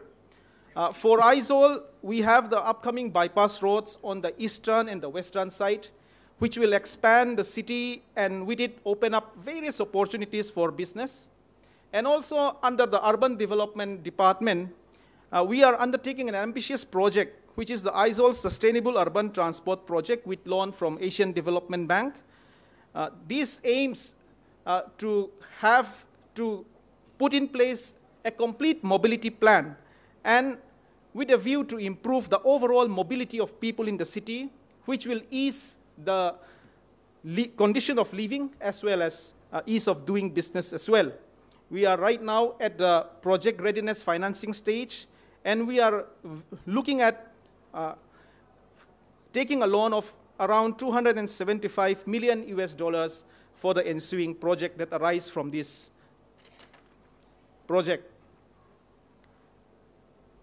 Now, as we have shown in the video,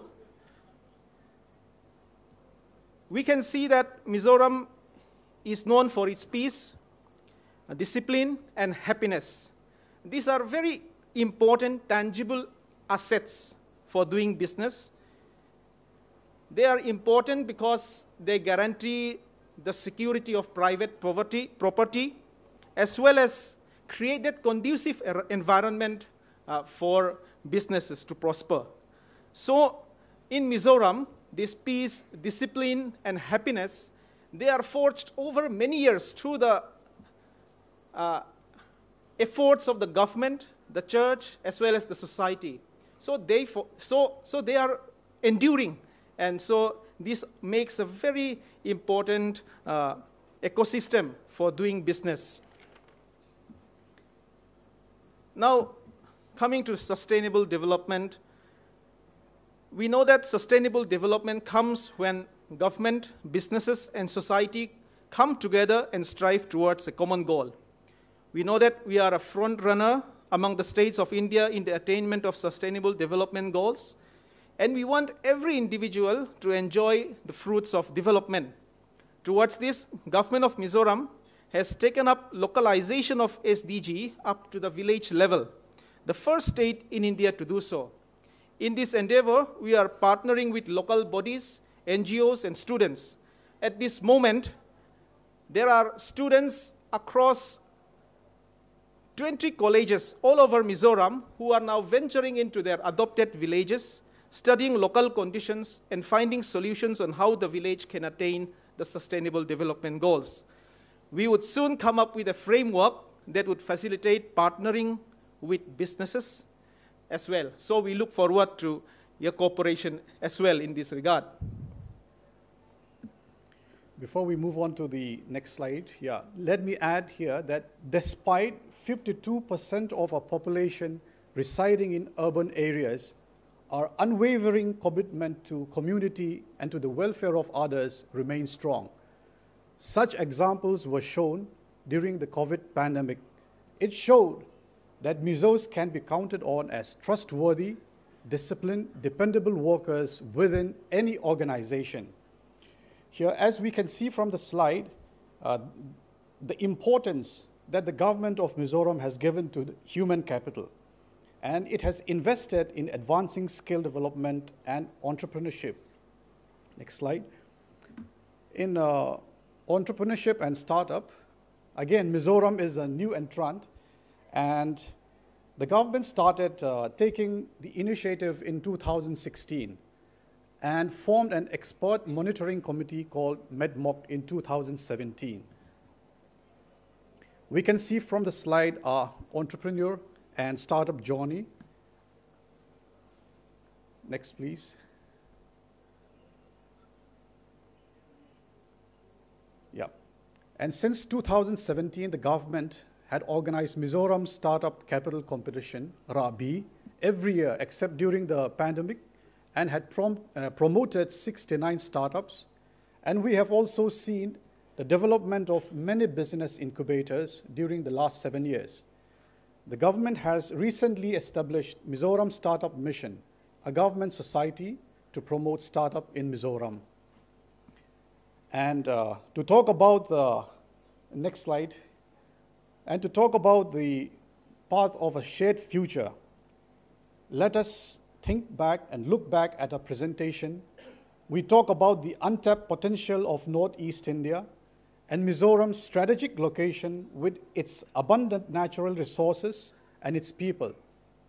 We also talk about the willingness of government to support entrepreneurs and investors who are ready to be part of the growth that brings jobs, reduce poverty, and usher development to the entire region.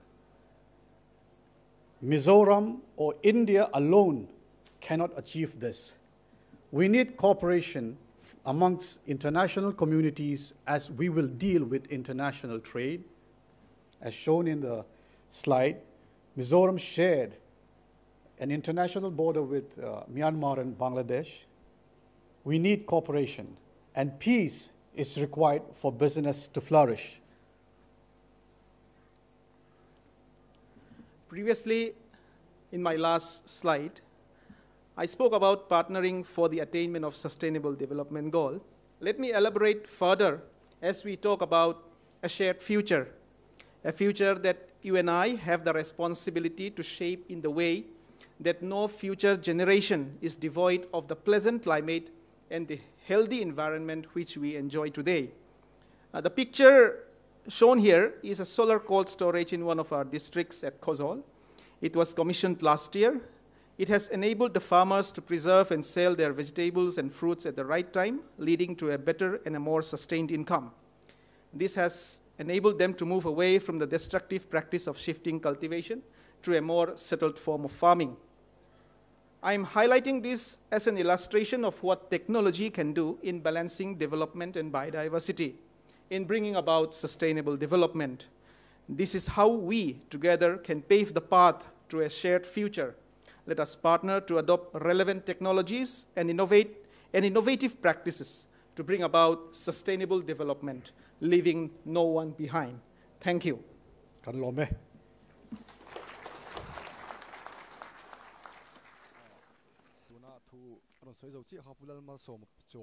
Gentlemen, thank you for addressing such interesting topic.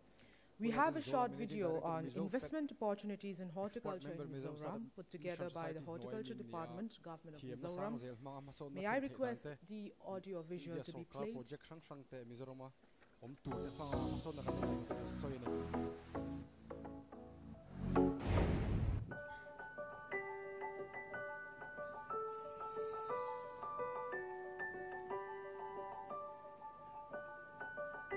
Mizoram, home of the 36 bamboo species, is the highest bamboo natural forest cover in the country.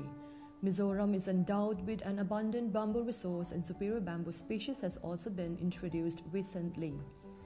Juming is a traditional practice where bamboo and other crop cover has been cut, slashed and burned for cultivation. Bamboo, being fire tolerant, did not die easily and regenerate within a period of 4 to 5 years. But the Jum practice not only contributes to global warming, it also resulted in the shifting of cultivation practice, requiring 4 to 5 years for the Jum land fit for cultivation again. Alternative measures are being undertaken by the government through promotion of permanent farming system in horticulture sector and new plantation of bamboo in bamboo sector. Bamboo has captured the heart and soul of the Mizos. One such instance is the famous bamboo dance, Tsero. Traditional houses of the Mizos are made out of bamboo, and such houses are still very practical and has been found in many agricultural farms and tourist destinations. Bamboo shoot, powerhouse of proteins, carbohydrates, fibers and minerals, is the choicest seasonal Mizo cuisine. Making available fresh bamboo shoot throughout the year is a challenge which requires support and intervention. Bamboo is a versatile plant and is widely called the wonder plant or the miracle plant. It can be used for making handicraft products, furnitures, eco-friendly bamboo fabric and construction materials. Mizos are quick to learn, innovative and highly skilled. Many of the handicrafts in the bamboo sector reflect the skills and craftsmanship of the Mizos. The peaceful community and tight-knit culture has been the strength of the Mizo in transfer of technology and capacity building program. The present construction materials used to build houses are non-renewable resources which are fast depleting. Bamboo is a renewable resource which can be harvested within 4 to 5 years and used as building materials because it is having a tensile strength as strong as steel and hard as wood timber, unlike the trees which took more than 30 to 60 years. Bamboo bioethanol refineries is an investment opportunity in Mizoram. The availability of bamboo resources and the superior quality of the Mizoram bamboo is worth investment. The cellulose content of Mautak, Melocanna bassifera, is 52 to 53%, and this very species occupies 90% of bamboo species of Mizoram. There are more than 2,000 hectares of new bamboo plantation in Mizoram since the year 2019, assisting about 2,000 farmers in the sector.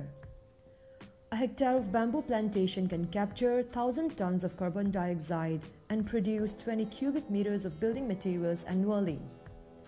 Till date, Mizoram is having new plantation of bamboo which can capture 2 million tons of carbon dioxide annually and a capacity of producing more than 40,000 cubic meters of building materials from the plantations alone.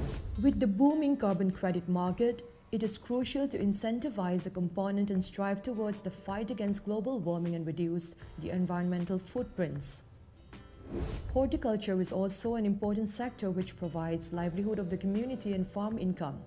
Mizoram is having an ideal conditions ranging from tropical to sub-temperate regions and is therefore conducive to many fruits, vegetables, flowers, spices and plantation crops.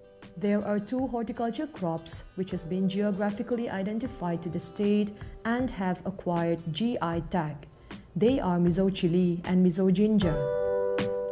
Mizo chili is very pungent and has an average score of 50,000 to 100,000 Scoville heat units, which is a measure of the heat unit. Known as Sothing locally, Mizo gingers are renowned for their pungency, high content of gingerol which is 1.23 to 1.25% and volatile oil of 1.45 to 1.80% with less crude fiber content. Mizoram is also known for its anthurium production well-organized market chain.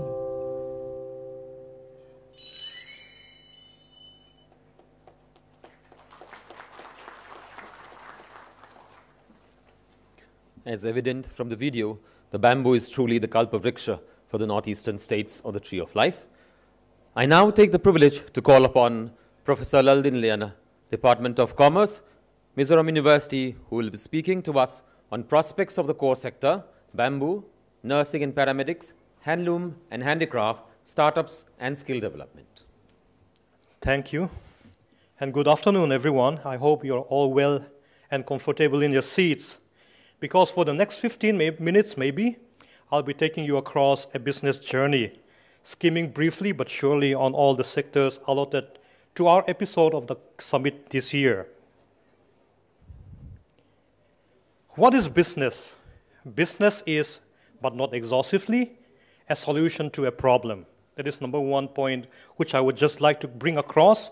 And the second point which I would like to bring across again is the seizing of the right opportunity. And these are the 2 angles and concepts which I'm going to sell today in my talk today. Ladies and gentlemen, I present to you problems, because after all, problem is the main source of business. And our Honorable Chief Minister already mentioned some of the problems which are very pervasive and global, and those are the things which I'm just going to bring across briefly in this slide. The first problem which I will present before you is global warming. We have seen that 9 out of 10 warmest years happened after 2005. Now that's very alarming and very hot. And after 2015, we have seen the highest recorded temperature years. After 2015, the 5 highest temperature recorded years. Global warming is not a myth. Number 2, resource depletion.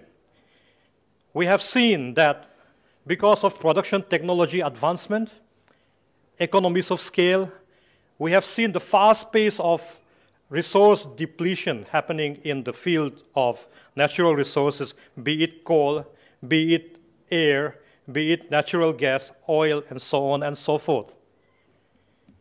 Deforestation is a problem because we have seen the shrinking land masses of forests decade by decade to the tune of more than maybe 1.3 square kilometers per decade. There may be a flux in this measurement, but it is there. Deforestation is a reality. And because of deforestation, the next effect, the hampering effect of deforestation is the problem of livelihood. Because most of the livelihood of indigenous persons and population is almost always forest-based. You see, these problems are not localized. These are global. These are pervasive.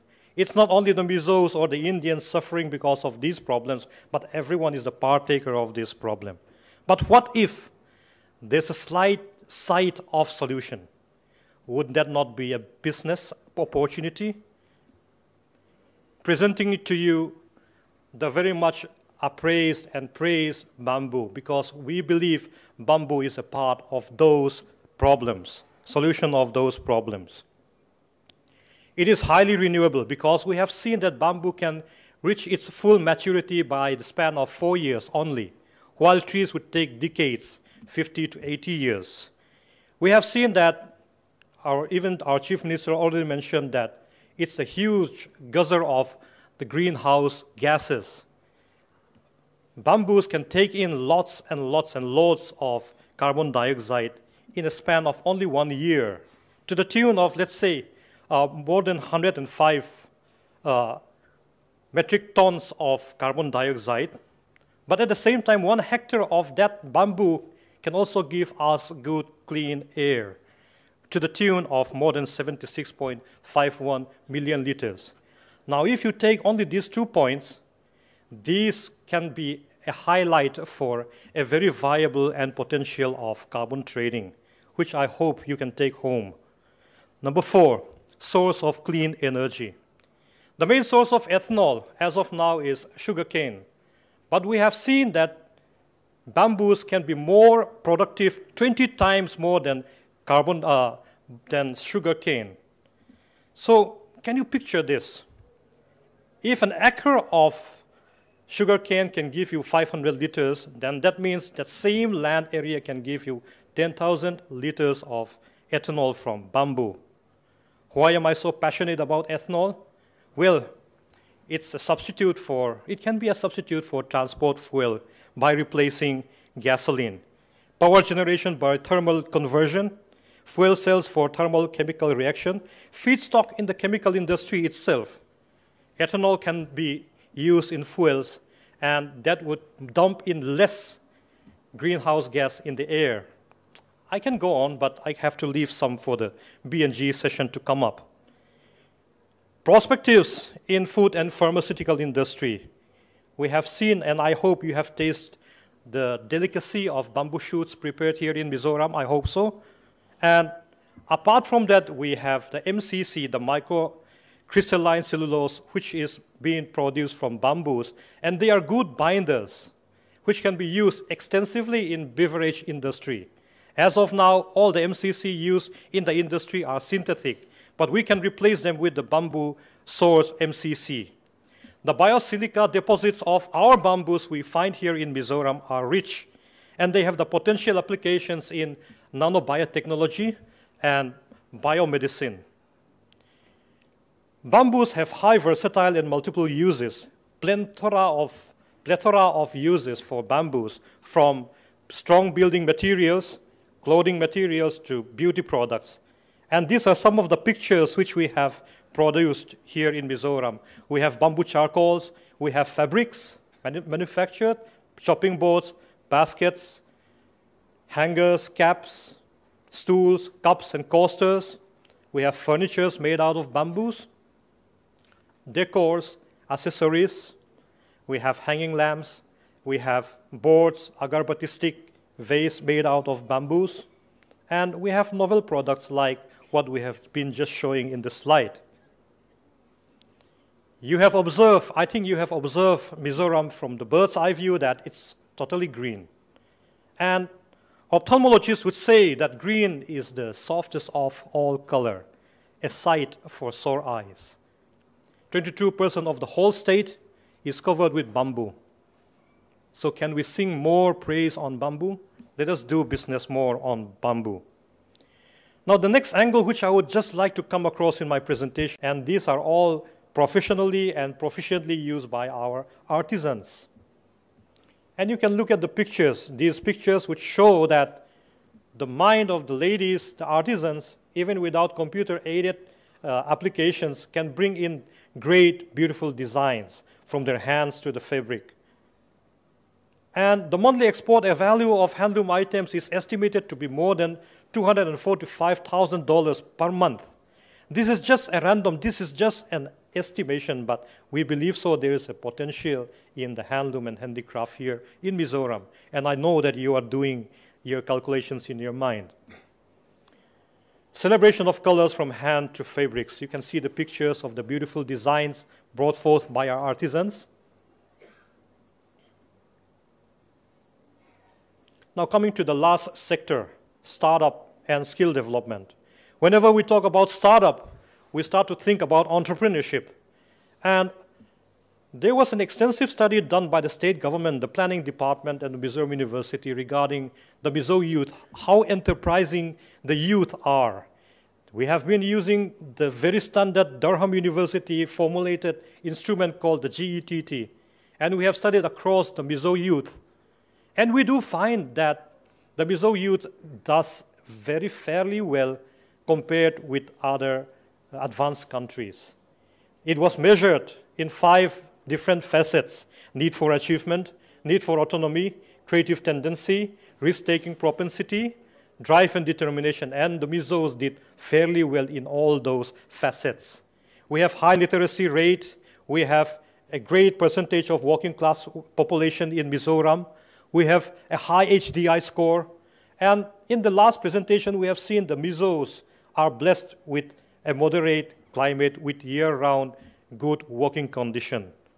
So these are the take-home which we always think of when we talk about entrepreneurship, because entrepreneurship is the combination of the physical with the mental. And the good news is that the Mizos, there is a gender parity with regards to their enterprising tendency. The ladies, the male and the female, do not differ much regarding their enterprising tendency. You can take either the boys and the girls, and they will give you the same, almost the same results, all right? And regarding the skill development statistics we have for the state, we have running 77 training institutions recorded, not to mention the ITIs and the others, polytechnics, and the number is growing. And because of this, we have different trained professionals in different sectors. Under the DAYNULM, we have more than 18,000 trained.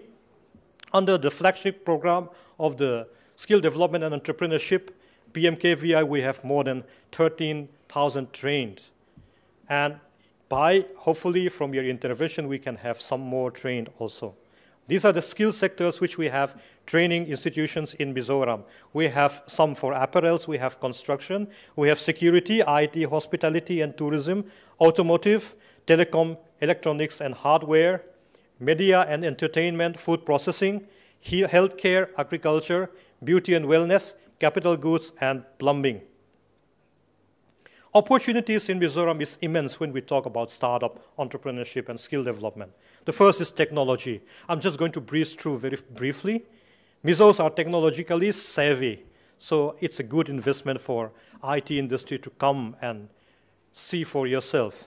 The cost of operation and manpower in Mizoram is quite low, and there's a huge scope for BPO companies to come here in Mizoram. Organic. We Mizos are living on organic living soil. 90% of our crop production is based traditionally. That means no chemical intervention. Good avenues for plantation of high-value crops for export. And these are some of the glimpses of, just a small glimpse of the crops which we have here in Mizoram. We have previews of fruits of the earth, pineapples. It's already been said and done, and pictures were given in the previous videos. Entrepreneurship ecosystem. We have an emerging ecosystem with varied enthusiastic players, starting from the central government to the state government to the business community and the private players. We have incubators and accelerators in place. We have strong government support, which is quite conducive. All of them are conducive for bringing in entrepreneurship and startup movement here in the state. We have government Act East policy. We know that, so I need not go too deep on this. Our unique selling point in the sector of entrepreneurship or startup and skill development. The Mizo are quick to learn other language. We are caring and compassionate, high standard of living. We are highly adaptable to others' culture. And the spirit of tea, Tlom Ngai Na. We have been seeing the features of Tlom Ngai Na in the previous talks. And if you are a little bit more interested on, we can have those kind of talk in the next session coming up. And these are the testimonials which we have from other countries and other time. They have seen that the Mizos are diligent. There is no need for disciplinary actions to be taken on the Mizos. The Mizos are always handy and diligent in anything they do. They are cooperative. They display passion and compassion. These are all established and documented. And the last point, as an end note, I would just like to reflect on the maxim, not of my own, but Henry Ford. Had he been standing here, he would be asking you these three things. Is it really needed? Is it practical? And is it commercial? Can you answer those from the slide which I have just presented? Is it needed? Of course. We have seen the problems prevailing and very pervasive. It's just not just localized, it's all globalized. And like I said, if we have a slight sight of solution, would that not be needed? Yes, it's needed. Number two, is it practical? Oh yes, rationally so. We have already established scientifically and through human resources accounting, we have just mentioned that we, the Mizos here in the state, we have human development offerings. That is very practical. Is it commercial? Oh yes, that's in the ballpark. And it's for you to take up the ball and start running with it so that you can get the payoff.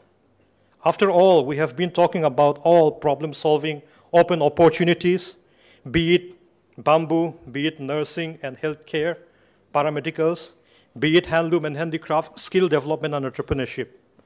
After all, in marketing, what we used to say is that a good marketing is meeting needs profitably. So what say you? Thank you. Thank you, Professor Laldin Liana, for the insightful and wholesome presentation. Sport has been declared and given the status of an industry by the government of Mizoram more than 2 years back. So we now have a short video on achievements of Mizoram in sports made by the Sports and Youth Services Department, Government of Mizoram. I request for the short video to be played, please.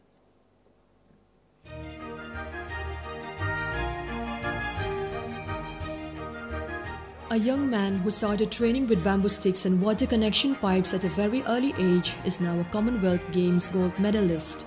Jeremy Nunga, India's first Youth Olympics gold medalist, has brought Indian weightlifting a new hope. A tiny Mizo girl who grew up in a humble village made it to the national team and went on to represent the country at the Senior Asian Cup Asian Games, Youth Olympic Games, Commonwealth Games, and the Olympics in Tokyo.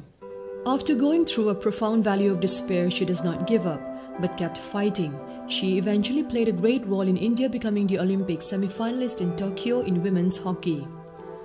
The Mizos have always loved the game of football, which they played with sapin, animal bladder and serchok, pomelo fruit, a real football being unaffordable.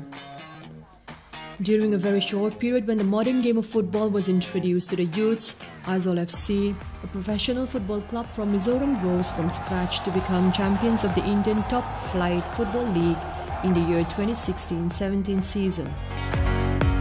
The same team, because of their hard-earned victory, represented the country in Asian Football Confederation's Champions League. The Mizoram state team also became champions of the Santosh Trophy in 2013-14 season, which is a top-tier interstate football tournament in India. A 25-years-old young Mizo lad, Mumbai City FC striker Aizawl Changte is India's most prolific scorer and beloved footballer at the moment.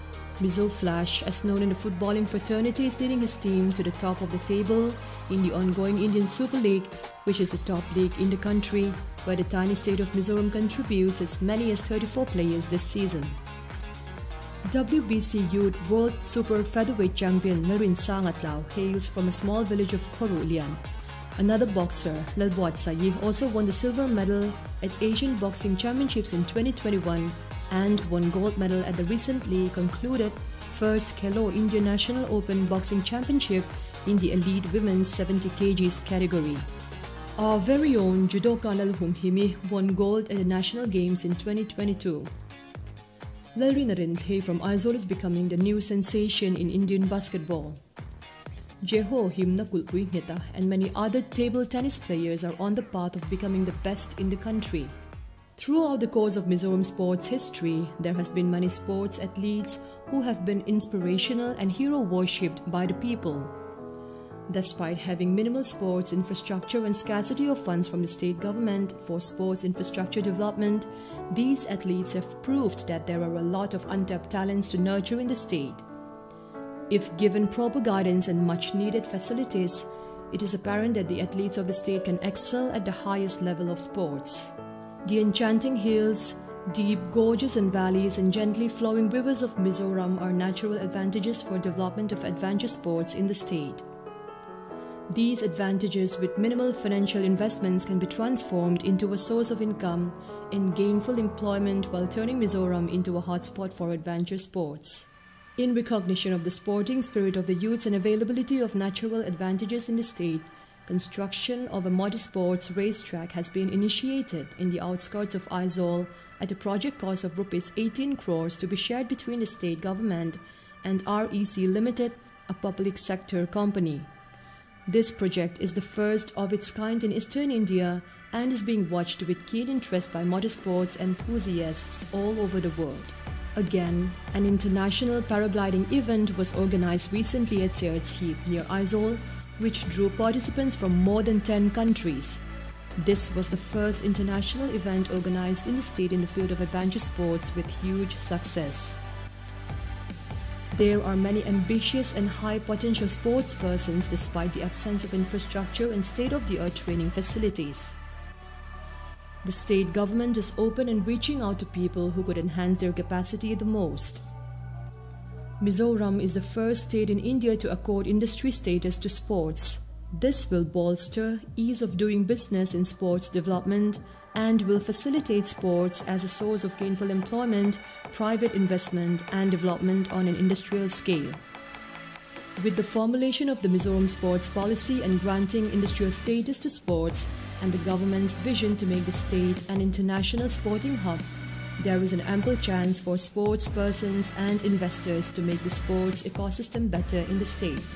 With investment in infrastructure for sports and tourism in a sustainable manner, integrated by complementing urban infrastructures and thereby promoting participation of all stakeholders and investors in sports and sports tourism, it is evident that success at the national and international levels will be achieved by our athletes in the near future, which will in turn generate ample opportunities for gainful employment in a state which has no raw materials for setting up manufacturing industries. Excellence in the global sports arena depends heavily on the well-developed sports infrastructure. Cultivating a culture of sports not only aids in the production of athletes of international renown, but also inspires young people in a nation to attain better physical and mental health. Come, dream the impossible dream and let us attain together the unattainable.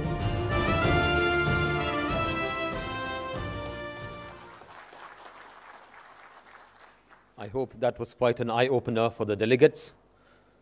Ladies and gentlemen, as we move along and set the stage for a very important aspect of today's conference, we would now like to hear from the private sector on their perspectives of the core sectors, and I'm sure that's why we're all here to listen to the perspectives on the core sectors by business leaders and entrepreneurs, which will be in the form of experience sharing. We will go alphabetically, and the first sector is bamboo, and I request the speakers to take the podium to the right.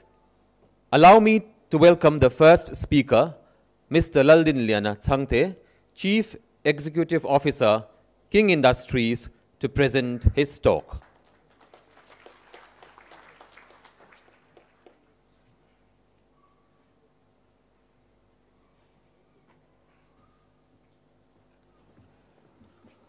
Thank you. Good afternoon. Greetings to all the G20, B20 delegates, officials, and friends. Today, I will be going to share my experience on bamboo and our journey to becoming the manufacturing supplier for IKEA. I'm an ex-employee of IKEA Trading Office, taking care of the plastic and rubber material in Southeast Asia. Post-IKEA, I have a business experience of over 20 years. This is my brief profile. 14 years ago, IKEA introduced bamboo products in their stores. Now it's the fastest growing material, so bamboo is very important for IKEA.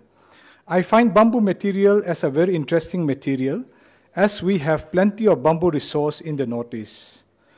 A brief history of bamboo machine processing. From handicrafts to Japan were the pioneer. Technology shift from Japan to Taiwan. As Taiwan becomes developed, bamboo harvesting was not viable, due to which Mr. Jackie Hong went to China. He is the one who gave the technology to China. Present leader is China. Now it's our time for India. Looking at the global report scenario of 2020, China export US dollar 2.2 billion worth of bamboo products. Bamboo kitchenware, including chopping board, contributes about US dollar 920 million, accounting for 42%.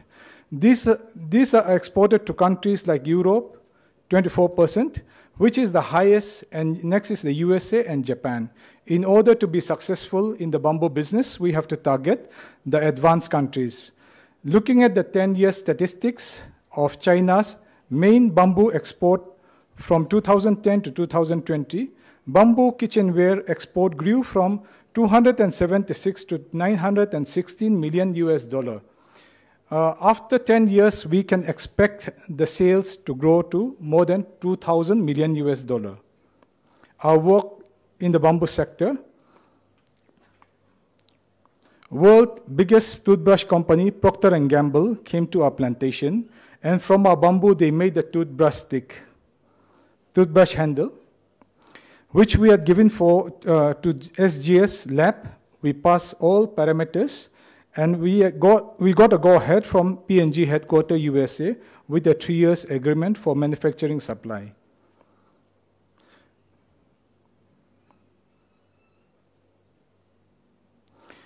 We helped Dalmia Cement Company to combat climate change by supplying bamboo pole to their plant in Meghalaya. We supply fermented bamboo powder to JICA, which is used for agriculture purpose. We are expert in bamboo seed germination. In the picture, Aizawl Mayor is waving off the samplings for Arunachal Pradesh government. We also supply to many other states like Kerala, Maharashtra, and all over India, and also exported to USA. The state government National Bamboo Mission had given us fund to set up greenhouse and plantation. We have more than 1 million planting materials in stock in our greenhouse. We have completed 90 hectares of plantation land, and this is the our future plan in the plantation. Now coming back to our main topic, IKEA supply. With IKEA developing the Northeast India as a bamboo hub, we realized the vast potential available and wanted to grab the opportunity. In the year 2016, the bamboo sales was 350 crore, 43 million US dollar. And by 2023, IKEA is expecting that it will grow to 195 million US dollar. In INR, it's 1,600 crore. Our company was shortlisted as a potential bamboo supplier from India. We present the 10 years value chain pricing to IKEA headquarters in Sweden. IKEA had approved only one glue supplier from Malaysia, that is SA Wood Chemicals. Together we made a prototype of the glue board, which was sent for the lab for testing, and we passed the most critical test, that is formaldehyde test.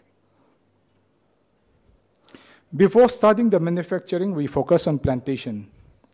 As we have to secure the raw material, we have to go for FSC, Forest Stewardship Council certificate, as it's required by the buyers.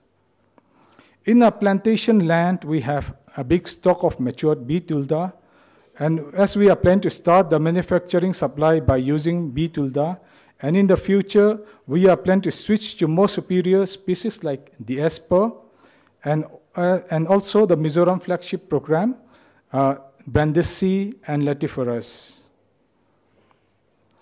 As per the advice by IKEA team, we sent 4 poles of bee tulda rotting to China by air cargo, which will arrive in China today. And IKEA supplier in China and IKEA team will have further studies of bee tulda. In this month, they will be coming to Mizoram to see the proposed factory site and finalize the joint venture. Once we start the manufacturing, our bamboo pole requirement for IKEA project is around 4,600 per day in the first year, and 14,000 pole per day in the 7th year, with a capacity of 5,000 cubic meter CBM in the first year, and 15,000 CBM in the 7th year. We will be employing more than 1,000 youth in the factory and around 500 in the plantation, with a minimum wage, provident fund, ESI, medical benefits as per the government rules. This will be the game changer for India. Inbar had visited our plantation 2 times, and we would like to share some of the findings with 2 species. We would also like to share our findings yield per hectare, which we claim is the highest in the world. Very promising for investor. To know more details, you may contact us. Our formula for this yield per hectare is very simple. The idea value addition is to take care of the waste, bottom side of the pole for high value item, and upper side of the pole for ethanol, gasification, biogas, bio-CNG. Like if you do a gasification, you can make the electricity from bamboo, and you get the first class fertilizer for that. So that the whole bamboo can be used. There'll be a zero waste. We are setting up the factory located at Falkland, Aizawl, as we receive funds from NEC, Northeastern Council. This is a glue board, chopping board sample that we have made for IKEA, and it's accepted by IKEA. We will be making all this product. Goods flow from plantation to customer. Our Honorable Prime Minister vision of Make in India product from bamboo, we will ship to Europe, USA, Japan, and rest of the world. Investment that we are seeking is for the glue board, ethanol, biogas, plantation, hub and spoke format. These are the figures. For the IKEA glue board, For the machine itself, it costs about 300 crore. That is around 37 million US dollar that the IKEA's Chinese supplier is ready to invest in our company. And long time back, our Honorable Prime Minister and IKEA CEO met for about 1 hour. Our Honorable Prime Minister had spoke only bamboo for half an hour, and he told IKEA CEO to go to Northeast and to develop Northeast. To conclude my presentation, we bless the G20 presidency to help and support the G20 members to unlock the untapped potential so that our future generations will have a bright future, and also together we can make the earth greener. Lastly, our chopping board sample is placed in the horticulture department stall at the exhibition stall. We request you all to have a look at it. Thank you, Kalome.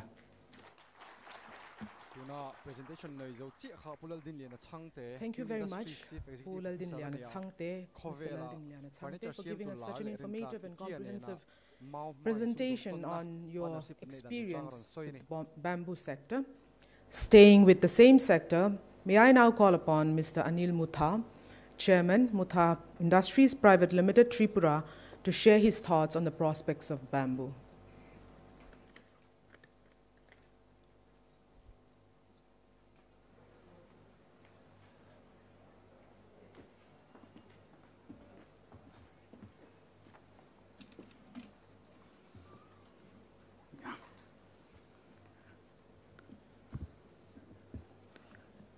All the delegates, government officials, and friends, good afternoon. Firstly, I thank the government of Mizoram for all the hospitality and beautiful arrangement for this seminar. I will be sharing with you my input on opportunity in bamboo industry, and I will try to keep it simple. Friends, as we all know, temperature on Mother Earth is increasing day by day. As temperature is increasing, glacier is going to melt. The Intergovernmental Panel on Climate Change, that is IPCC, has come out with a paper in which 1,100 scientists and 198 nations participated. And according to them, if we don't take effective steps to protect environment, then by the year 2050, only in India, 12 cities like Mumbai, Chennai, Bhavnagar, to name a few, will be submerged underwater. Now friends, if we want to avoid this global warming, what we have to do? We have to plant trees. We have to bring down this temperature by reducing carbon in the environment. Now which is the fastest growing plant on the Mother Earth? Bamboo.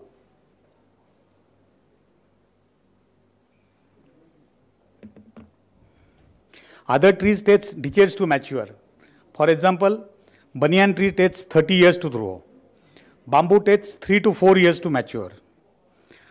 Also, bamboo consumes 30 to 35% more carbon in comparison to other trees, and it also gives more oxygen. One plant of bamboo gives 320 kilograms of oxygen per year. And how much oxygen human being requires per year? 280 kilograms. Hence, friend, I say, bamboo is the weapon to fight global environment, that is global warming. Bamboo is a plant which has a peculiar characteristics. The more you harvest, the more it grows. So if you want to plant more bamboo, we have to ensure there is a market for bamboo.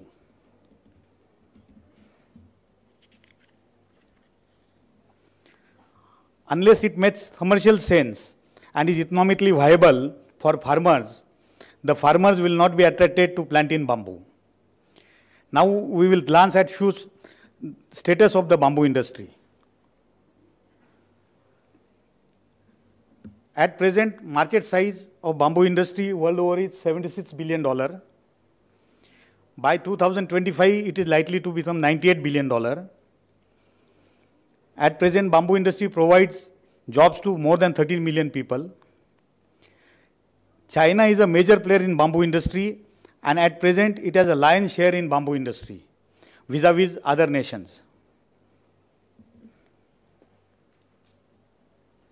This slide will explain that. See the major export of bamboo products. China exports more than $2 billion and is number 1. And see the difference between number 1 and number 2. Hence, friends, we can easily conclude there is a huge scope in the bamboo sector and it makes economic sense also. Besides, it is a weapon to fight global warming.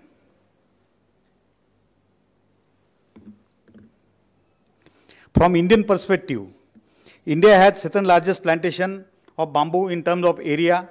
However, productivity per hectare is very low. At present, the bamboo industry in India is a nascent stage, but it is ready to take off. Highest availability of bamboo in India is in northeastern states.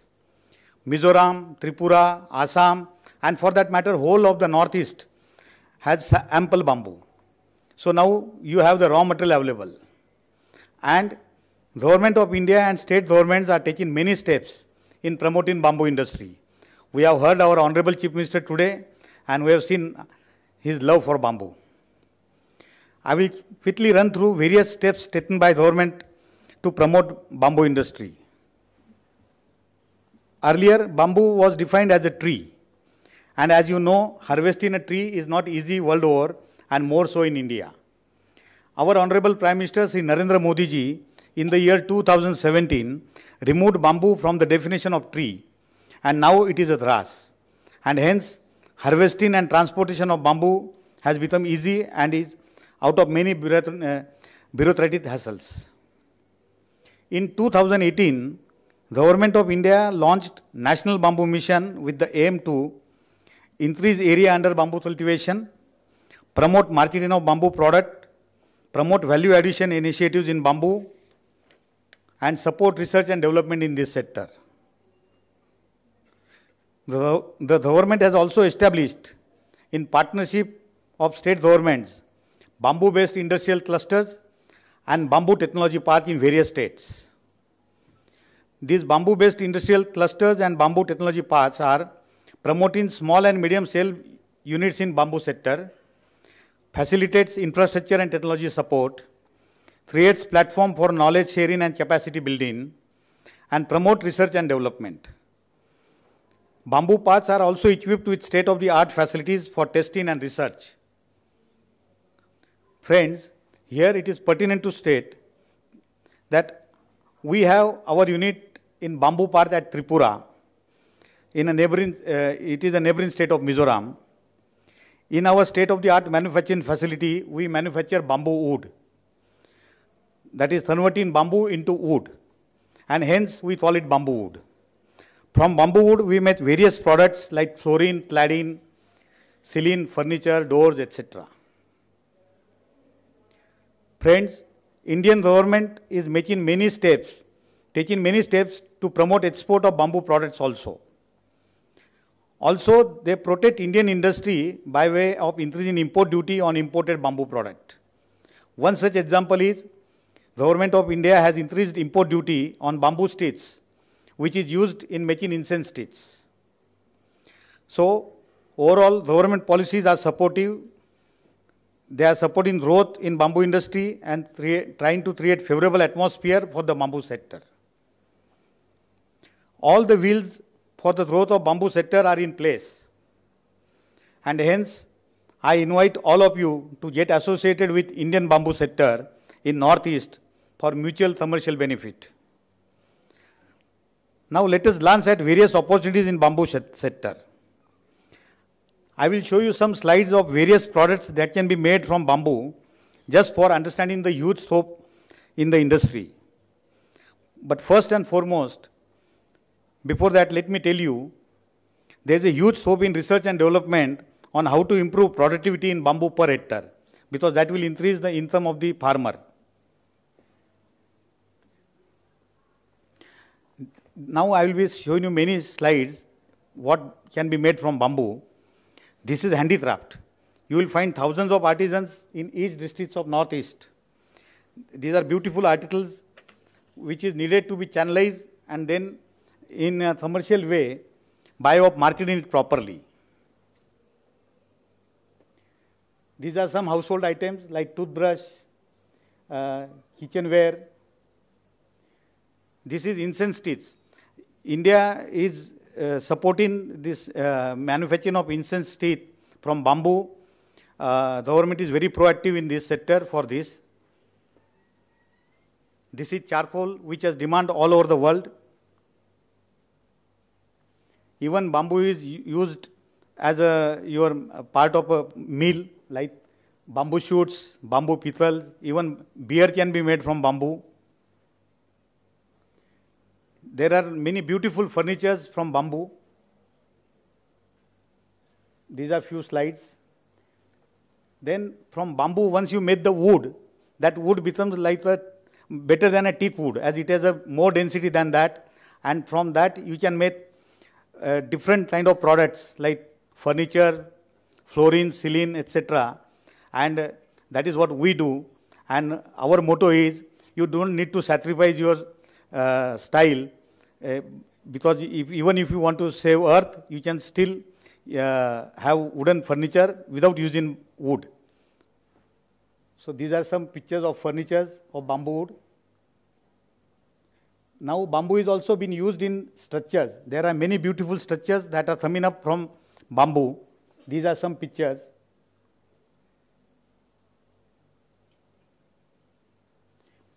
From bamboo wood, you can also make outdoor, like this bridge is been built in Mumbai at present. It will be ready by March. These are the pictures of Bangalore airport. The interior of Bangalore airport is totally made from bamboo wood. It has been just inaugurated by our Honorable Prime Minister before 2 months.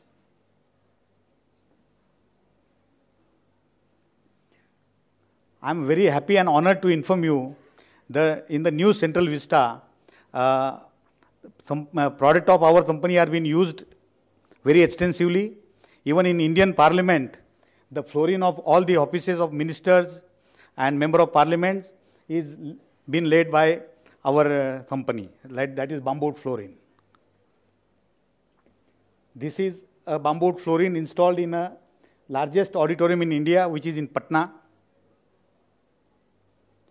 We also manufacture cladding. This is a bamboo cladding in various airport lounges. These are bamboo, some pictures of bamboo furniture. From bamboo, you can also make textile. And last but not least, from bamboo, you will have ethanol also, which will be substitute to petrol and diesel. In Assam, Numaligarh refinery is in process of starting their refinery for making ethanol from bamboo. I think in this year, it will become operational.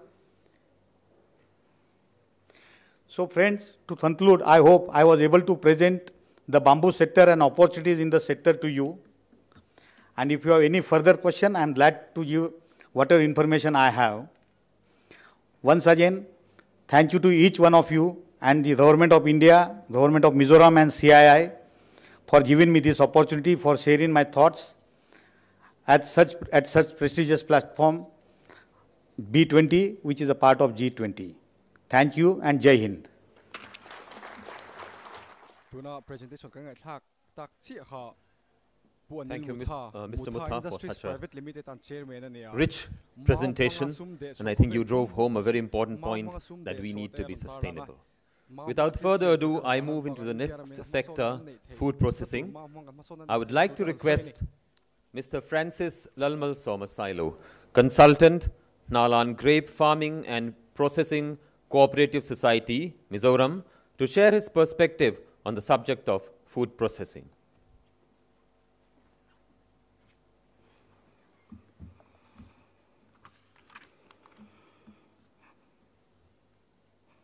Representative from G20 countries, delegate for the B20 Business Summit, ladies and gentlemen, Jibai, that's how we greet in Mizo. This is late afternoon. I hope we are not feeling sleepy. It is indeed a privilege to share my experience in the food processing industry, which will focus on grape farming and processing. food processing industry in Mizoram is still at the nascent stage. However, even as we speak, the supporting ecosystem for the business in this sector is shaping up.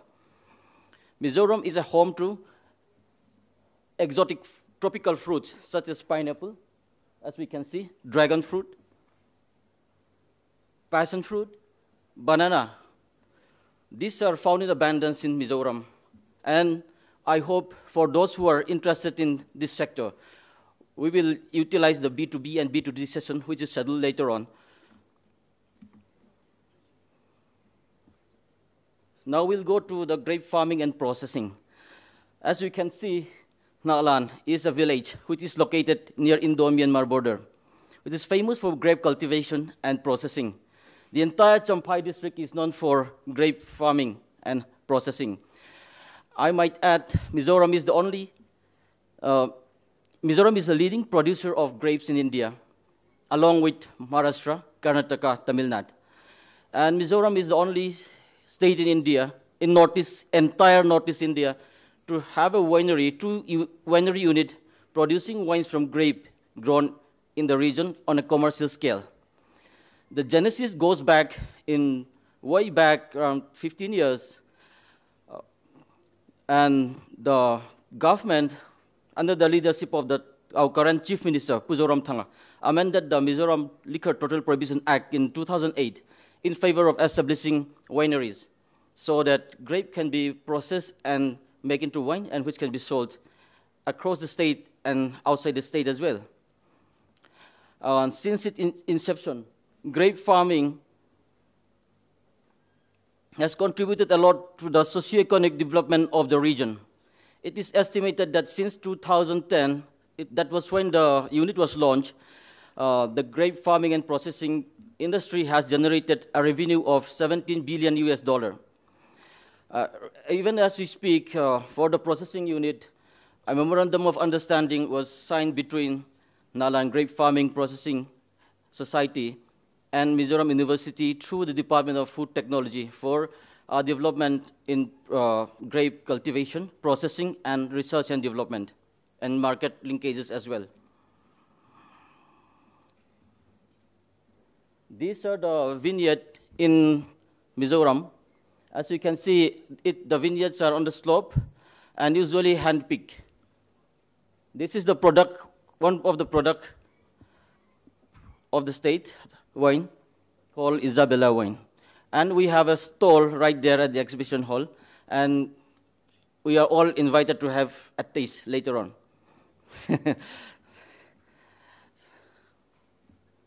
So regarding the product, the grapes are harvested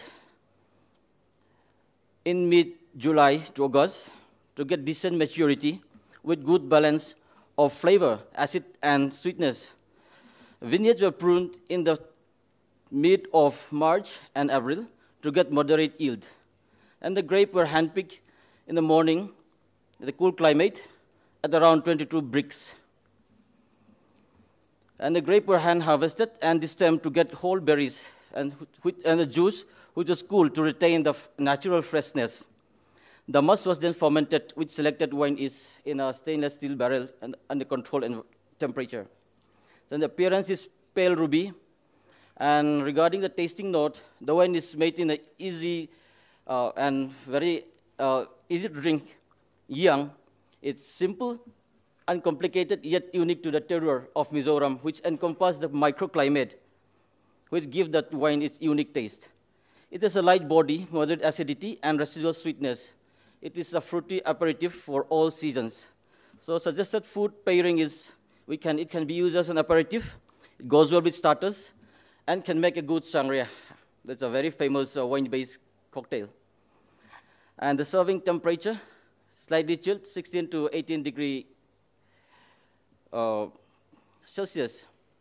So these are the winery unit. And this wine has been exposed, and we have been participating in various expos and exhibitions across the country, outside the country as well.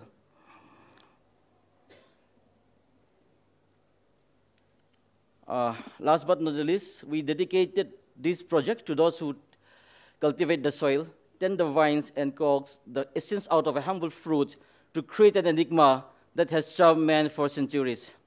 So, ladies and gentlemen, I invite each one of you to visit the stall and have a sip of a wine.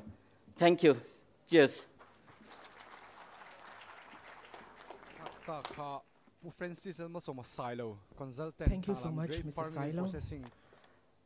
Not just Mizoram, but the entire northeastern region has a rich and age-old tradition of handlooms. We have a local woman entrepreneur with us today who has not only made handloom sector her name in the handloom sector, but has empowered and inspired women folk in the handloom sector. Let us hear her story, presenting to you Ms. Kaylel Mwanpui, proprietor, Lenbuang Handloom and Handicrafts. Esteemed delegates of B20,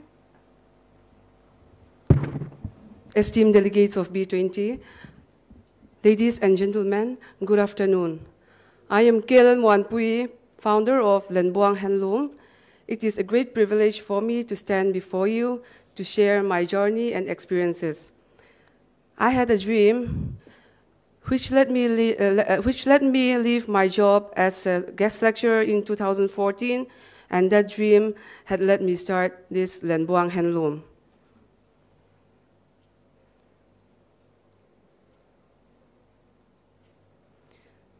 Lenbuang Handloom is dedicated to the promotion and preservation of our unique textiles and traditional motifs in Mizoram while ensuring sustainable livelihood for rural women. We started in 2014 with just 4 weavers, and today we have grown to a network of more than 100 weavers in Mizoram who are working from their own home. We feel privileged to be able to provide uninterrupted work to our ever-growing family of artisans, even during the time of COVID-19 crisis. We focus on promoting the most traditional form of textile weaving in Mizoram, which is the loin loom or the backstrap loom. In this way, the network of weavers under Lenbuang Handloom preserve our traditional knowledge and skills, and our production processes leave zero carbon footprint. Our decentralization model ensures fair distribution of profit throughout the entire value chain we created. Here are some of the products developed under Lenbuang Handloom. Puan, which is pride of the Mizoram, and the traditional way of wearing puan is to wrap around the waist. We have home furnishings, table runner, bed runner, stole, shawls, etc. The yarn we use for our productions are cotton yarn and mulberry silk, and the unique selling proposition of our handwoven product is the way we handpick the motif, which cannot be replicated by any kind of machine. We are lucky to have immersed society in terms of puan and other traditional clothing. The Mizo puan is considered as a formal dress for women. It is a must for every Mizo woman to have plethora of puan. The puan also plays a significant role in marriages. The bride is required to bring a number of puan to the groom house, and this puan will be again distributed among the female relatives of the groom. It is also a significant part of the rituals associated with that in the Mizo community, and there are many kinds of puan, and each color, design, and motif has a traditional and cultural significance to the Mizo. In order to promote our culture, employees of the government and public sector unit wear traditional dresses on every Wednesday. With the support we receive from the government of Mizoram, we reach out to various markets throughout the nation by participating in buyer-seller meet, fairs, and exhibitions. Lenbuang Handloom caters to local and international market, and some of the regular buyers of Lenbuang products include Northeastern Development Finance Corporation, NETFI, Tribal Cooperation Marketing Development Federation of India, Northeast Handloom and Handicrafts Development Corporation, and foreign buyers. Here are some of the awards and recognitions we have received. In 2022, we finally set up our showroom to showcase the art, tradition, and skill of the Mizo woman. You may reach us on WhatsApp or Lenbuang on Instagram. And today we set up a stall outside. Please do visit us. Thank you.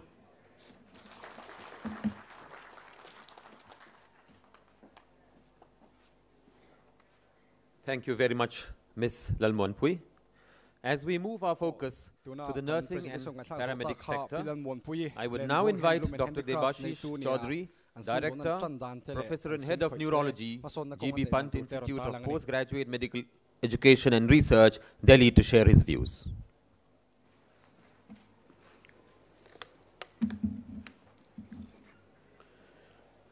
Thank you.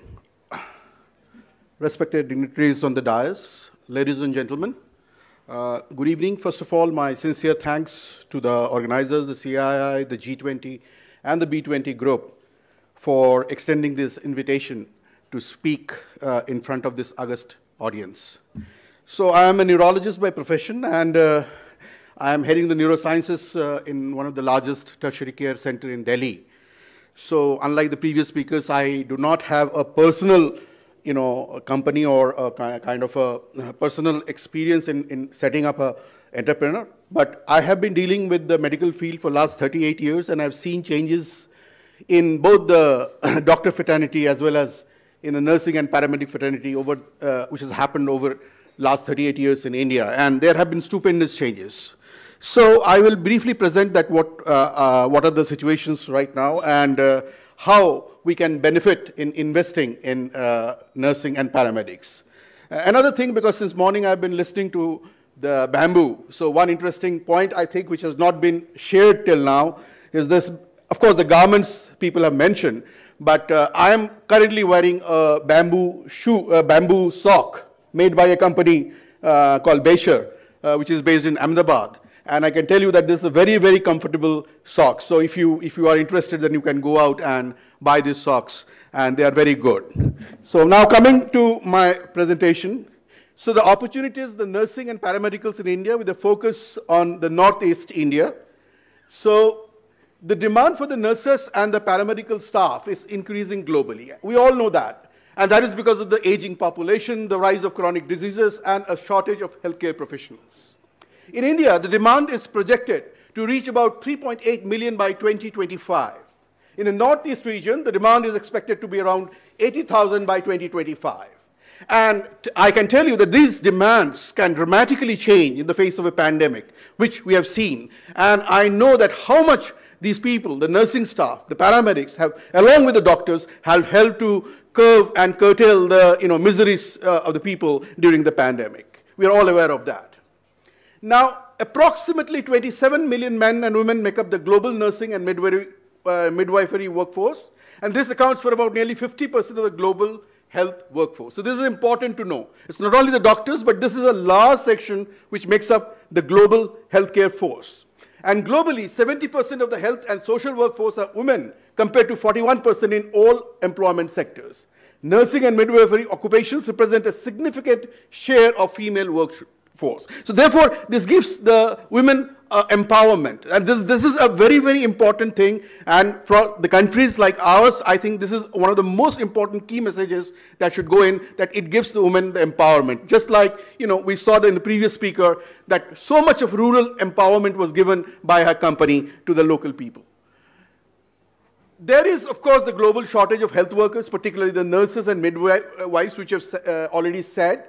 And the largest shortage have been in the Southeast Asia region and Africa.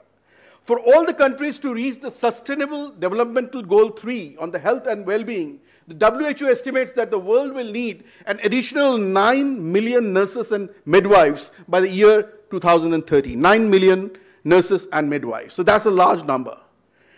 And if you see the institutions, there are globally about 25,000 nursing and paramedical institutions. But in India, it's about 17,000 institutions, including government and private institutions, offering degree and diploma courses. So there is not enough institutions globally, as well as in India, to cater for this 9 million nurses and midwives, which we'll be requiring very shortly. Now, the fields of the specialization also needs our focus, because we have the basic courses, the BSc courses, and the MSc courses and master courses. And that includes the nursing, physiotherapy, occupational therapy, speech and language therapy, medical laboratory technology, radiography, and much more, right? And intake is usually in India. So in our institution and in the central institutions like All India Institute of Medical Sciences, the intake is through a competitive examination and sometimes followed by an interview-based system. Now, one point I would also highlight, because over a period of last 2 decades, the medical field has moved from simple, providing simple medical care to highly specialized medical care. That is the tertiary medical care. So we need more specialized nurses and technicians, right? So for example, from my point of view, like I have to train a lot of neuro nurses who are good in catering to neurological patients and neurosurgical patients, because they require a special skill. So that is important, and we need to have these courses. And in fact, I was in a think tank of the Niti Aayog about how to develop the curriculum and about all these healthcare forces. And we were discussing about how to have this kind of training programs for these people. Now, the market size for the nursing and paramedic skilling, the global market is estimated to be around $150 billion US, while the Indian market is around $3 billion. So there's a huge market size for these 2 important aspects in healthcare delivery systems.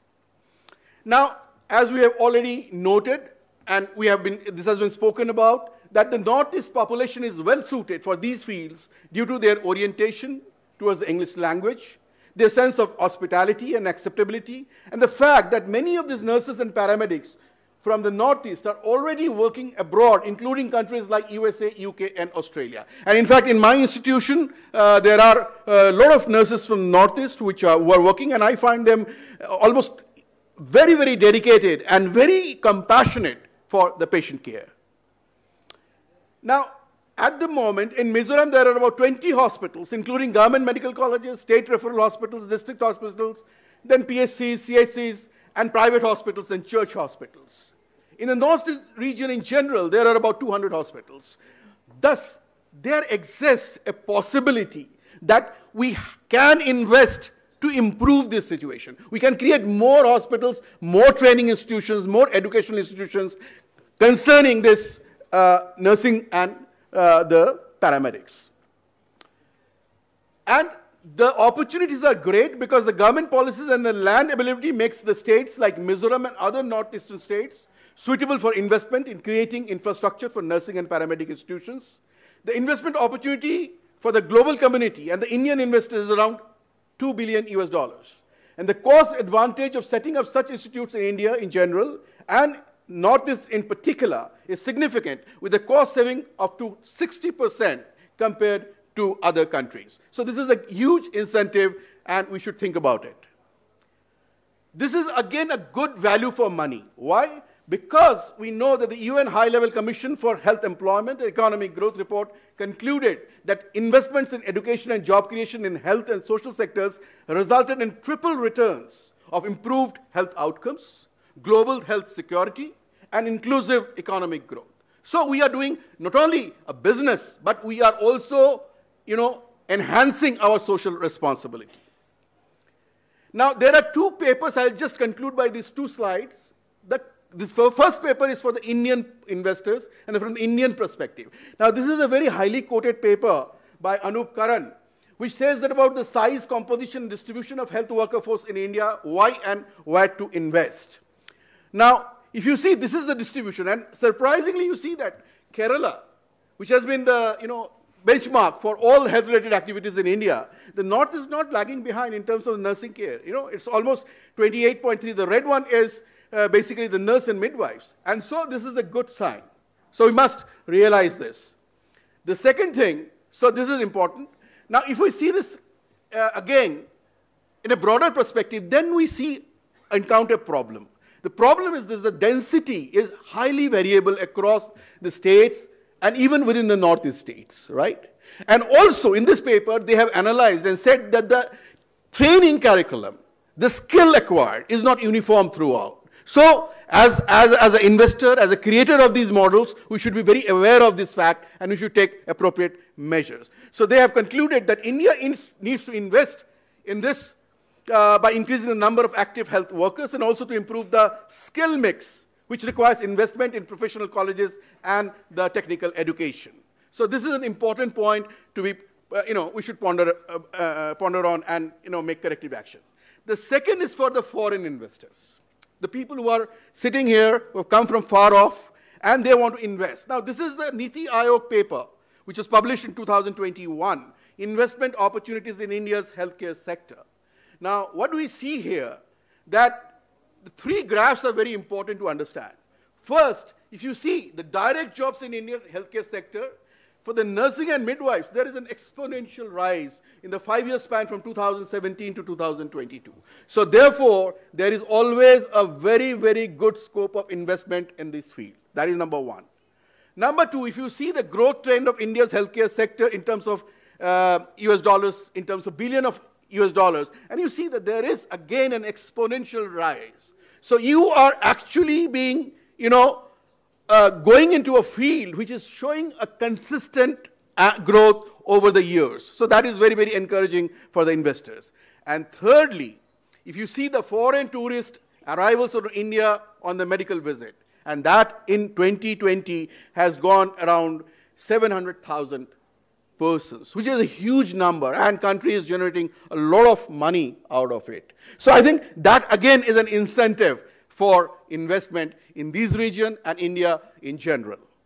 So the conclusion is that there is a significant opportunity in the nursing and paramedical fields in India, especially in the Northeast region, including Mizoram. With suitable policies and infrastructure investment, these fields could provide a significant boost to the healthcare industry while creating employment opportunities for the youth of the region.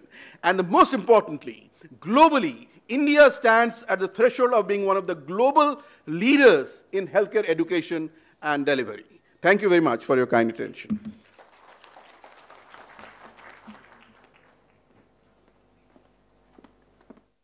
Tuna presentation ko ngai thak zo ta kha Dr. Debasis Chowdhury hen atangin nia ani hi Director Professor and Head of Neurology GB Pant Institute of Postgraduate Medical Education and Research across the country, but also across the global. We have with us Mr. Lai Niranjan Singh, Director and CEO, JCRE Skill Solutions Manipur. May I please request Mr. Singh to share his thoughts.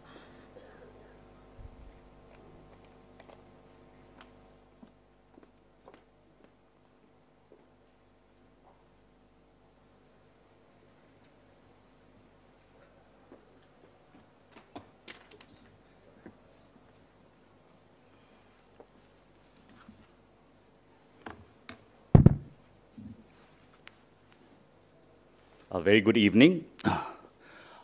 On a lighter note, the good news is that I'm the third last speaker of the evening, so that makes everybody feel a little lighter. And I hope and pray that I get a patient hearing. First of all, I would like to thank the government of Mizoram and CII for giving me this opportunity to present something on skill development, which is of utmost importance in the current context of India's economic growth. India is emerging as one of the most interesting business destinations, and why not? Being the 5th largest economy, a GDP hovering between 6 to 8%, a population of 1.4 billion people, and out of that 62.4 people belonging to the working population. And also, the most interesting fact is that out of the total population of India, only 4.69 is formally skilled. When I passed out school, my 10 boards in 1992, 10 boards, and 94 in my 12th A level, there was a subject called SUPW. And when I tried to know the meaning of SUPW, it sort of gave an indication of the government of India's intention to introduce vocational subjects in the Indian school system. It's called socially useful, productive work. And I never had vocational subjects when I was in school, but of late, the new education policy has done a lot for Indian educational system.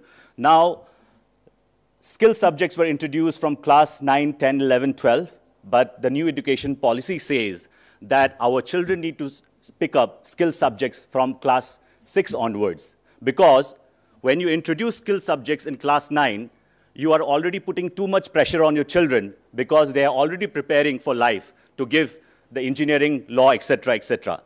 Therefore, India's ACT policy, I strongly feel, which we keep on talking about in every session, has to be strongly supported by human resource development of the Northeast people. Therefore, the topic of my presentation is Skilling India, Skilling Mizoram.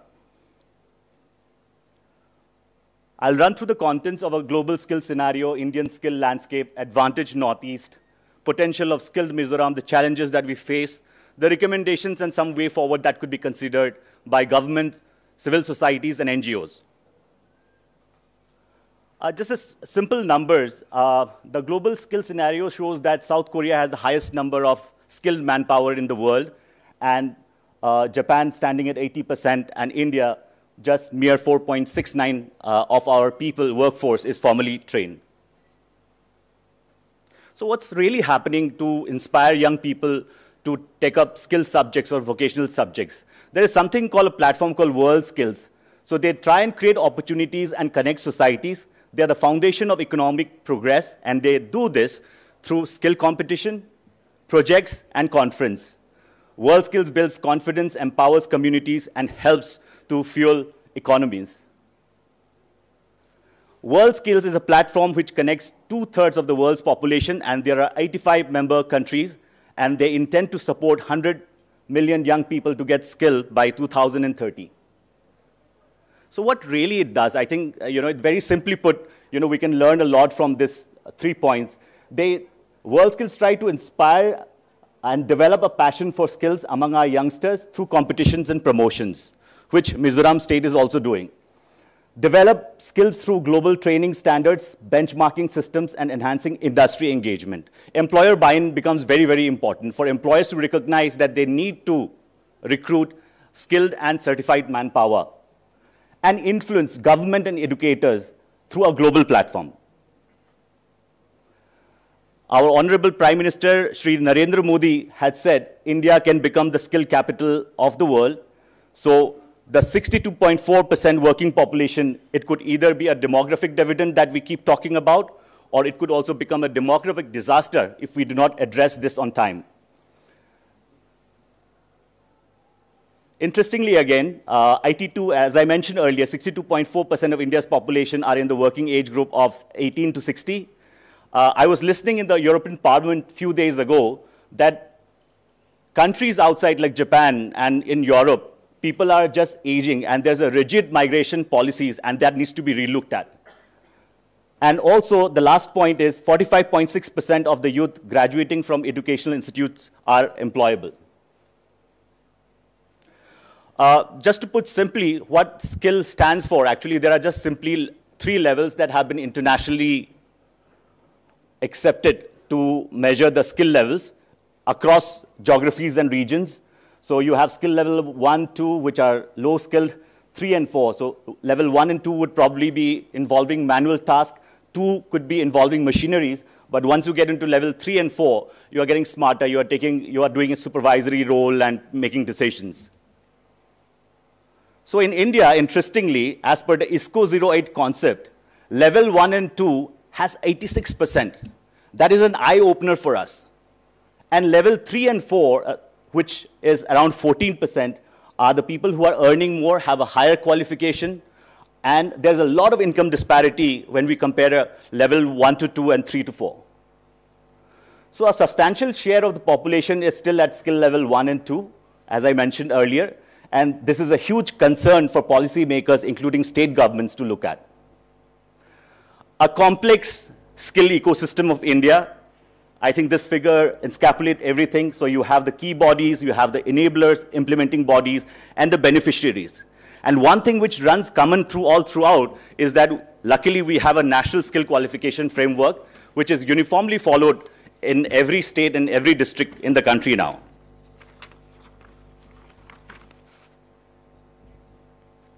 Advantage Northeast. Central government has given a lot of push on the Northeast, India's Act East policy. There's an increased air connectivity. The cost of doing business in Northeast has gone down a lot. There's a rail connectivity coming from Silchar to Bairabi, Sairang, extendable to Zorinpui, which is the border town in south of Mizoram, connecting Myanmar as well.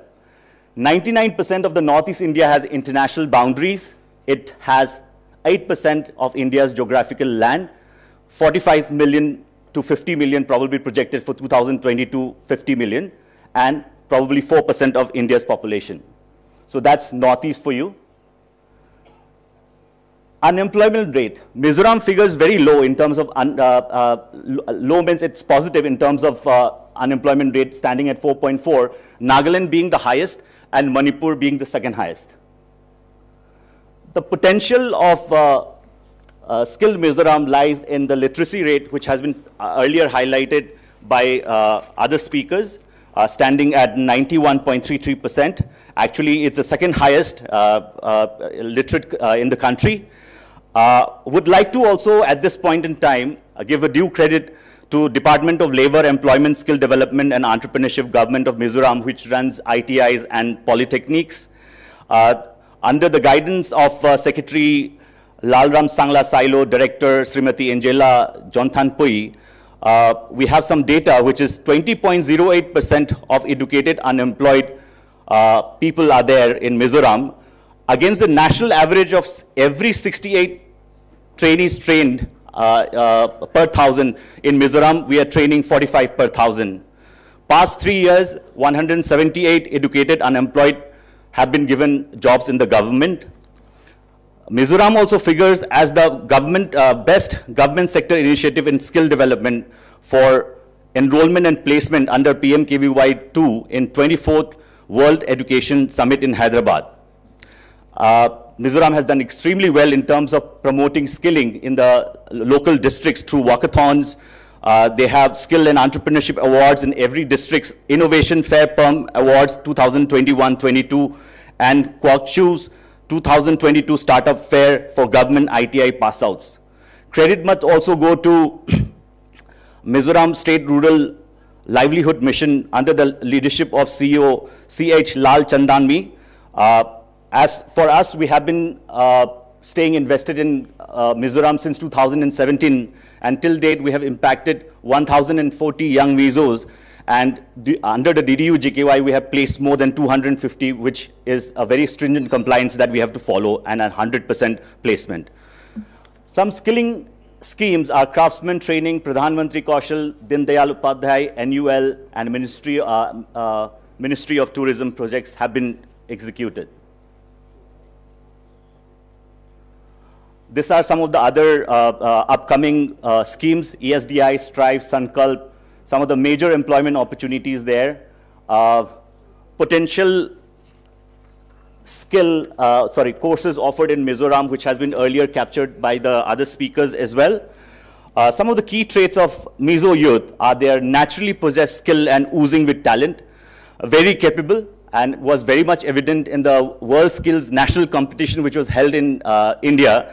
In fact, I do have the name of the gold medalist in the National Skill Competition, Van Lal Diki, who got a gold medal in shoemaking, and somebody who won bronze medal by the name of Maximus Lalruatikima in floristry. And also, Mizo people are very hospitable. In nursing care, Mizoram has been able to send, they are undergoing Japanese language training in New Delhi, and 20 nurses are bound to go to Japan. And also a very good English-speaking population. So the strength of the Mizo youth mostly lies in hospitality, healthcare, construction, beauty and wellness, and IT. And a good news is also there, general duty assistants have been also given job placements in Singapore. Some of the challenges that many of us who are also into skill are mobilization. We really need to get in employers to buy in that, that they need to employ skilled and certified candidates for productivity in their companies. Scalability is an issue. There are, for example, skill gap analysis being done, mismatch between youth aspiration and jobs. For example, in Punjab, a lot of people were needed for construction, but all of them came from places like Jharkhand, Bihar, Chhattisgarh. And also, in Mizoram as well, Mizoram is known for hospitality and beauty and wellness. So those trainings need to be done at the cluster level. And also for government labor departments also to ensure ensuring minimum wages for the workers, as well as the labor laws. Sometimes we often debate and deliberate on skill development and placement, but sometimes a lot of underlying factors are there when we don't take care of minimum wages and labor laws. A lack of training infrastructure, large corporates have come in, Larsen and Turbo. There has been collaboration between university and corporate like ICICI. India has welcomed a lot of international collaborations from Japan, Australia, Germany, but all of these collaborations are much more limited to providing infrastructure, training of trainers, curriculum and content. But the challenge really lies for international collaborators in the area of mobilization and the employer support that could give us within India. Some of the recommendations, awareness, what is the future role of our state skill development mission and the NGOs and industry to understand that you need to pay a premium for skilled and certified people. There needs to be counseling being done in schools. There has been an introduction of skill subjects in class 6, instead of 9. Curriculum change and linkage. And this is very, very interesting. Like, for example, in hospitality, a lot of our Northeast youth are taken to Kolkata and New Delhi to get trained and get jobs.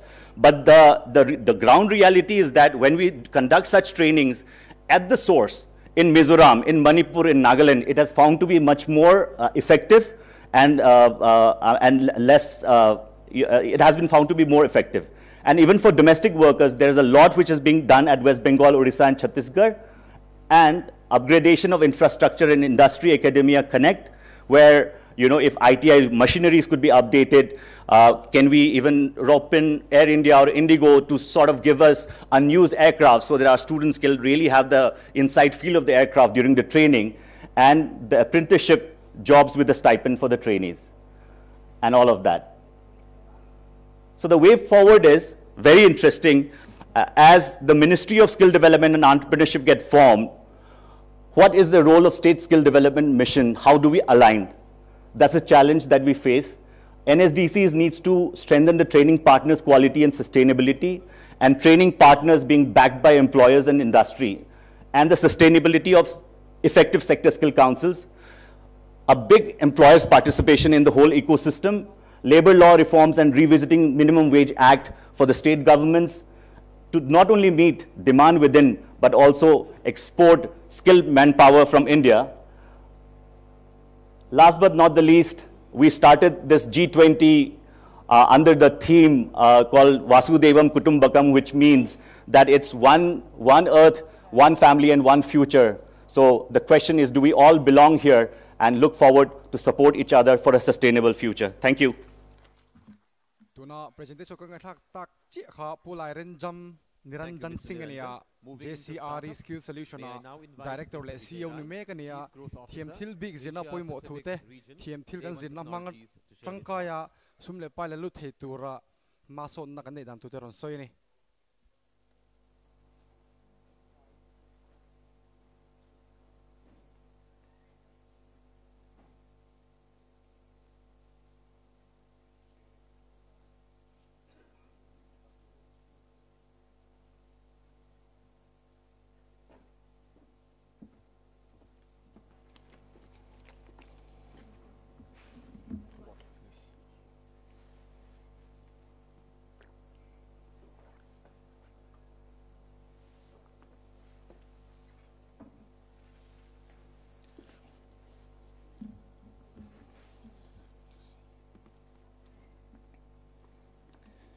Good afternoon, ladies and gentlemen. As they say, the best is kept for the last. And I think my energy was getting drained, and that's why I have a natural dynamo at my back. So it was getting recharged, and I think I was exhausted, but as I stand here, I represent a global artificial intelligence company, and I look after the US and the Asia Pacific markets. Now, as a business model, the first D in our approach is discover. And when we talk about discover, since yesterday we are discovering Mizoram. And the best part of my coming here is that Mizoram is a sister state of mine. How come? I will explain a little later on. Let it be as a surprise, right? Second part is discover. So I like the hospitality of the people from Mizoram, and I really would like to take these good memories back to my professional friends and to the entire business and community network when I go back. The second D in discover as a business model when we apply this to clients is what we call design. So while sitting here, I was talking to my friends in IBM, in Microsoft, in Cisco, in Bosch from Germany. And I was telling them, look, I'm here in Mizoram. What is there for you for Mizoram? What can you do for Mizoram? Even if they're not here in this room, all my time I was discussing, and by this time I have got several people showing interest, not only to invest in Mizoram, only because I am here in Mizoram. Look at the power of people connect. Look at the power of network. And that's the reason, because I look after only 30 countries. And you can understand that people from all those countries, how beautifully they can collaborate. So I'm coming to the second D, which is design. What should be the design for Mizoram? So I was speaking to Mr. Aizawl from the Mizo Fed and also to a professor from the Mizoram University before I am speaking here. And I have promised a couple of things to them. But I don't want to give an empty promise to the state. That's the reason why I said design. What should be the design? And I was thinking, so I have some design in my mind. Third thing, what we call development. Third D, develop. How can we co-develop programs, projects, and platforms for raising? The topic is raise, responsible, accelerated, innovative, sustainable, equitable Mizoram. Under that theme, I am rising here to say that the last D and the best D of our process, ma'am, is delivery. And I'm standing here to deliver. What I'm going to deliver here, number one, 6 points in 6 minutes. I would be very happy to look at creating one of the best artificial intelligence universities in Mizoram, in collaboration with anybody who wants to come in, maybe Mizoram University. Why I'm doing this? And I have a $13 trillion value proposition by 2030. Because that's what artificial intelligence is going to do globally. It is going to touch virtually every sector, every human being. It's already doing that. And $13 trillion would add roughly about 2% to the global domestic product. And I'm not very fascinated by GDP in the nominal terms.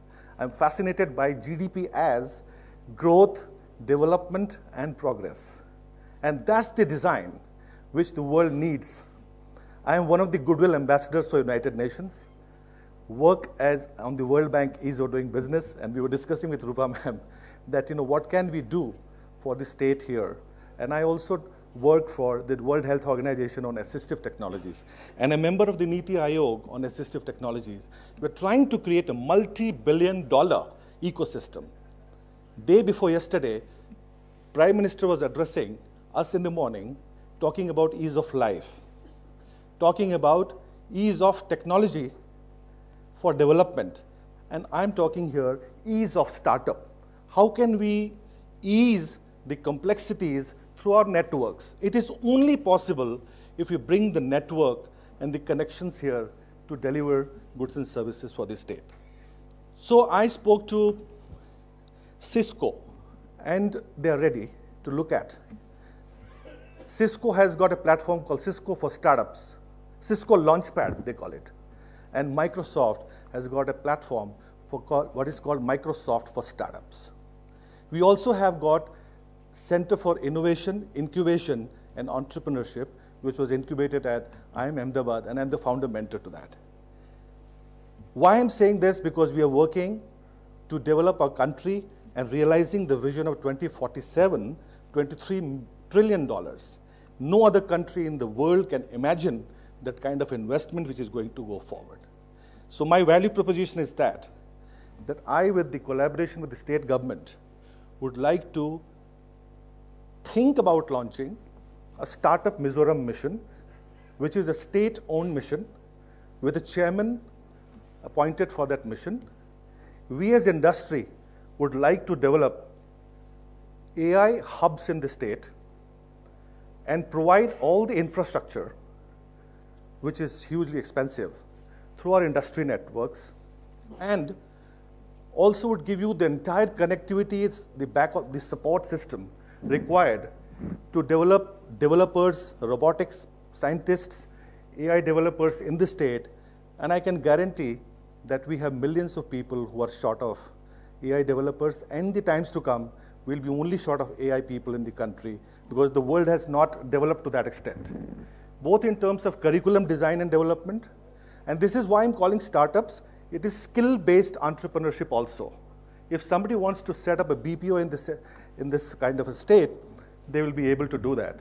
Second, I'm very happy to collaborate with our own industry partners like Tech Mahindras, like TCS. We work with all of them. IBM, we work with them. So to look at designing those center of excellence. And in my opinion, I am also the chairman of CII Emerging Technology, IT, ITS, and startups for the entire state of Delhi. So in that mission also, we are looking at creating the next generation artificial intelligence hub in Delhi, which is as a part of the Prime Minister's one of the 3 national artificial intelligence center of excellence, which he has promised. So I would like to be positive for the state of Mizoram, because I was born in Assam, and Mizoram was a part of Assam for many years, right? So that's why I call it a sister state. The focus of Prime Minister is there for Northeast. I have come here to assess the opportunities, go back and compile a report, because I work for Government of India under the DRIVE mission, which is the principal scientific advisor to Government of India's mission, which is under the Prime Minister's Science, Technology and Innovation Council. I'm the senior economic advisor on a special appointment, and I would like to see research, science, technology, and innovation to be a great pillar of strength for Mizoram, creating employment and entrepreneurship opportunities. So with that, I would like to discover more, talk more, engage more, and promise more. But my expertise is to deliver and make things happen. That's the reason I'm restricting some of the surprise announcements. But in the times to come, if all goes well, I'm ready to look at creating a 100 crore fund for the state, for startup entrepreneurs, and also like to train people, vetting their ideas, and signing an MOU with IIT Delhi, where we have our own office, where world's best center of excellence and all the top companies of the world, they are already housed there. So if you look at that, we can explore, and if the design is right, we can co-develop, sign an MOU with IIT Delhi, and you get the best of the talent, best of the ideas, best of the innovations from the world. And that's how I think we can develop Mizoram. Thank you very much. Tuna presentation ko ngai thak ta kha Pu Vijay Rai nia Asia Pacific Region Day 1 Technology San Chief Growth Officer nia Mizoram Sarkar ho tu te sumdong te paso na kong tam takapui thei na tur shia in an soya project sang tero CM tur in som hlomani.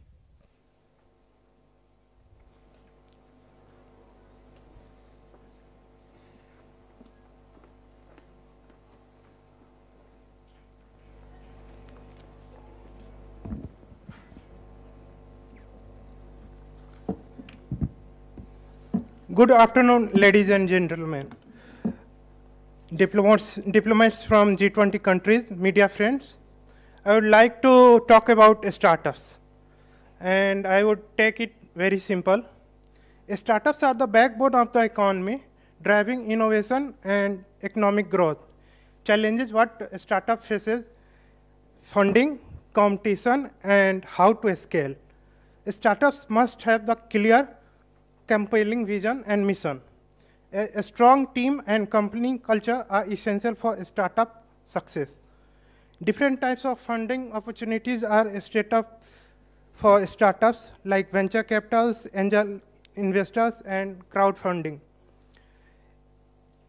A strategy for scaling a startup incubation, expanding into new markets, and developing new products or services. The importance of leveraging technology and innovation to stay ahead in the competition cannot be ignored.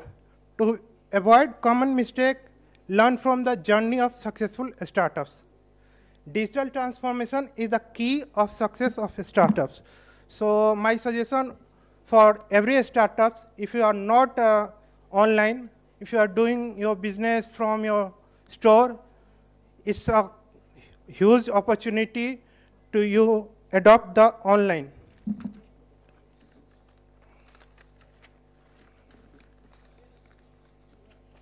Now I would like to talk about global perspectives of startups. The global startup ecosystem is evolving rapidly, driven by the technology, changing consumer behavior, and new business models. Emerging markets such as India, China, Brazil, and South Africa offers new opportunity for innovation and entrepreneurship thanks to their large and growing customer market, middle class, and access to the capital and talents.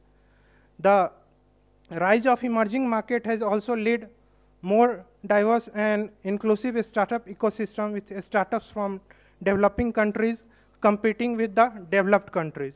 Social impact startups using technology to address global challenges are attracting new breeds of investors. Startups faces challenges such as barriers to entry in the market, access to the capitals, and some regulatory barriers. Governments, investors, and other stakeholders are recognizing the importance of startups and taking steps to support them, such as launching incubator center, acceleration program, and other programs. Startups need to be innovative, agile, and adaptable to change the market dynamics. Collaboration with crucial for startup success is collaborate with the company in your domain and in your sector. Collaboration allows access to expertise, resources, and other startups, industry, and players and governments. A startup can leverage each other's strengths through collaboration and robust economic and competitive global stage.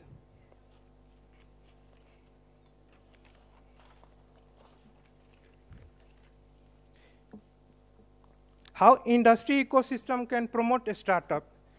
Industry ecosystem is the network of companies, organizations, and stakeholders that operates within a particular industry.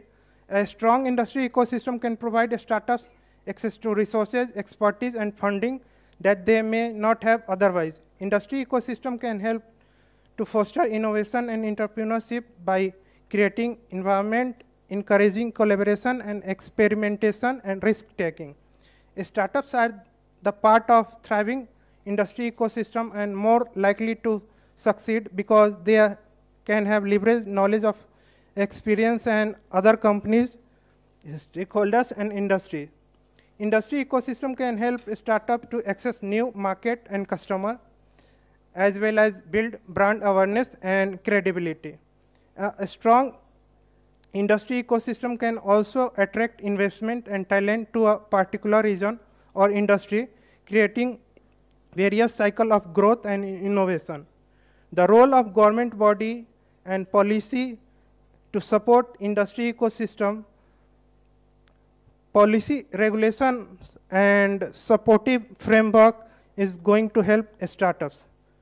Collaboration with some incubator, accelerator, industry specific network can help a startup to grow and bring investor and industry players to share knowledge and resources. Building a strong industry ecosystem takes lots of efforts. By working together to create a supportive environment for a startup, we can help drive innovation, job creation, and economic growth. A startup needs a conductive ecosystem. Ecosystem provides access to the capital, mentorship, resources, and supportive regulatory framework. Industry provides crucial ecosystem for startups.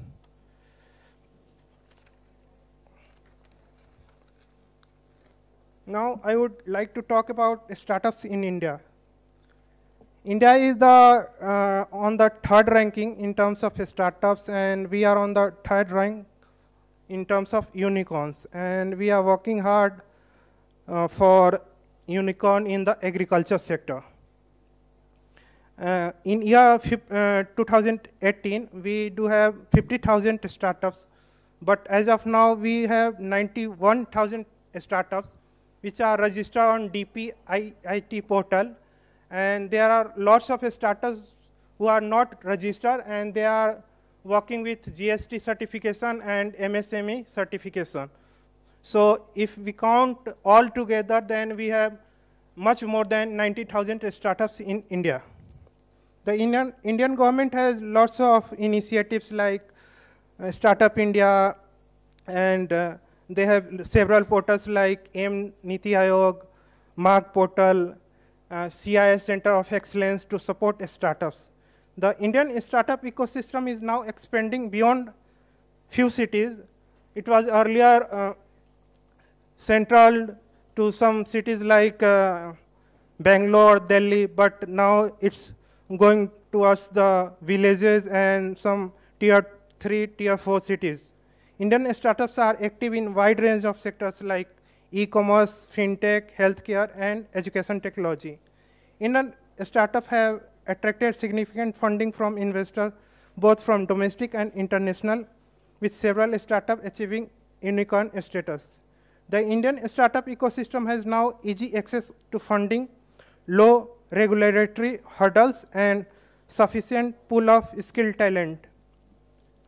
Efforts are being made by government and private sector to address several challenges and promote entrepreneurship in the country.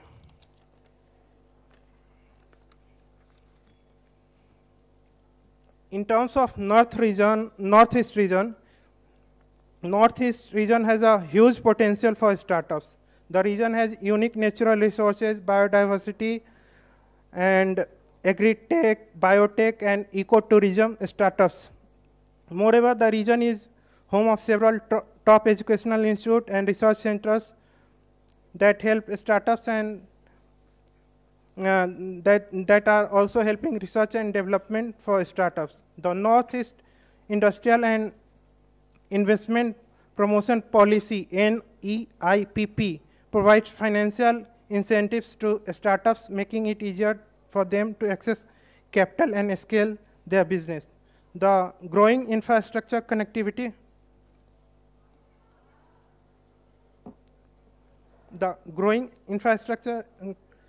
and access to fund in the region is promoting a startup in the region.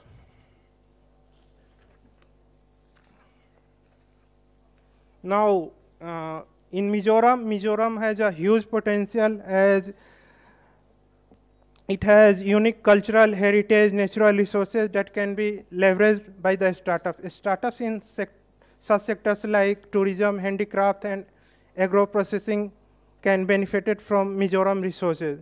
Mizoram government has lots of initiative to promote startup and innovation in the state. How collaborative efforts can help a startup? Collaborative efforts can make difference for a startup in Northeast region. A startup can tap into expertise and resources of other startups, industry players across the India through collaboration. Collaboration can take various forms, including partnership, joint ventures, mentorship program, and networking events. Collaboration can also provide fundings, technology, and mentorship to build better product, new market, and create job in the region.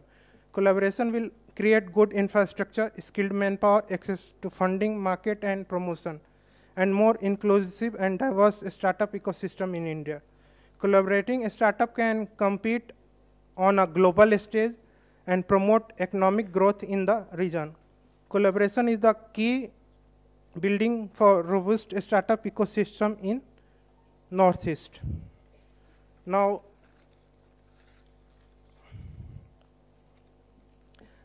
I am happy to announce our services for Mizoram. We are going to provide online portal for Mizoram government to promote their SMEs, MSMEs, and it's a SaaS-based platform. Mizoram government can promote easily startups and government initiative over that platform easily.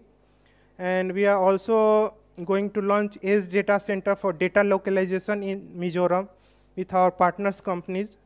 And I am also going to provide smart city, smart energy, and AI, IoT, cyber security, and payment gateways for startups in Mizoram. Thank you. Tuna presentation ko ngai thak ta kha pu Rohit Kumar ania startup poimo na le startup ina kan economy choice an thedan turte aron soyni.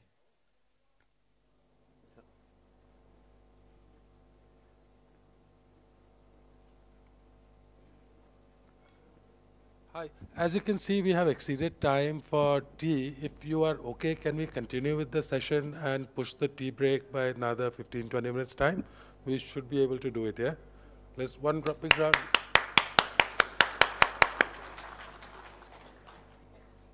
So since we are a little pressed of time and we also have the last speaker of this segment, ladies and gentlemen, we would like to invite Ms. Marion Velou, Councillor for Environment, Sustainable Cities and Mobility's Regional Economic Department for India and South Asia, to share her perspective on urban planning. Yes, good afternoon, and thank you to the organizers. I'm very happy to be in Mizoram, first time here, and I really enjoy my time. If that's okay, I would like to invite my colleague Feli to join with me and to present with me. We both work in the Embassy of France in India on sustainable cities. Oops. So, first, a bit of context on India. As you may know, rapid urbanization is creating large infrastructure gaps. The population of India is growing fastly, and the urbanization trend is also growing fastly. So 1.4 billion inhabitants today in India, and 400 million are urban, so it's roughly a share of 35%. I've noticed that in Mizoram, you are already at 52% urban dwellers. And this population is bound to increase to 814 million, so in 2050. So there is really a need to think the cities to make them livable for those new inhabitants. India has an infrastructure deficit for essential urban services. According to a World Bank report, India needs to invest 840 billion US dollar over the year 2022-2036 to address this infrastructure gap. So it's a huge amount that needs financing. And all this is to achieve the SDG 11, so sustainable cities and communities. Prime Minister Narendra Modi, yesterday in a conference, he stressed this issue of infrastructure and the need for India to invest in the cities to make cities more climate resilient and water secure. And he really emphasized urban planning as a way to move forward. Urban planning, spatial planning, transport planning. So all these aspects are what we are focusing on in the Indo-French cooperation in the matter. So there is many opportunities for sustainable intervention in the field of mobility, with low-carbon transport systems, intermodality, ticketing systems in smart city schemes, for instance, water to address water secure challenge, water secure cities, with 24/7 distribution, sanitation, and treatment. Waste and circular economy, which is really trending. I've seen in some stores here some products like woven baskets made of recycled products, and resilience and adaptation to climate change. So sustainable urban development is a clear priority for our Indo-French bilateral cooperation, which I'm in charge of with Feli in the French Embassy. Just to share that we've been working together with India for since 2012. We have an MOU that was signed between our two ministries, and it was renewed in 2018 when our president came to India. Recently, we organized with our Indian colleagues an Indo-French seminar in September in Delhi, where we had like 200 people coming from both France and Indian officials and Indian experts too to discuss these topics. And we recently had a joint working group between Ministry of Housing and Urban Affairs and the counterpart in France in January 2023, so a month ago. So for 2023, we are working together in India on urban water management. We are currently discussing with some cities and states to have a participatory workshop by what we call Atelier de Sergi, which is kind of a think tank, a French think tank that brings together civil society experts to address one specific issue on urban planning. So we'd like to work on urban and water cycle. France is also eager to finance demonstration projects, especially in the water sector. And we strongly believe in a nature-based solution within cities. We also work on sustainable mobility, how to complement the metro systems, and working on soft mobility, intermodality, and transport governance. I was happy to note that in Aizawl, people were more disciplined on traffic-wise, because in Delhi it's not the case, so congratulations to you. And waste management and circular economy, and also low carbon and resilient cities. We are also discussing with the Government of India, the Ministry of Housing and Urban Affairs, on training and capacity building in all those fields to try to set up some sessions for Indian officials. Now, for focus on Northeast India, I will let Feli introduce this. Yes, hello. Hi, my name is Feli Visco. I'm really grateful to be here today because, I mean, not only representing the French embassy here, but also because I'm also from this state. I'm a Mizo. And I just wanted to let you know why are we here today, because it might sound a little bit far away from, the B20. But there is a growing presence of French enterprises and French activities in the northeastern region, and there is a lot of interest to do more. We're just going to take you through a slide which will tell you what the French are doing in the northeastern region. The French Development Agency, AFD, has a biodiversity and forest conservation project in Assam. It was launched in 2012, and it's entering its second phase now. It's a 720 crore or an 80 million euro project. You might have seen on the 28th of February, Finance Minister Nirmala Sitharaman launched the Sikkim ropeway. It is the Dhapar to the Bhale Dunga ropeway that was built by a French company called Homa, and it's been financed under the PM Development Development Initiative for the Northeastern region. And these are some of the companies that are interested to come and investigate projects here in the Northeast. We have a company called Terre Armée, which works on reinforced earth. So they are present across several states in India already. They constructed the highest reinforced earth construction in Siliguri, which is not too far from here. There was a landslide there that washed away the Darjeeling-Siliguri highway, and there was a railway that was in danger. So that was when Terre Armée came in and sort of reinforced the earth there, and it's the highest reinforced earth construction in the world today. You've got, in water, we've got French multinationals, Suez and Veolia, that are very active in India. Suez has been in India for now more than 40 years. They do a lot of municipal water, wastewater treatment, sanitation, water distribution. They're present in Delhi, Mumbai, Bangalore.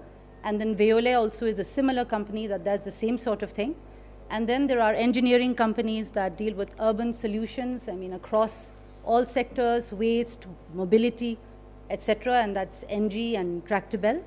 And as Marion said, our interest here, of course, is that the French government can finance studies, they can finance demonstration projects, and we are interested in investigating this region to see whether there are things that we can do here. Thank you very much. Thank you.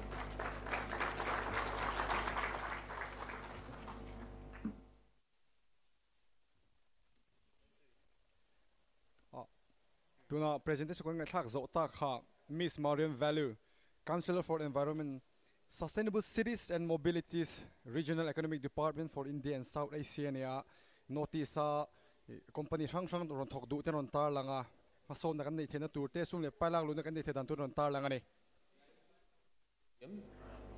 Mr. Manfred Oster, Consulate General of the Federal Republic of Germany, Germany. And since we are a little pressed of time, if I remain standing here, I hope I am not a distraction.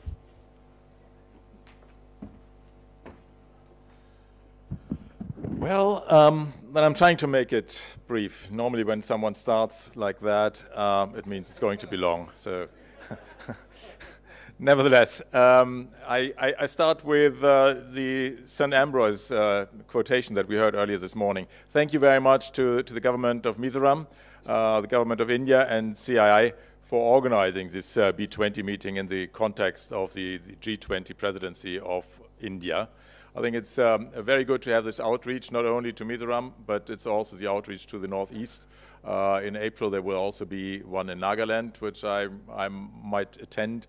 The other two, unfortunately, were overlapping with other commitments. I'm the Consul General in Kolkata, and so I'm covering the whole of the Northeast, in addition to West Bengal, Bihar, Jharkhand, and Odisha. And the Seven Sisters are definitely a very dynamic region, and I found today's elaborations and presentations very interesting indeed to follow up on. What I found encouraging in general terms was that basically in all the interventions we heard the need for sustainability, and I think that is absolutely what we need to see in these years and this situation where our planet is in several crises. Here in the Northeast, apparently there is the mentality even further developed, but some of the speakers, of course, do not come from here, but just to quote one of our learned speakers here as well, the question that we go always only for GDP growth is also something that is insufficient. It needs to be sustainable growth. That's what we have to strive for, and I have the feeling that this is realized and will come about. Only then, if we do that, can we really work to solve the climate crisis, which is something that all of us have to work on.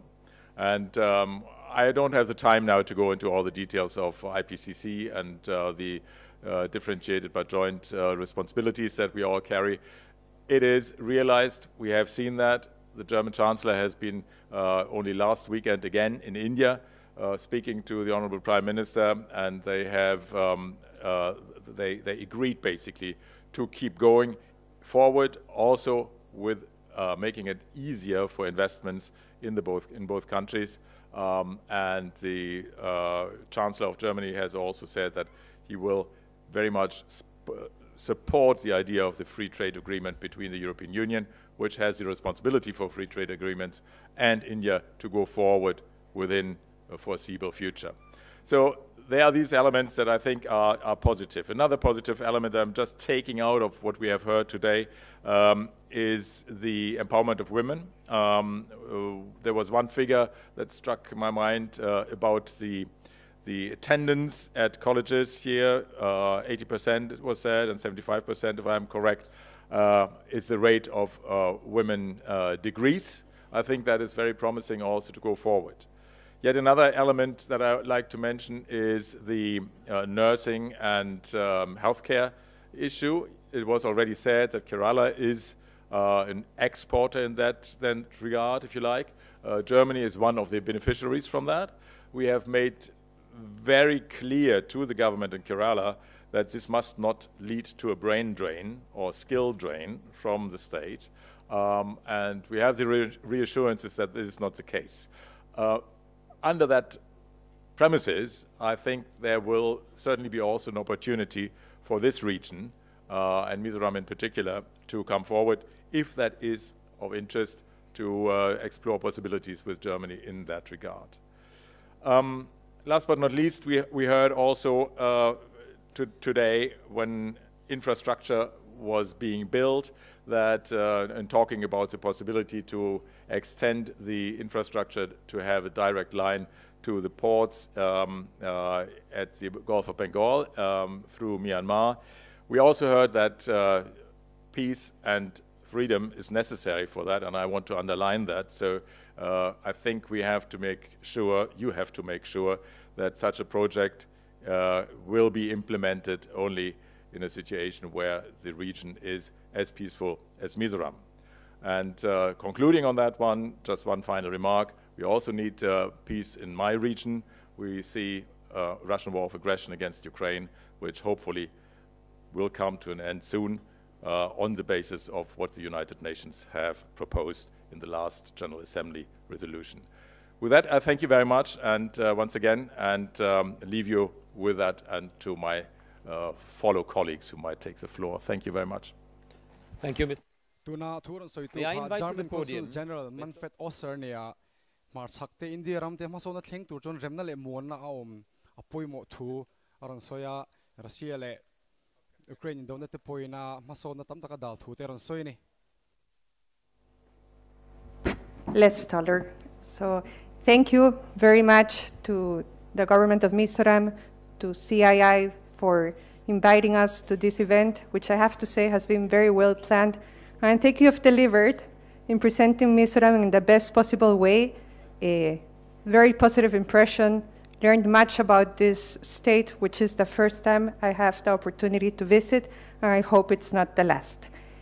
Just a few things from the discussions that we've had today. Through the videos and the different presentations, you have highlighted nature and the rich biodiversity that Mizoram has, its high literacy, the skilled population and the potential that this has, the high percentage of forest coverage and protected species that you have, that it's one of the happiest states. You have also underlined peace, sports, soccer. I saw in the stalls coffee, Arabica coffee, and tourism.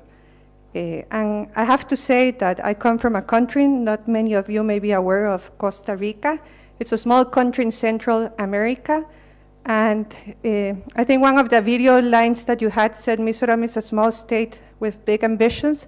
I would say Costa Rica is a small country that has made an impact in the international arena, and mainly because of its peace, its stability, and its leadership in environmental protection.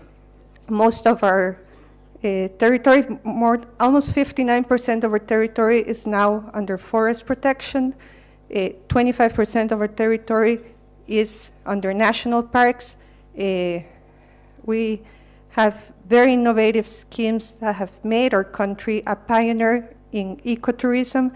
And this is where I think we can come together. I don't come here to propose investments as such, but I think we can definitely share within a scope of South-South cooperation best practices in how Costa Rica has done so successfully in terms of ecotourism. And peace too. You may not know, but in 1948, Costa Rica voluntarily, it was the first country in the world, decided to abolish its army, and the resources were redirected to education and health. And that has made a huge impact and change in the development of our nation. I mentioned 5.1 million inhabitants. Just before the pandemic, we were receiving 3 million tourists annually. Last year, we were already at 75% of what we were before the pandemic. Most of them come from the US and Europe, not so much from Asia, but we're hoping that that's gonna change. And I think there's very, like I said, innovative schemes that you could adopt, and I'll be happy to collaborate with the International Cooperation Department of Mizoram to see what we can pursue further. Also, pineapple, bananas. Costa Rica is the first exporter in the world of pineapples, extremely sweet pineapples. There may be also possibilities there. Thank you. Thank you, Ms. Mong. Moving on, may I invite Turon to the Soituha, Sophia Ms. Selas Nita Ariel, Chania, Minister Economic Minister Council, Consul General, Costa Rica, Sokar Aizawl, Kalania, Pineapple Chung Changte, La Huite Chung Changte, Atharchok, Masatun is a Chung Changte on Soyene.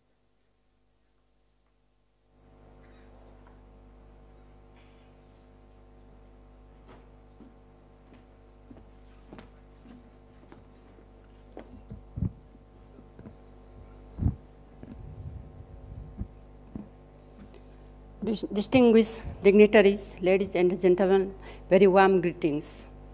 Firstly, I would like to thank the Ministry of Foreign Affairs, the Government of India, and the Government of Mizoram, and the CIA for providing this opportunity to me. I also would like to thank the organizer for the warm hospitalities. It is a great pleasure and an honor for me to be amongst you all in this beautiful city. And I am pleased to share some views about bilateral and multilateral opportunity between Nepal and Mizoram. Nepal and Mizoram have ample opportunity to boost tourism and trade ties. Both of these places offer mesmerizing tourist destination. Adventural and natural tourism serve as a core area in both these places. Cultural and geographical similarities are an advantage. We must be ready to seize this opportunity to enhance our collaboration, to make our society and the people prosperous, and to further strengthen our relation. We both have a lot of scope in tourism and entrepreneurship, infrastructure, urban planning. We can exchange our idea and experience of these sectors. As close neighbors, Nepal and India share unique ties of friendship and cooperation characterized by an open border and a deep-rooted people-to-people relation. There is heart-to-heart relationship between the citizens of both countries. I am happy to share that India has consistently been the top source of tourists and FDI for Nepal. India is the largest trade partner of Nepal. Geographical similarities, common civilization, and cultural bonds, close people-to-people contact, and all the availability of the visa-free cross-border travel have all played a part in our multifaceted relationship. Nepal is one of the top tourist destinations because of its scenic natural sighting, culturally and traditionally rich pilgrimage, historical architecture, and other adventurous and exciting activities. Let me share some points about investment opportunity in Nepal. Nepal has become an attractive destination for foreign investment. As Nepal is running on the path of transformation, the government of Nepal has set the environment of developing Nepal as an investor-preferred destination for investment. The government of Nepal has introduced many major reforms to attract FDI to Nepal. Some of them are focusing the legal reform, making ease in doing business, developing adequate infrastructure, applying digital rules for service provisioning, incentive in investment, etc. These reforms are creating a conducive environment for FDI, and that gives rise to investment possibilities. Nepal has a young, energetic, educated, and trained workforce. There is an opportunity to catch the benefit of the demographic dividend, as Nepal has a large percentage of population in working age. I think our geopolitical situation can be seen as an opportunity to build an innovation hub in the country. With high chance of value addition, rising purchasing power, and an amiable workforce, Nepal has the potential to be one of the biggest market place in the world. We have opened almost every sector of the economy for foreign direct investment, and among these, hydropower, manufacturing, tourism, infrastructure, services, IT-based industries have the most promise. The natural as well as cultural asset of Nepal also offer a substantial opportunity to investors. Nepal's rivers have a tremendous potential to contribute to green and clean energy security in South Asia. Nepal's mesmerizing destinations are offering more advantage in tourism. We are eager to enhance collaboration and joint effort to utilize these resources. The partnership between the businesses and the investors of the two countries have quite a long history. Indian firms are the leading investor in Nepal. Given this, I encourage you all to catch the moment and make Nepal your upcoming trip and join us in our endeavor by investing and visiting in Nepal. We welcome your investment and look forward to working with you. Thank you. Thank you, Ms. Arya. Moving on, may I invite to the podium Mr. S.M. Abul Kalam Azad, Secretary General, India-Bangladesh Chamber of Commerce and Industry, Bangladesh.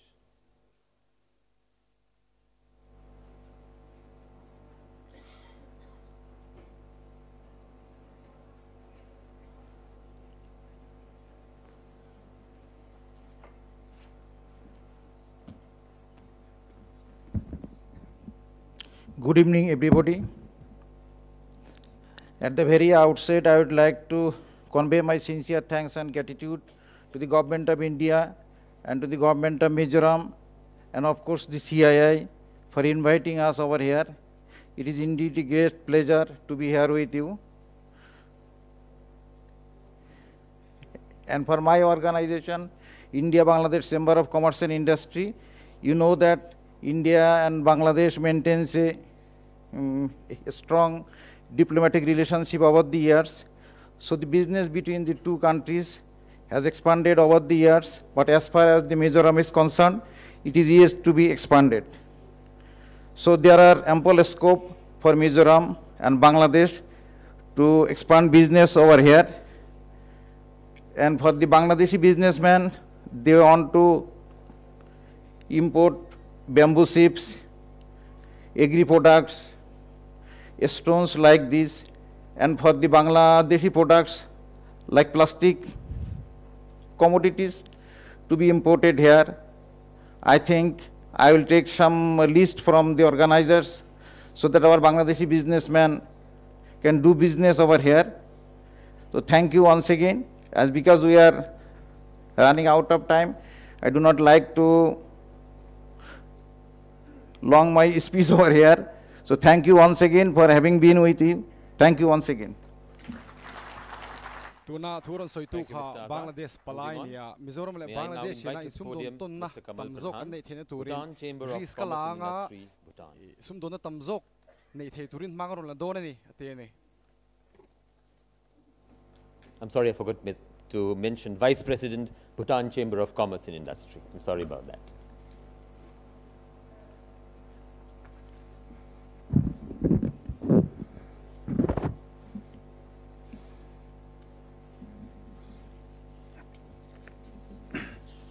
Kuzuzongpo. This is how we greet Kuzuzongpola, respected dignitaries on the dais, Honorable Chief Secretary, delegates, distinguished guests, Mr. Moore, member of the CII, ladies and gentlemen. Firstly, I have the honor of conveying the warm greetings of His Majesty the King and the people of Bhutan. I, on behalf of the Bhutan Chamber of Commerce and Industry, delegates, and on my own behalf, would like to thank the Confederation of Indian Industry, the B20 Secretariat, for making such elaborate arrangements and making Bhutan as one of your partners in this event. I also thank you very much for the warm reception rendered to all our delegates and me. We are honored to be here with all of you on this occasion of B20 program to highlight the economic potential between the two countries and pave a way for business partnership. Bhutan and India enjoy strong bonds of friendship. It is no exaggeration when we say that Bhutan and India share extraordinary ties of friendship and cooperation. Our relationship has grown as never before into an exemplary friendship, one that has overcome differences in size, wealth, and population. A friendship that has been defined by mutual trust, understanding and cooperation, a friendship that is the envy of our region. For the world today, we are marked by timeless respect, a partnership forged not only of our shared experiences but also by our civilizations growing together, overlapping in both history and culture. And till date, as together we are propelled into the 21st century, we choose to grow together. Bhutan's transformation from medieval kingdom to a modern nation was possible because of the selfless leadership of our beloved kings.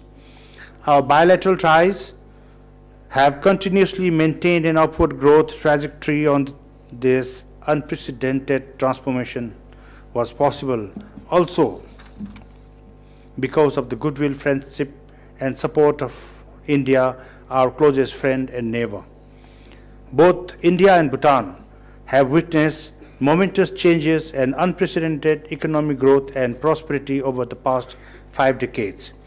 The Government of India has been associated with Bhutan's planned development since the start of the first 5-year plan and continues to be our main development partner.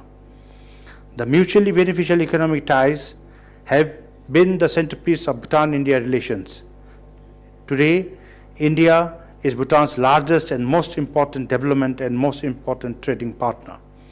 Bhutan is a small economy based largely on hydropower, agriculture, and forestry, which provide the main livelihood of more than half the population. Bhutan is looking for a long-term investment opportunity considering its relatively cheaper energy, political stability, access to workforce, free trade protocol, and special economic zones strategically located close to the northeast offers as an added advantage. Bhutan has all the policies to enable investment. It also understands that Mizoram is one of the fastest growing economies among the states in India. We see a lot of opportunities and trade and investment cooperation. Bhutan and Northeast, and for that matter Mizoram, have a lot of similarities as having evergreen hills, agriculture as its main business, gushing rivers, and high sparkling waterfalls. Bhutan is open for business, but for a business of clean, green, and sustainable, like renewable energy, information technology, organic farming, handicrafts, and high-end tourism. Today, we take pride to say that our environment is pristine. We are a biodiversity hotspot. We are the world's only carbon-neutral country. We have a unique culture, and we are the only surviving Vajrayana Buddhist kingdom. So today, Bhutan is a modern nation in the 21st century. Hence, we all welcome you to visit Bhutan and try our rich culture, hospitality, and invest in Bhutan. We remain committed to fostering interconnectivity and mutual confidence in multiple areas, in promoting trade and investment, and in trying to leverage India's rapid economic growth into win-win arrangements with our neighbors. The Chamber remains steadfast to maintain continued bilateral trade and build upon the existing trade relations. The Bhutan Chamber has been engaged with the CII in shaping our journey and works proactively on transforming the Chamber's engagement in national development. These forums help us to develop a dedicated space to explore new avenues for expanding trade and commerce between the two countries. I thank the Confederation of Indian Industry for inviting me and my delegation to participate in this momentous summit, and I look forward for our future cooperation. It has been Bhutan's privilege to work to be a close partner of India in its nation-building efforts and socio-economic development. We are very optimistic that we shall gain greater height in our future cooperations. Together, we can deliver the vision of an integrated, sustainable, and inclusive future. I would like to thank the organizers for this wonderful event, the hospitality, and wish everyone a wonderful stay and success in the year ahead. Thank you very much. Touch delay. Thank you, Mr. Bhutan. I would like to invite Mr. Rocha, CEO Klasavo, Bhutan le Mizoram chu ramin angram thing le mo enia Mizoram chu ram mason chak tak ani wangin sum don na konga Bhutan ne na tho dun thenge be se thute an ram tro tu te na soma มาโซนตั้มตักหนาอันโถดุนเทริงอันนี้ Chibai Mizoram. There you go. Trying to wake up the crowd here. Dear distinguished guests and my fellow speakers, I'm honored to have been invited to speak at this important session about the bilateral and multilateral opportunities between the United States of America and the Northeast region, specifically Mizoram. As the CEO and founder of Clasavo, a company that helps students access quality education worldwide, I've had the opportunity to witness firsthand the importance of collaboration and partnerships between countries. Mizoram, with its rich culture and abundant natural resources, presents a tremendous opportunity for collaboration between the United States and India. The states focus on urban planning, infrastructure, startups, skill development, nursing, and paramedics, provides avenues for cooperation in sectors that are critical to the growth and development of any country. One area where the United States and Mizoram can work towards achieving practical and achievable outcomes is in the field of education. Skill development comes under education. Education is the foundation upon which all development is built, and is crucial that every child has access to quality education. The United States, with its world-renowned universities and research institutions, can collaborate with Mizoram to create a robust education system that is accessible to all. I truly believe that if we solve education, we solve everything else. Another area of potential collaboration is in the field of healthcare. Mizoram has made significant strides in healthcare, with focus on nursing and paramedics. The United States, with its advanced healthcare system, can provide support and training to Mizoram in this critical areas while mutually benefiting from improving healthcare outcomes and create a healthier population. As Dr. Devashish Chaudhary emphasized, this is Northeast India's time to shine in producing specialized nurses out of here. Finally, there's enormous potential for collaboration in the startup ecosystem, and these are all in line with what Mizoram's objectives are. Mizoram has a growing startup scene, and the United States can provide mentorship and support to startups in Mizoram, helping them to scale and achieve their full potential. To give you an example, a friend of mine runs a startup called Sati. She graduated from MIT and moved to Ahmedabad to manufacture India's first 100% biodegradable sanitary pads made out of banyan and bamboo fibers. How awesome is that? And I definitely urge her to look into Mizoram as a way to kind of foray into her business. In conclusion, I believe that organizations and companies together can work to achieve practical and achievable outcomes in education, healthcare, and the startup ecosystem. By collaborating and sharing knowledge and resources, we can create a brighter future for the people of Mizoram and over 51 million people in the Northeast region. Thank you for your attention. I look forward to continuing this conversation throughout the day. Thank you, Mr. Shah. Next, may I invite Mr. Mayur Kumar Dave, Senior Partner, Pinnacle Advisor India.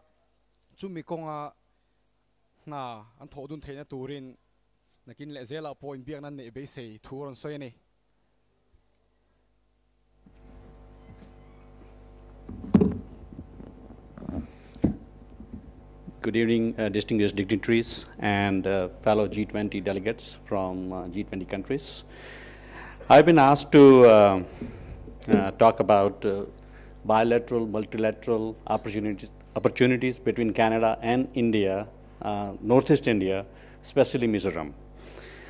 First of all, I'll go with some commonality which we share between Canada and Mizoram. As I heard, 84% of this land is covered by the forest. Canada is 50% covered by the forest. At the same time, Mizoram is the gateway to the Southeast Asia for India, and we consider Canada is a gateway to the North American market for Indian companies and Indian institutions. I'll talk about three major opportunities which I see between two our great nations, and Mizoram in particular. And very first one is going to be a skills development. When we talk about skills development, there was one slide I think one of the gentlemen produced. It said like only 45% of the graduates, when they come out of the universities or colleges, they are employable. I was in one of the meetings when we were designing NEP, New Education Policy. Only 10% of engineers, they are employable next day when they finish their education. Next 25% were employable after 2 years of rigorous training. And rest of the 65%, they need like a lot of training and skills redevelopment. Canada definitely can be a great partner, especially for India as well as Mizoram in particular, to develop new skills, to have more higher education. Canada offers world-class education, and Mizoram, student of Mizo community or state of Mizoram, they are 91% literate. And I believe that there is an opportunity between Canadian universities as well as universities in Mizoram, where they can have a tie-ups, they can have a student exchange program, they can have academia transfer program as well. Second thing, I will talk about nursing and healthcare in general. Canada needs a lot of healthcare professionals, mainly nurses. We will need that. Dr. Chaudhary said very rightly that we will need 9 million, which is a very high number, and no country will be able to do it on its own. So with collaboration between Canada and India, I think we can do our part in that sector. The startup incubators, mentorship, yes, Canada is a robust ecosystem of a startup. We have Mars Institute, we have Vector Institute. There are very many startup community which is thriving in Canada. University of Waterloo, which is, I think, has partnership with the Google itself to have their own startup as well as incubator. Lastly, I thank you so much for inviting me for this fantastic and august gathering. I really thank Government of India, Government of Mizoram, and CII for this amazing B20, G20 meeting. In the last, but very proudly, to the people, the great people of Mizoram. I don't know how to say in your language, but I'll try. Ai tha bear, which means you're great. You're done really fantastic.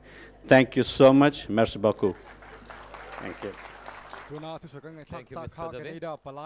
Next, may I invite to the India podium Ms. Vitali Kore, Transport Specialist, the World Bank. Training and masak podang thute ron soya Canada chu zirna thazok umna ni wangi in India Rama University te abig takin Mizoram tenen puwa zirla exchange program teneya zirna thazok on don thene tura thodun puya ron so mani.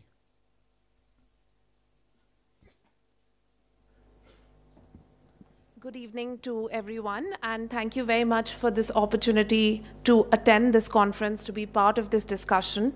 A very sincere thanks to all the senior officials from the Government of India, from the Government of Mizoram. Thank you very much.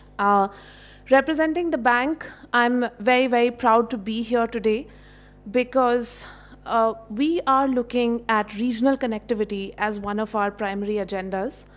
And a new program that we've actually begun is called Access, on accelerating regional connectivity in Eastern South Asia. What we noticed in our research in the bank, and I think a lot of people do follow some of our research work there, is that when we look particularly and zoom into this specific area of Bangladesh, Bhutan, India, and Nepal, there is an unexploited trade potential for nearly every country.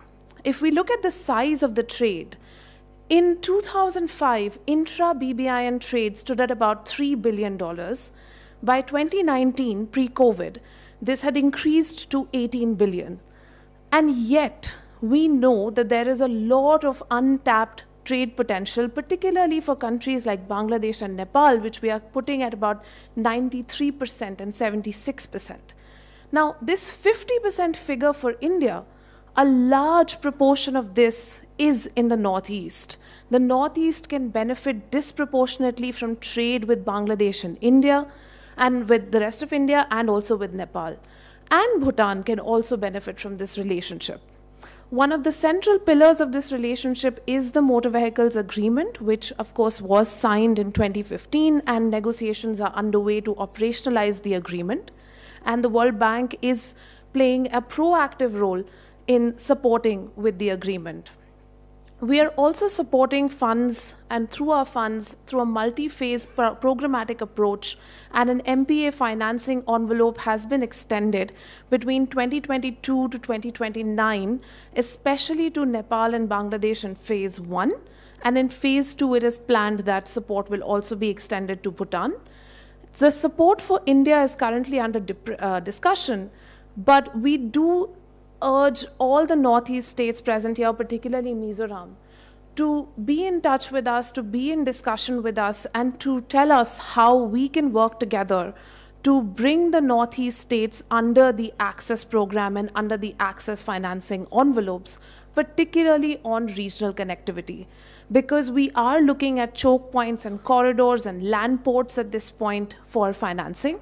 And this is one of the areas where we believe that continued cooperation with the northeastern states, particularly states like Mizoram that are so strategically located, will be extremely beneficial for the overall Access program and also for each of the countries.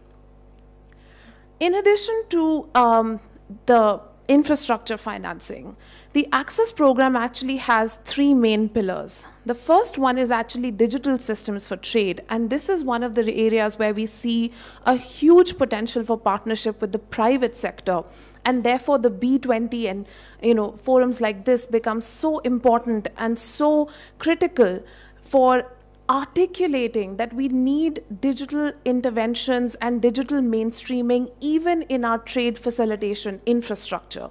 We need to be able to create land ports where digital systems actually expedite the movement of freight and goods. And of course, we are also looking at green infrastructure, green corridors, and green highways as a big part of the Access program framework. I won't go into the details of these, and please feel free to contact me after this program to ask for more details about the Access program. But I will say one thing about the Access regional coordination and peer-to-peer learning platform. Just last month, we were able to take a very small delegation of about 15 to 17 senior officials from the BBIN countries to Singapore for an exposure visit. And we were able to interact with Singaporean authorities on how they are mainstreaming digital systems in trade facilitation. This was the first meeting of the Access Regional Coordination and Peer-to-Peer Learning Platform, because it was a way for all countries to come together, among all 4 BBIN countries to come together and learn about a new way of doing things and a new way of looking at trade facilitation. As we move forward and as we grow this platform, we would love to showcase examples from across India, from Bangladesh, from Nepal, from Bhutan, of how can we actually manage our trade facilitation systems better and create more efficiencies. And also from the private sector of innovative logistics solutions, trade facilitation solutions. So, and we look forward to the partnership with CII to come up with some of those examples. And finally, we are also supporting each of the BBIN countries with a programmatic analytical support initiative, under which we are supporting convening and learning platforms, and we're also supporting studies and technical assistance. So with that, I'd like to thank everyone for this opportunity. Thank you, CII, for this opportunity to be here, and would love to engage with all of you. Thank you.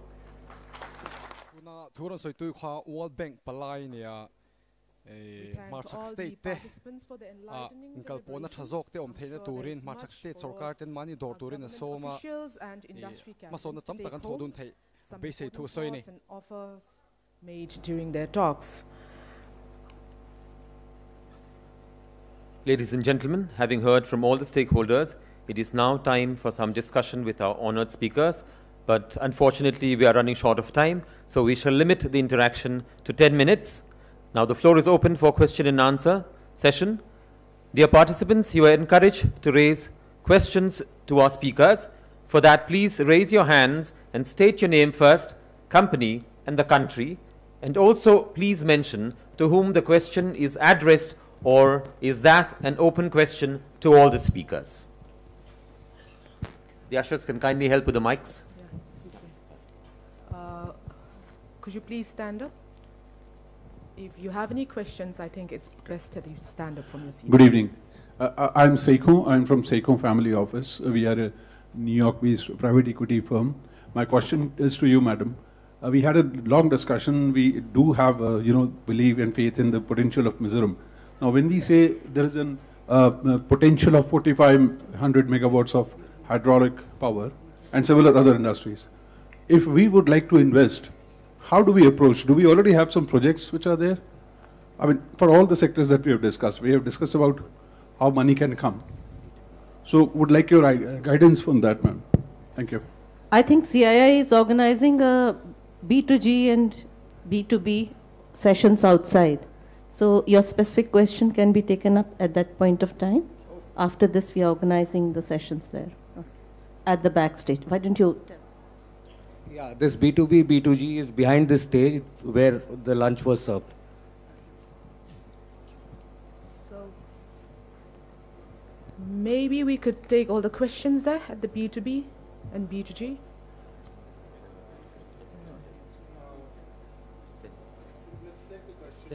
Okay. All right. Any other questions, please?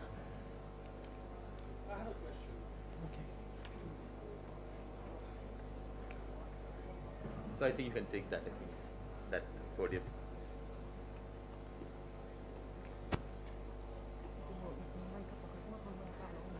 We spoke about harnessing potential in paramedics and nursing for people of Mizoram. How come we are not discovering art, craft, fashion, and glamour and music out of this region? I'm asking anyone who can answer this question for me. I mean, this has been going on in my head.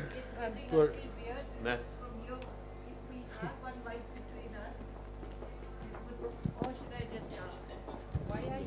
Here, ma'am. Here. Why are we not looking at these industries? Music, fashion? A simple answer. Specific sectors have been chosen for this meeting. And under the skills sector, the speakers had so much to say that these areas were left out. It's there in my concluding remarks. And I think you have been witness to it. I mean, we have great singers, we have great musicians, artists, and whatever Gopi said, they are in abundance here.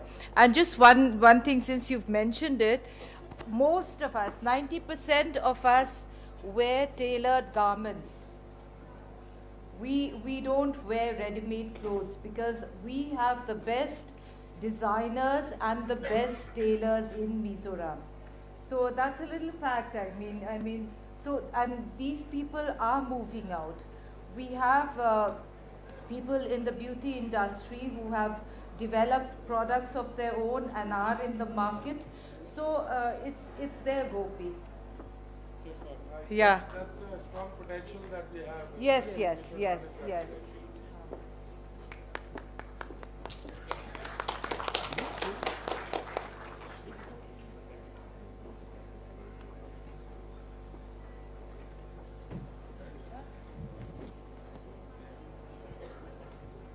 Any other questions?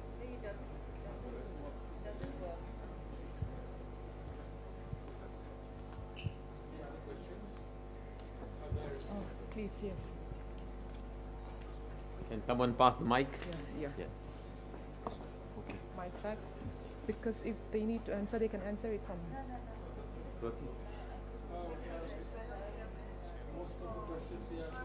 It's not working. Yeah, so it's not. Sorry, please put on your microphone.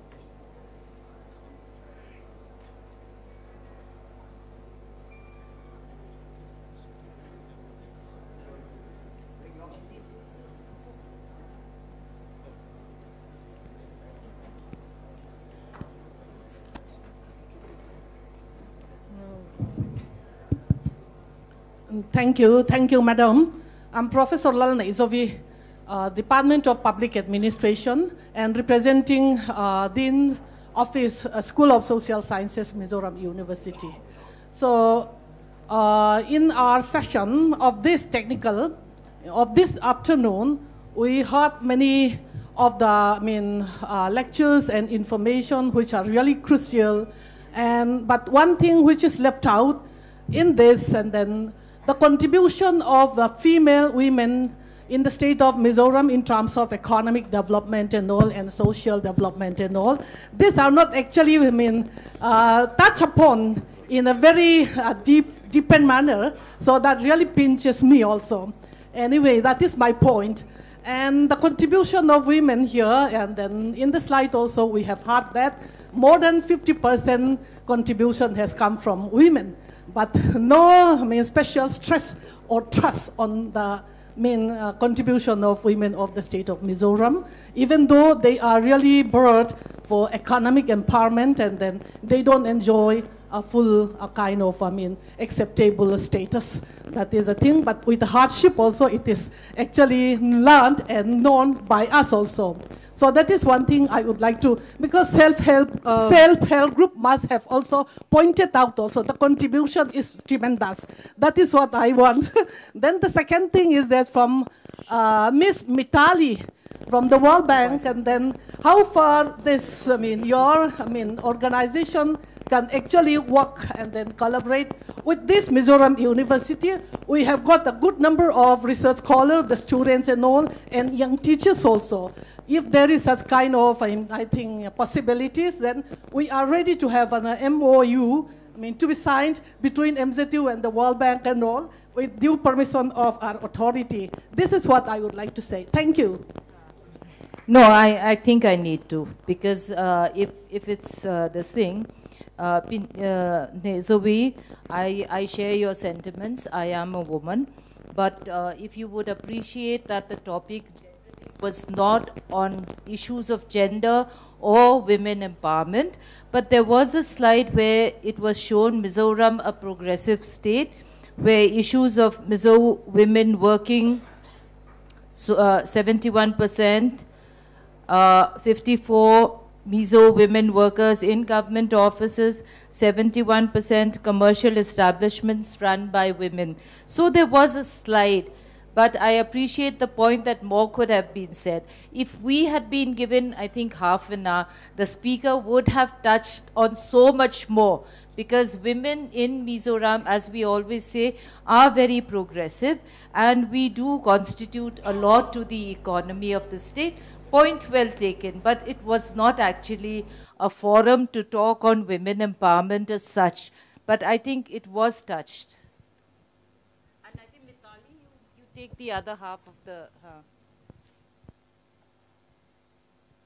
Thank you so much for your question, and also thank you for your intervention on gender and the role of women in the economy. Because I agree with ma'am that, Mizoram is really standing out amongst many of the other states as an example and as a leader when it comes to women's participation in the workforce as well as in entrepreneurship. And we are very keen to learn from how Mizoram has integrated women's representation not only in non-traditional sectors like transport, logistics. How is it that women here are now coming up in these sectors as well is very interesting, and at the bank we are very keen to showcase these examples as well. With respect to looking at collaboration on research, of course, I will take this to the bank and I will take this to some of the other units, because I work with the transport sector unit, and then there are others that are responsible for education and skill development, and I will take this request to them very seriously. And we also commission a number of studies on political economy, on looking at the issues of strategic investment and partnership.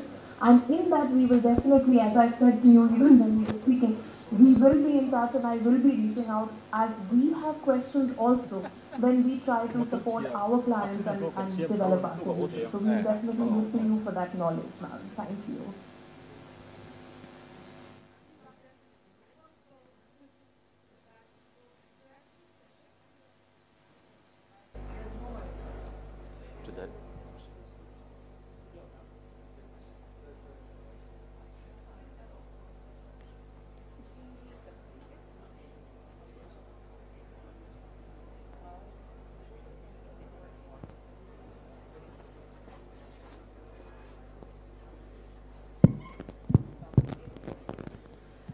I think our 10 minutes is over, so we will close our interaction with that remark. Ladies and gentlemen, we have finally come to the end of this session. So before we close this session, I would like to invite Mrs. Estelle Elruat-Kimi, Principal Secretary, Department of Commerce and Industries, Government of Mizoram, for the closing remark.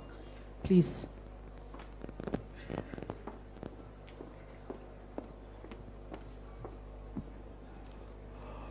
Good afternoon, ladies and gentlemen.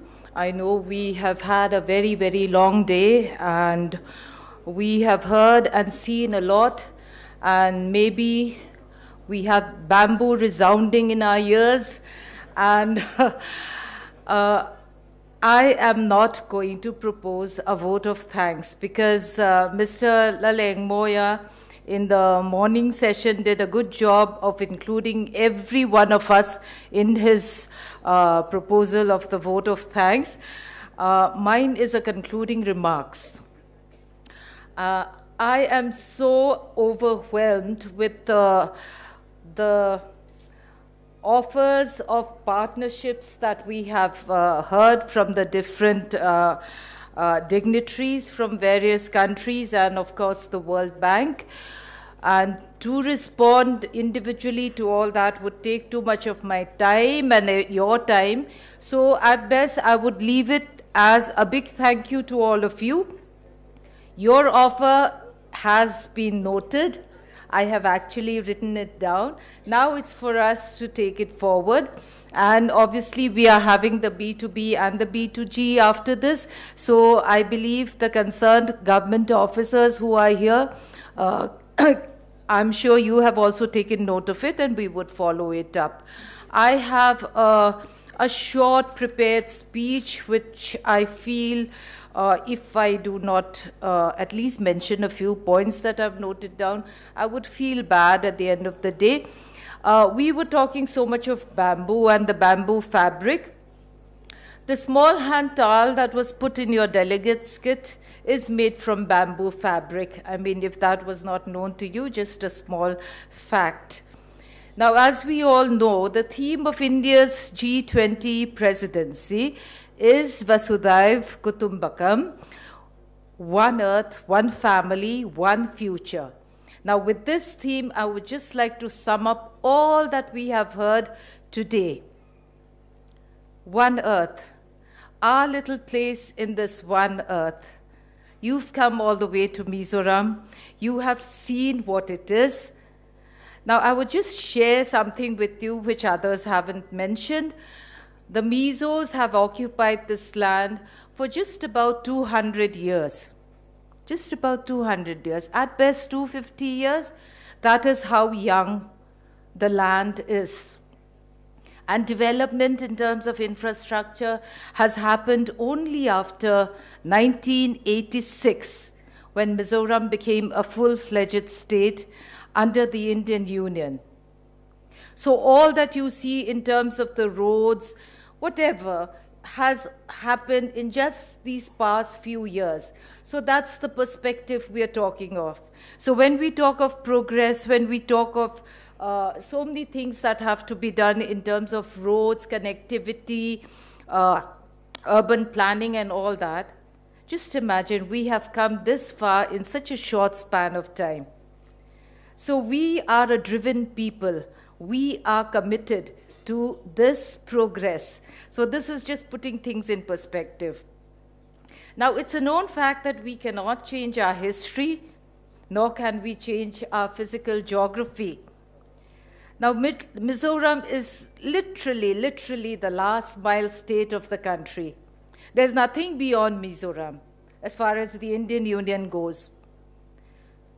People who travel to Mizoram travel because it is absolutely required of them to come to Mizoram. I travel to Kolkata maybe sometimes because I'm on my way to Delhi. So it's like that for Mizoram. And we can't change the fact of that. And we have two neighbors, countries, that makes it difficult. So people did use strategic.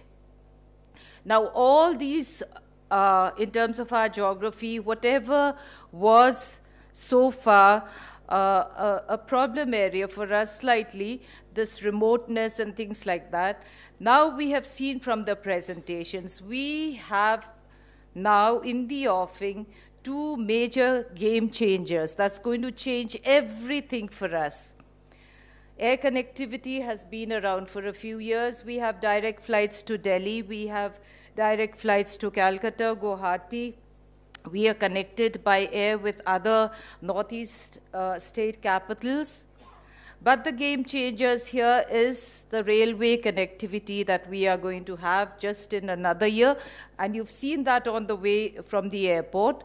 It looks ugly today, but it's going to be beautiful once it comes up. And then, of course, again, what was spoken about, the Kaladan project. Now, this is what is going to change things for Mizoram. So now we do not talk, now maybe we still say we are remote, but this is going to make us a very important, bustling business hub for the whole region. And for all these things that are in the offing and are going to come in the year or two, we are now preparing a new industrial policy and with a focus on micro, small, and medium enterprises, because that's what's relevant for us. With a hilly terrain like this, we can't have big industries. We know that. So focus always for us is on the micro, small, and medium. So our policy, the new policy that's being drafted, is also a lot of focus there. We have made a lot of amendments to our archaic and sometimes irrelevant provisions so that we minimize compliance burdens for businesses to be set up. And now Mizoram is currently ranked 2nd in the ease of doing business ranking among all the Northeast states. We heard that sports has been separately declared an industry so as to attract investment. There aren't many states in the country which have done that. Similarly, tourism has been declared separately as an industry with a separate, sustainable, responsible tourism policy. So my friend from Bhutan, I share your sentiments when you talk in terms of Bhutan being a country which is so aware of, what was the word that you used? I think, what was it? It was so nice when you talked of your tourism, because we also share the same sentiments. We don't want our ecosystem to be disturbed for the want of tourism to flourish. Now to come to the second part, one family of the theme. Now you've heard so much about us. Our little Mizo family, we are a homogeneous people. We speak one language, we follow one religion. Ours is an egalitarian society with no caste or class divisions. Women are empowered and there is no distinction, no discrimination on grounds of gender. And within a short span of 125 years, this is another interesting fact about Mizoram. We never had a script of our own. We spoke the language and everything that was passed down was oral. But only 125 years back, we had missionaries, Christian missionaries, come to Mizoram from Wales in the UK. They prepared the script for us, the Mizo script for us, using the Roman script. So we got our script only 125 years ago, and here we are now, the second most literate state in the country. Now, do we need an applause for that? Yes, I think we do. Yeah. Now, I want to say all this to put things in perspective. All the Mizos sitting in this room are at best third-generation learners. We don't go beyond that. We never had a script to go beyond that. Now, I keep saying these things to prove a point. We are a young people living in a young state. However, our desire to grow, our drive to excel has made us what we are today. And all the presentations that came before me, you saw how we are doing so well on so many criteria, in so many aspects. That is within a very short span of time. Education, someone mentioned that. I'm so happy. We are not only literate, but within the short span of time, we have institutions in all streams. The Mizoram University, the very university where we are having this conference, is among the youngest central universities, but today it is among the best 100 universities in the country. So when we invite you to do business with us, to enter into a partnership with us, I just wanted you to have this perspective so that whatever we said, we would be much, much more 10 years down the line. Now coming to the last one, future. We want to be a part of this future with all of you nations of the world, be it in nursing and paramedics, sports, bamboo, handloom, horticulture, hospitality. I'm happy someone touched on that.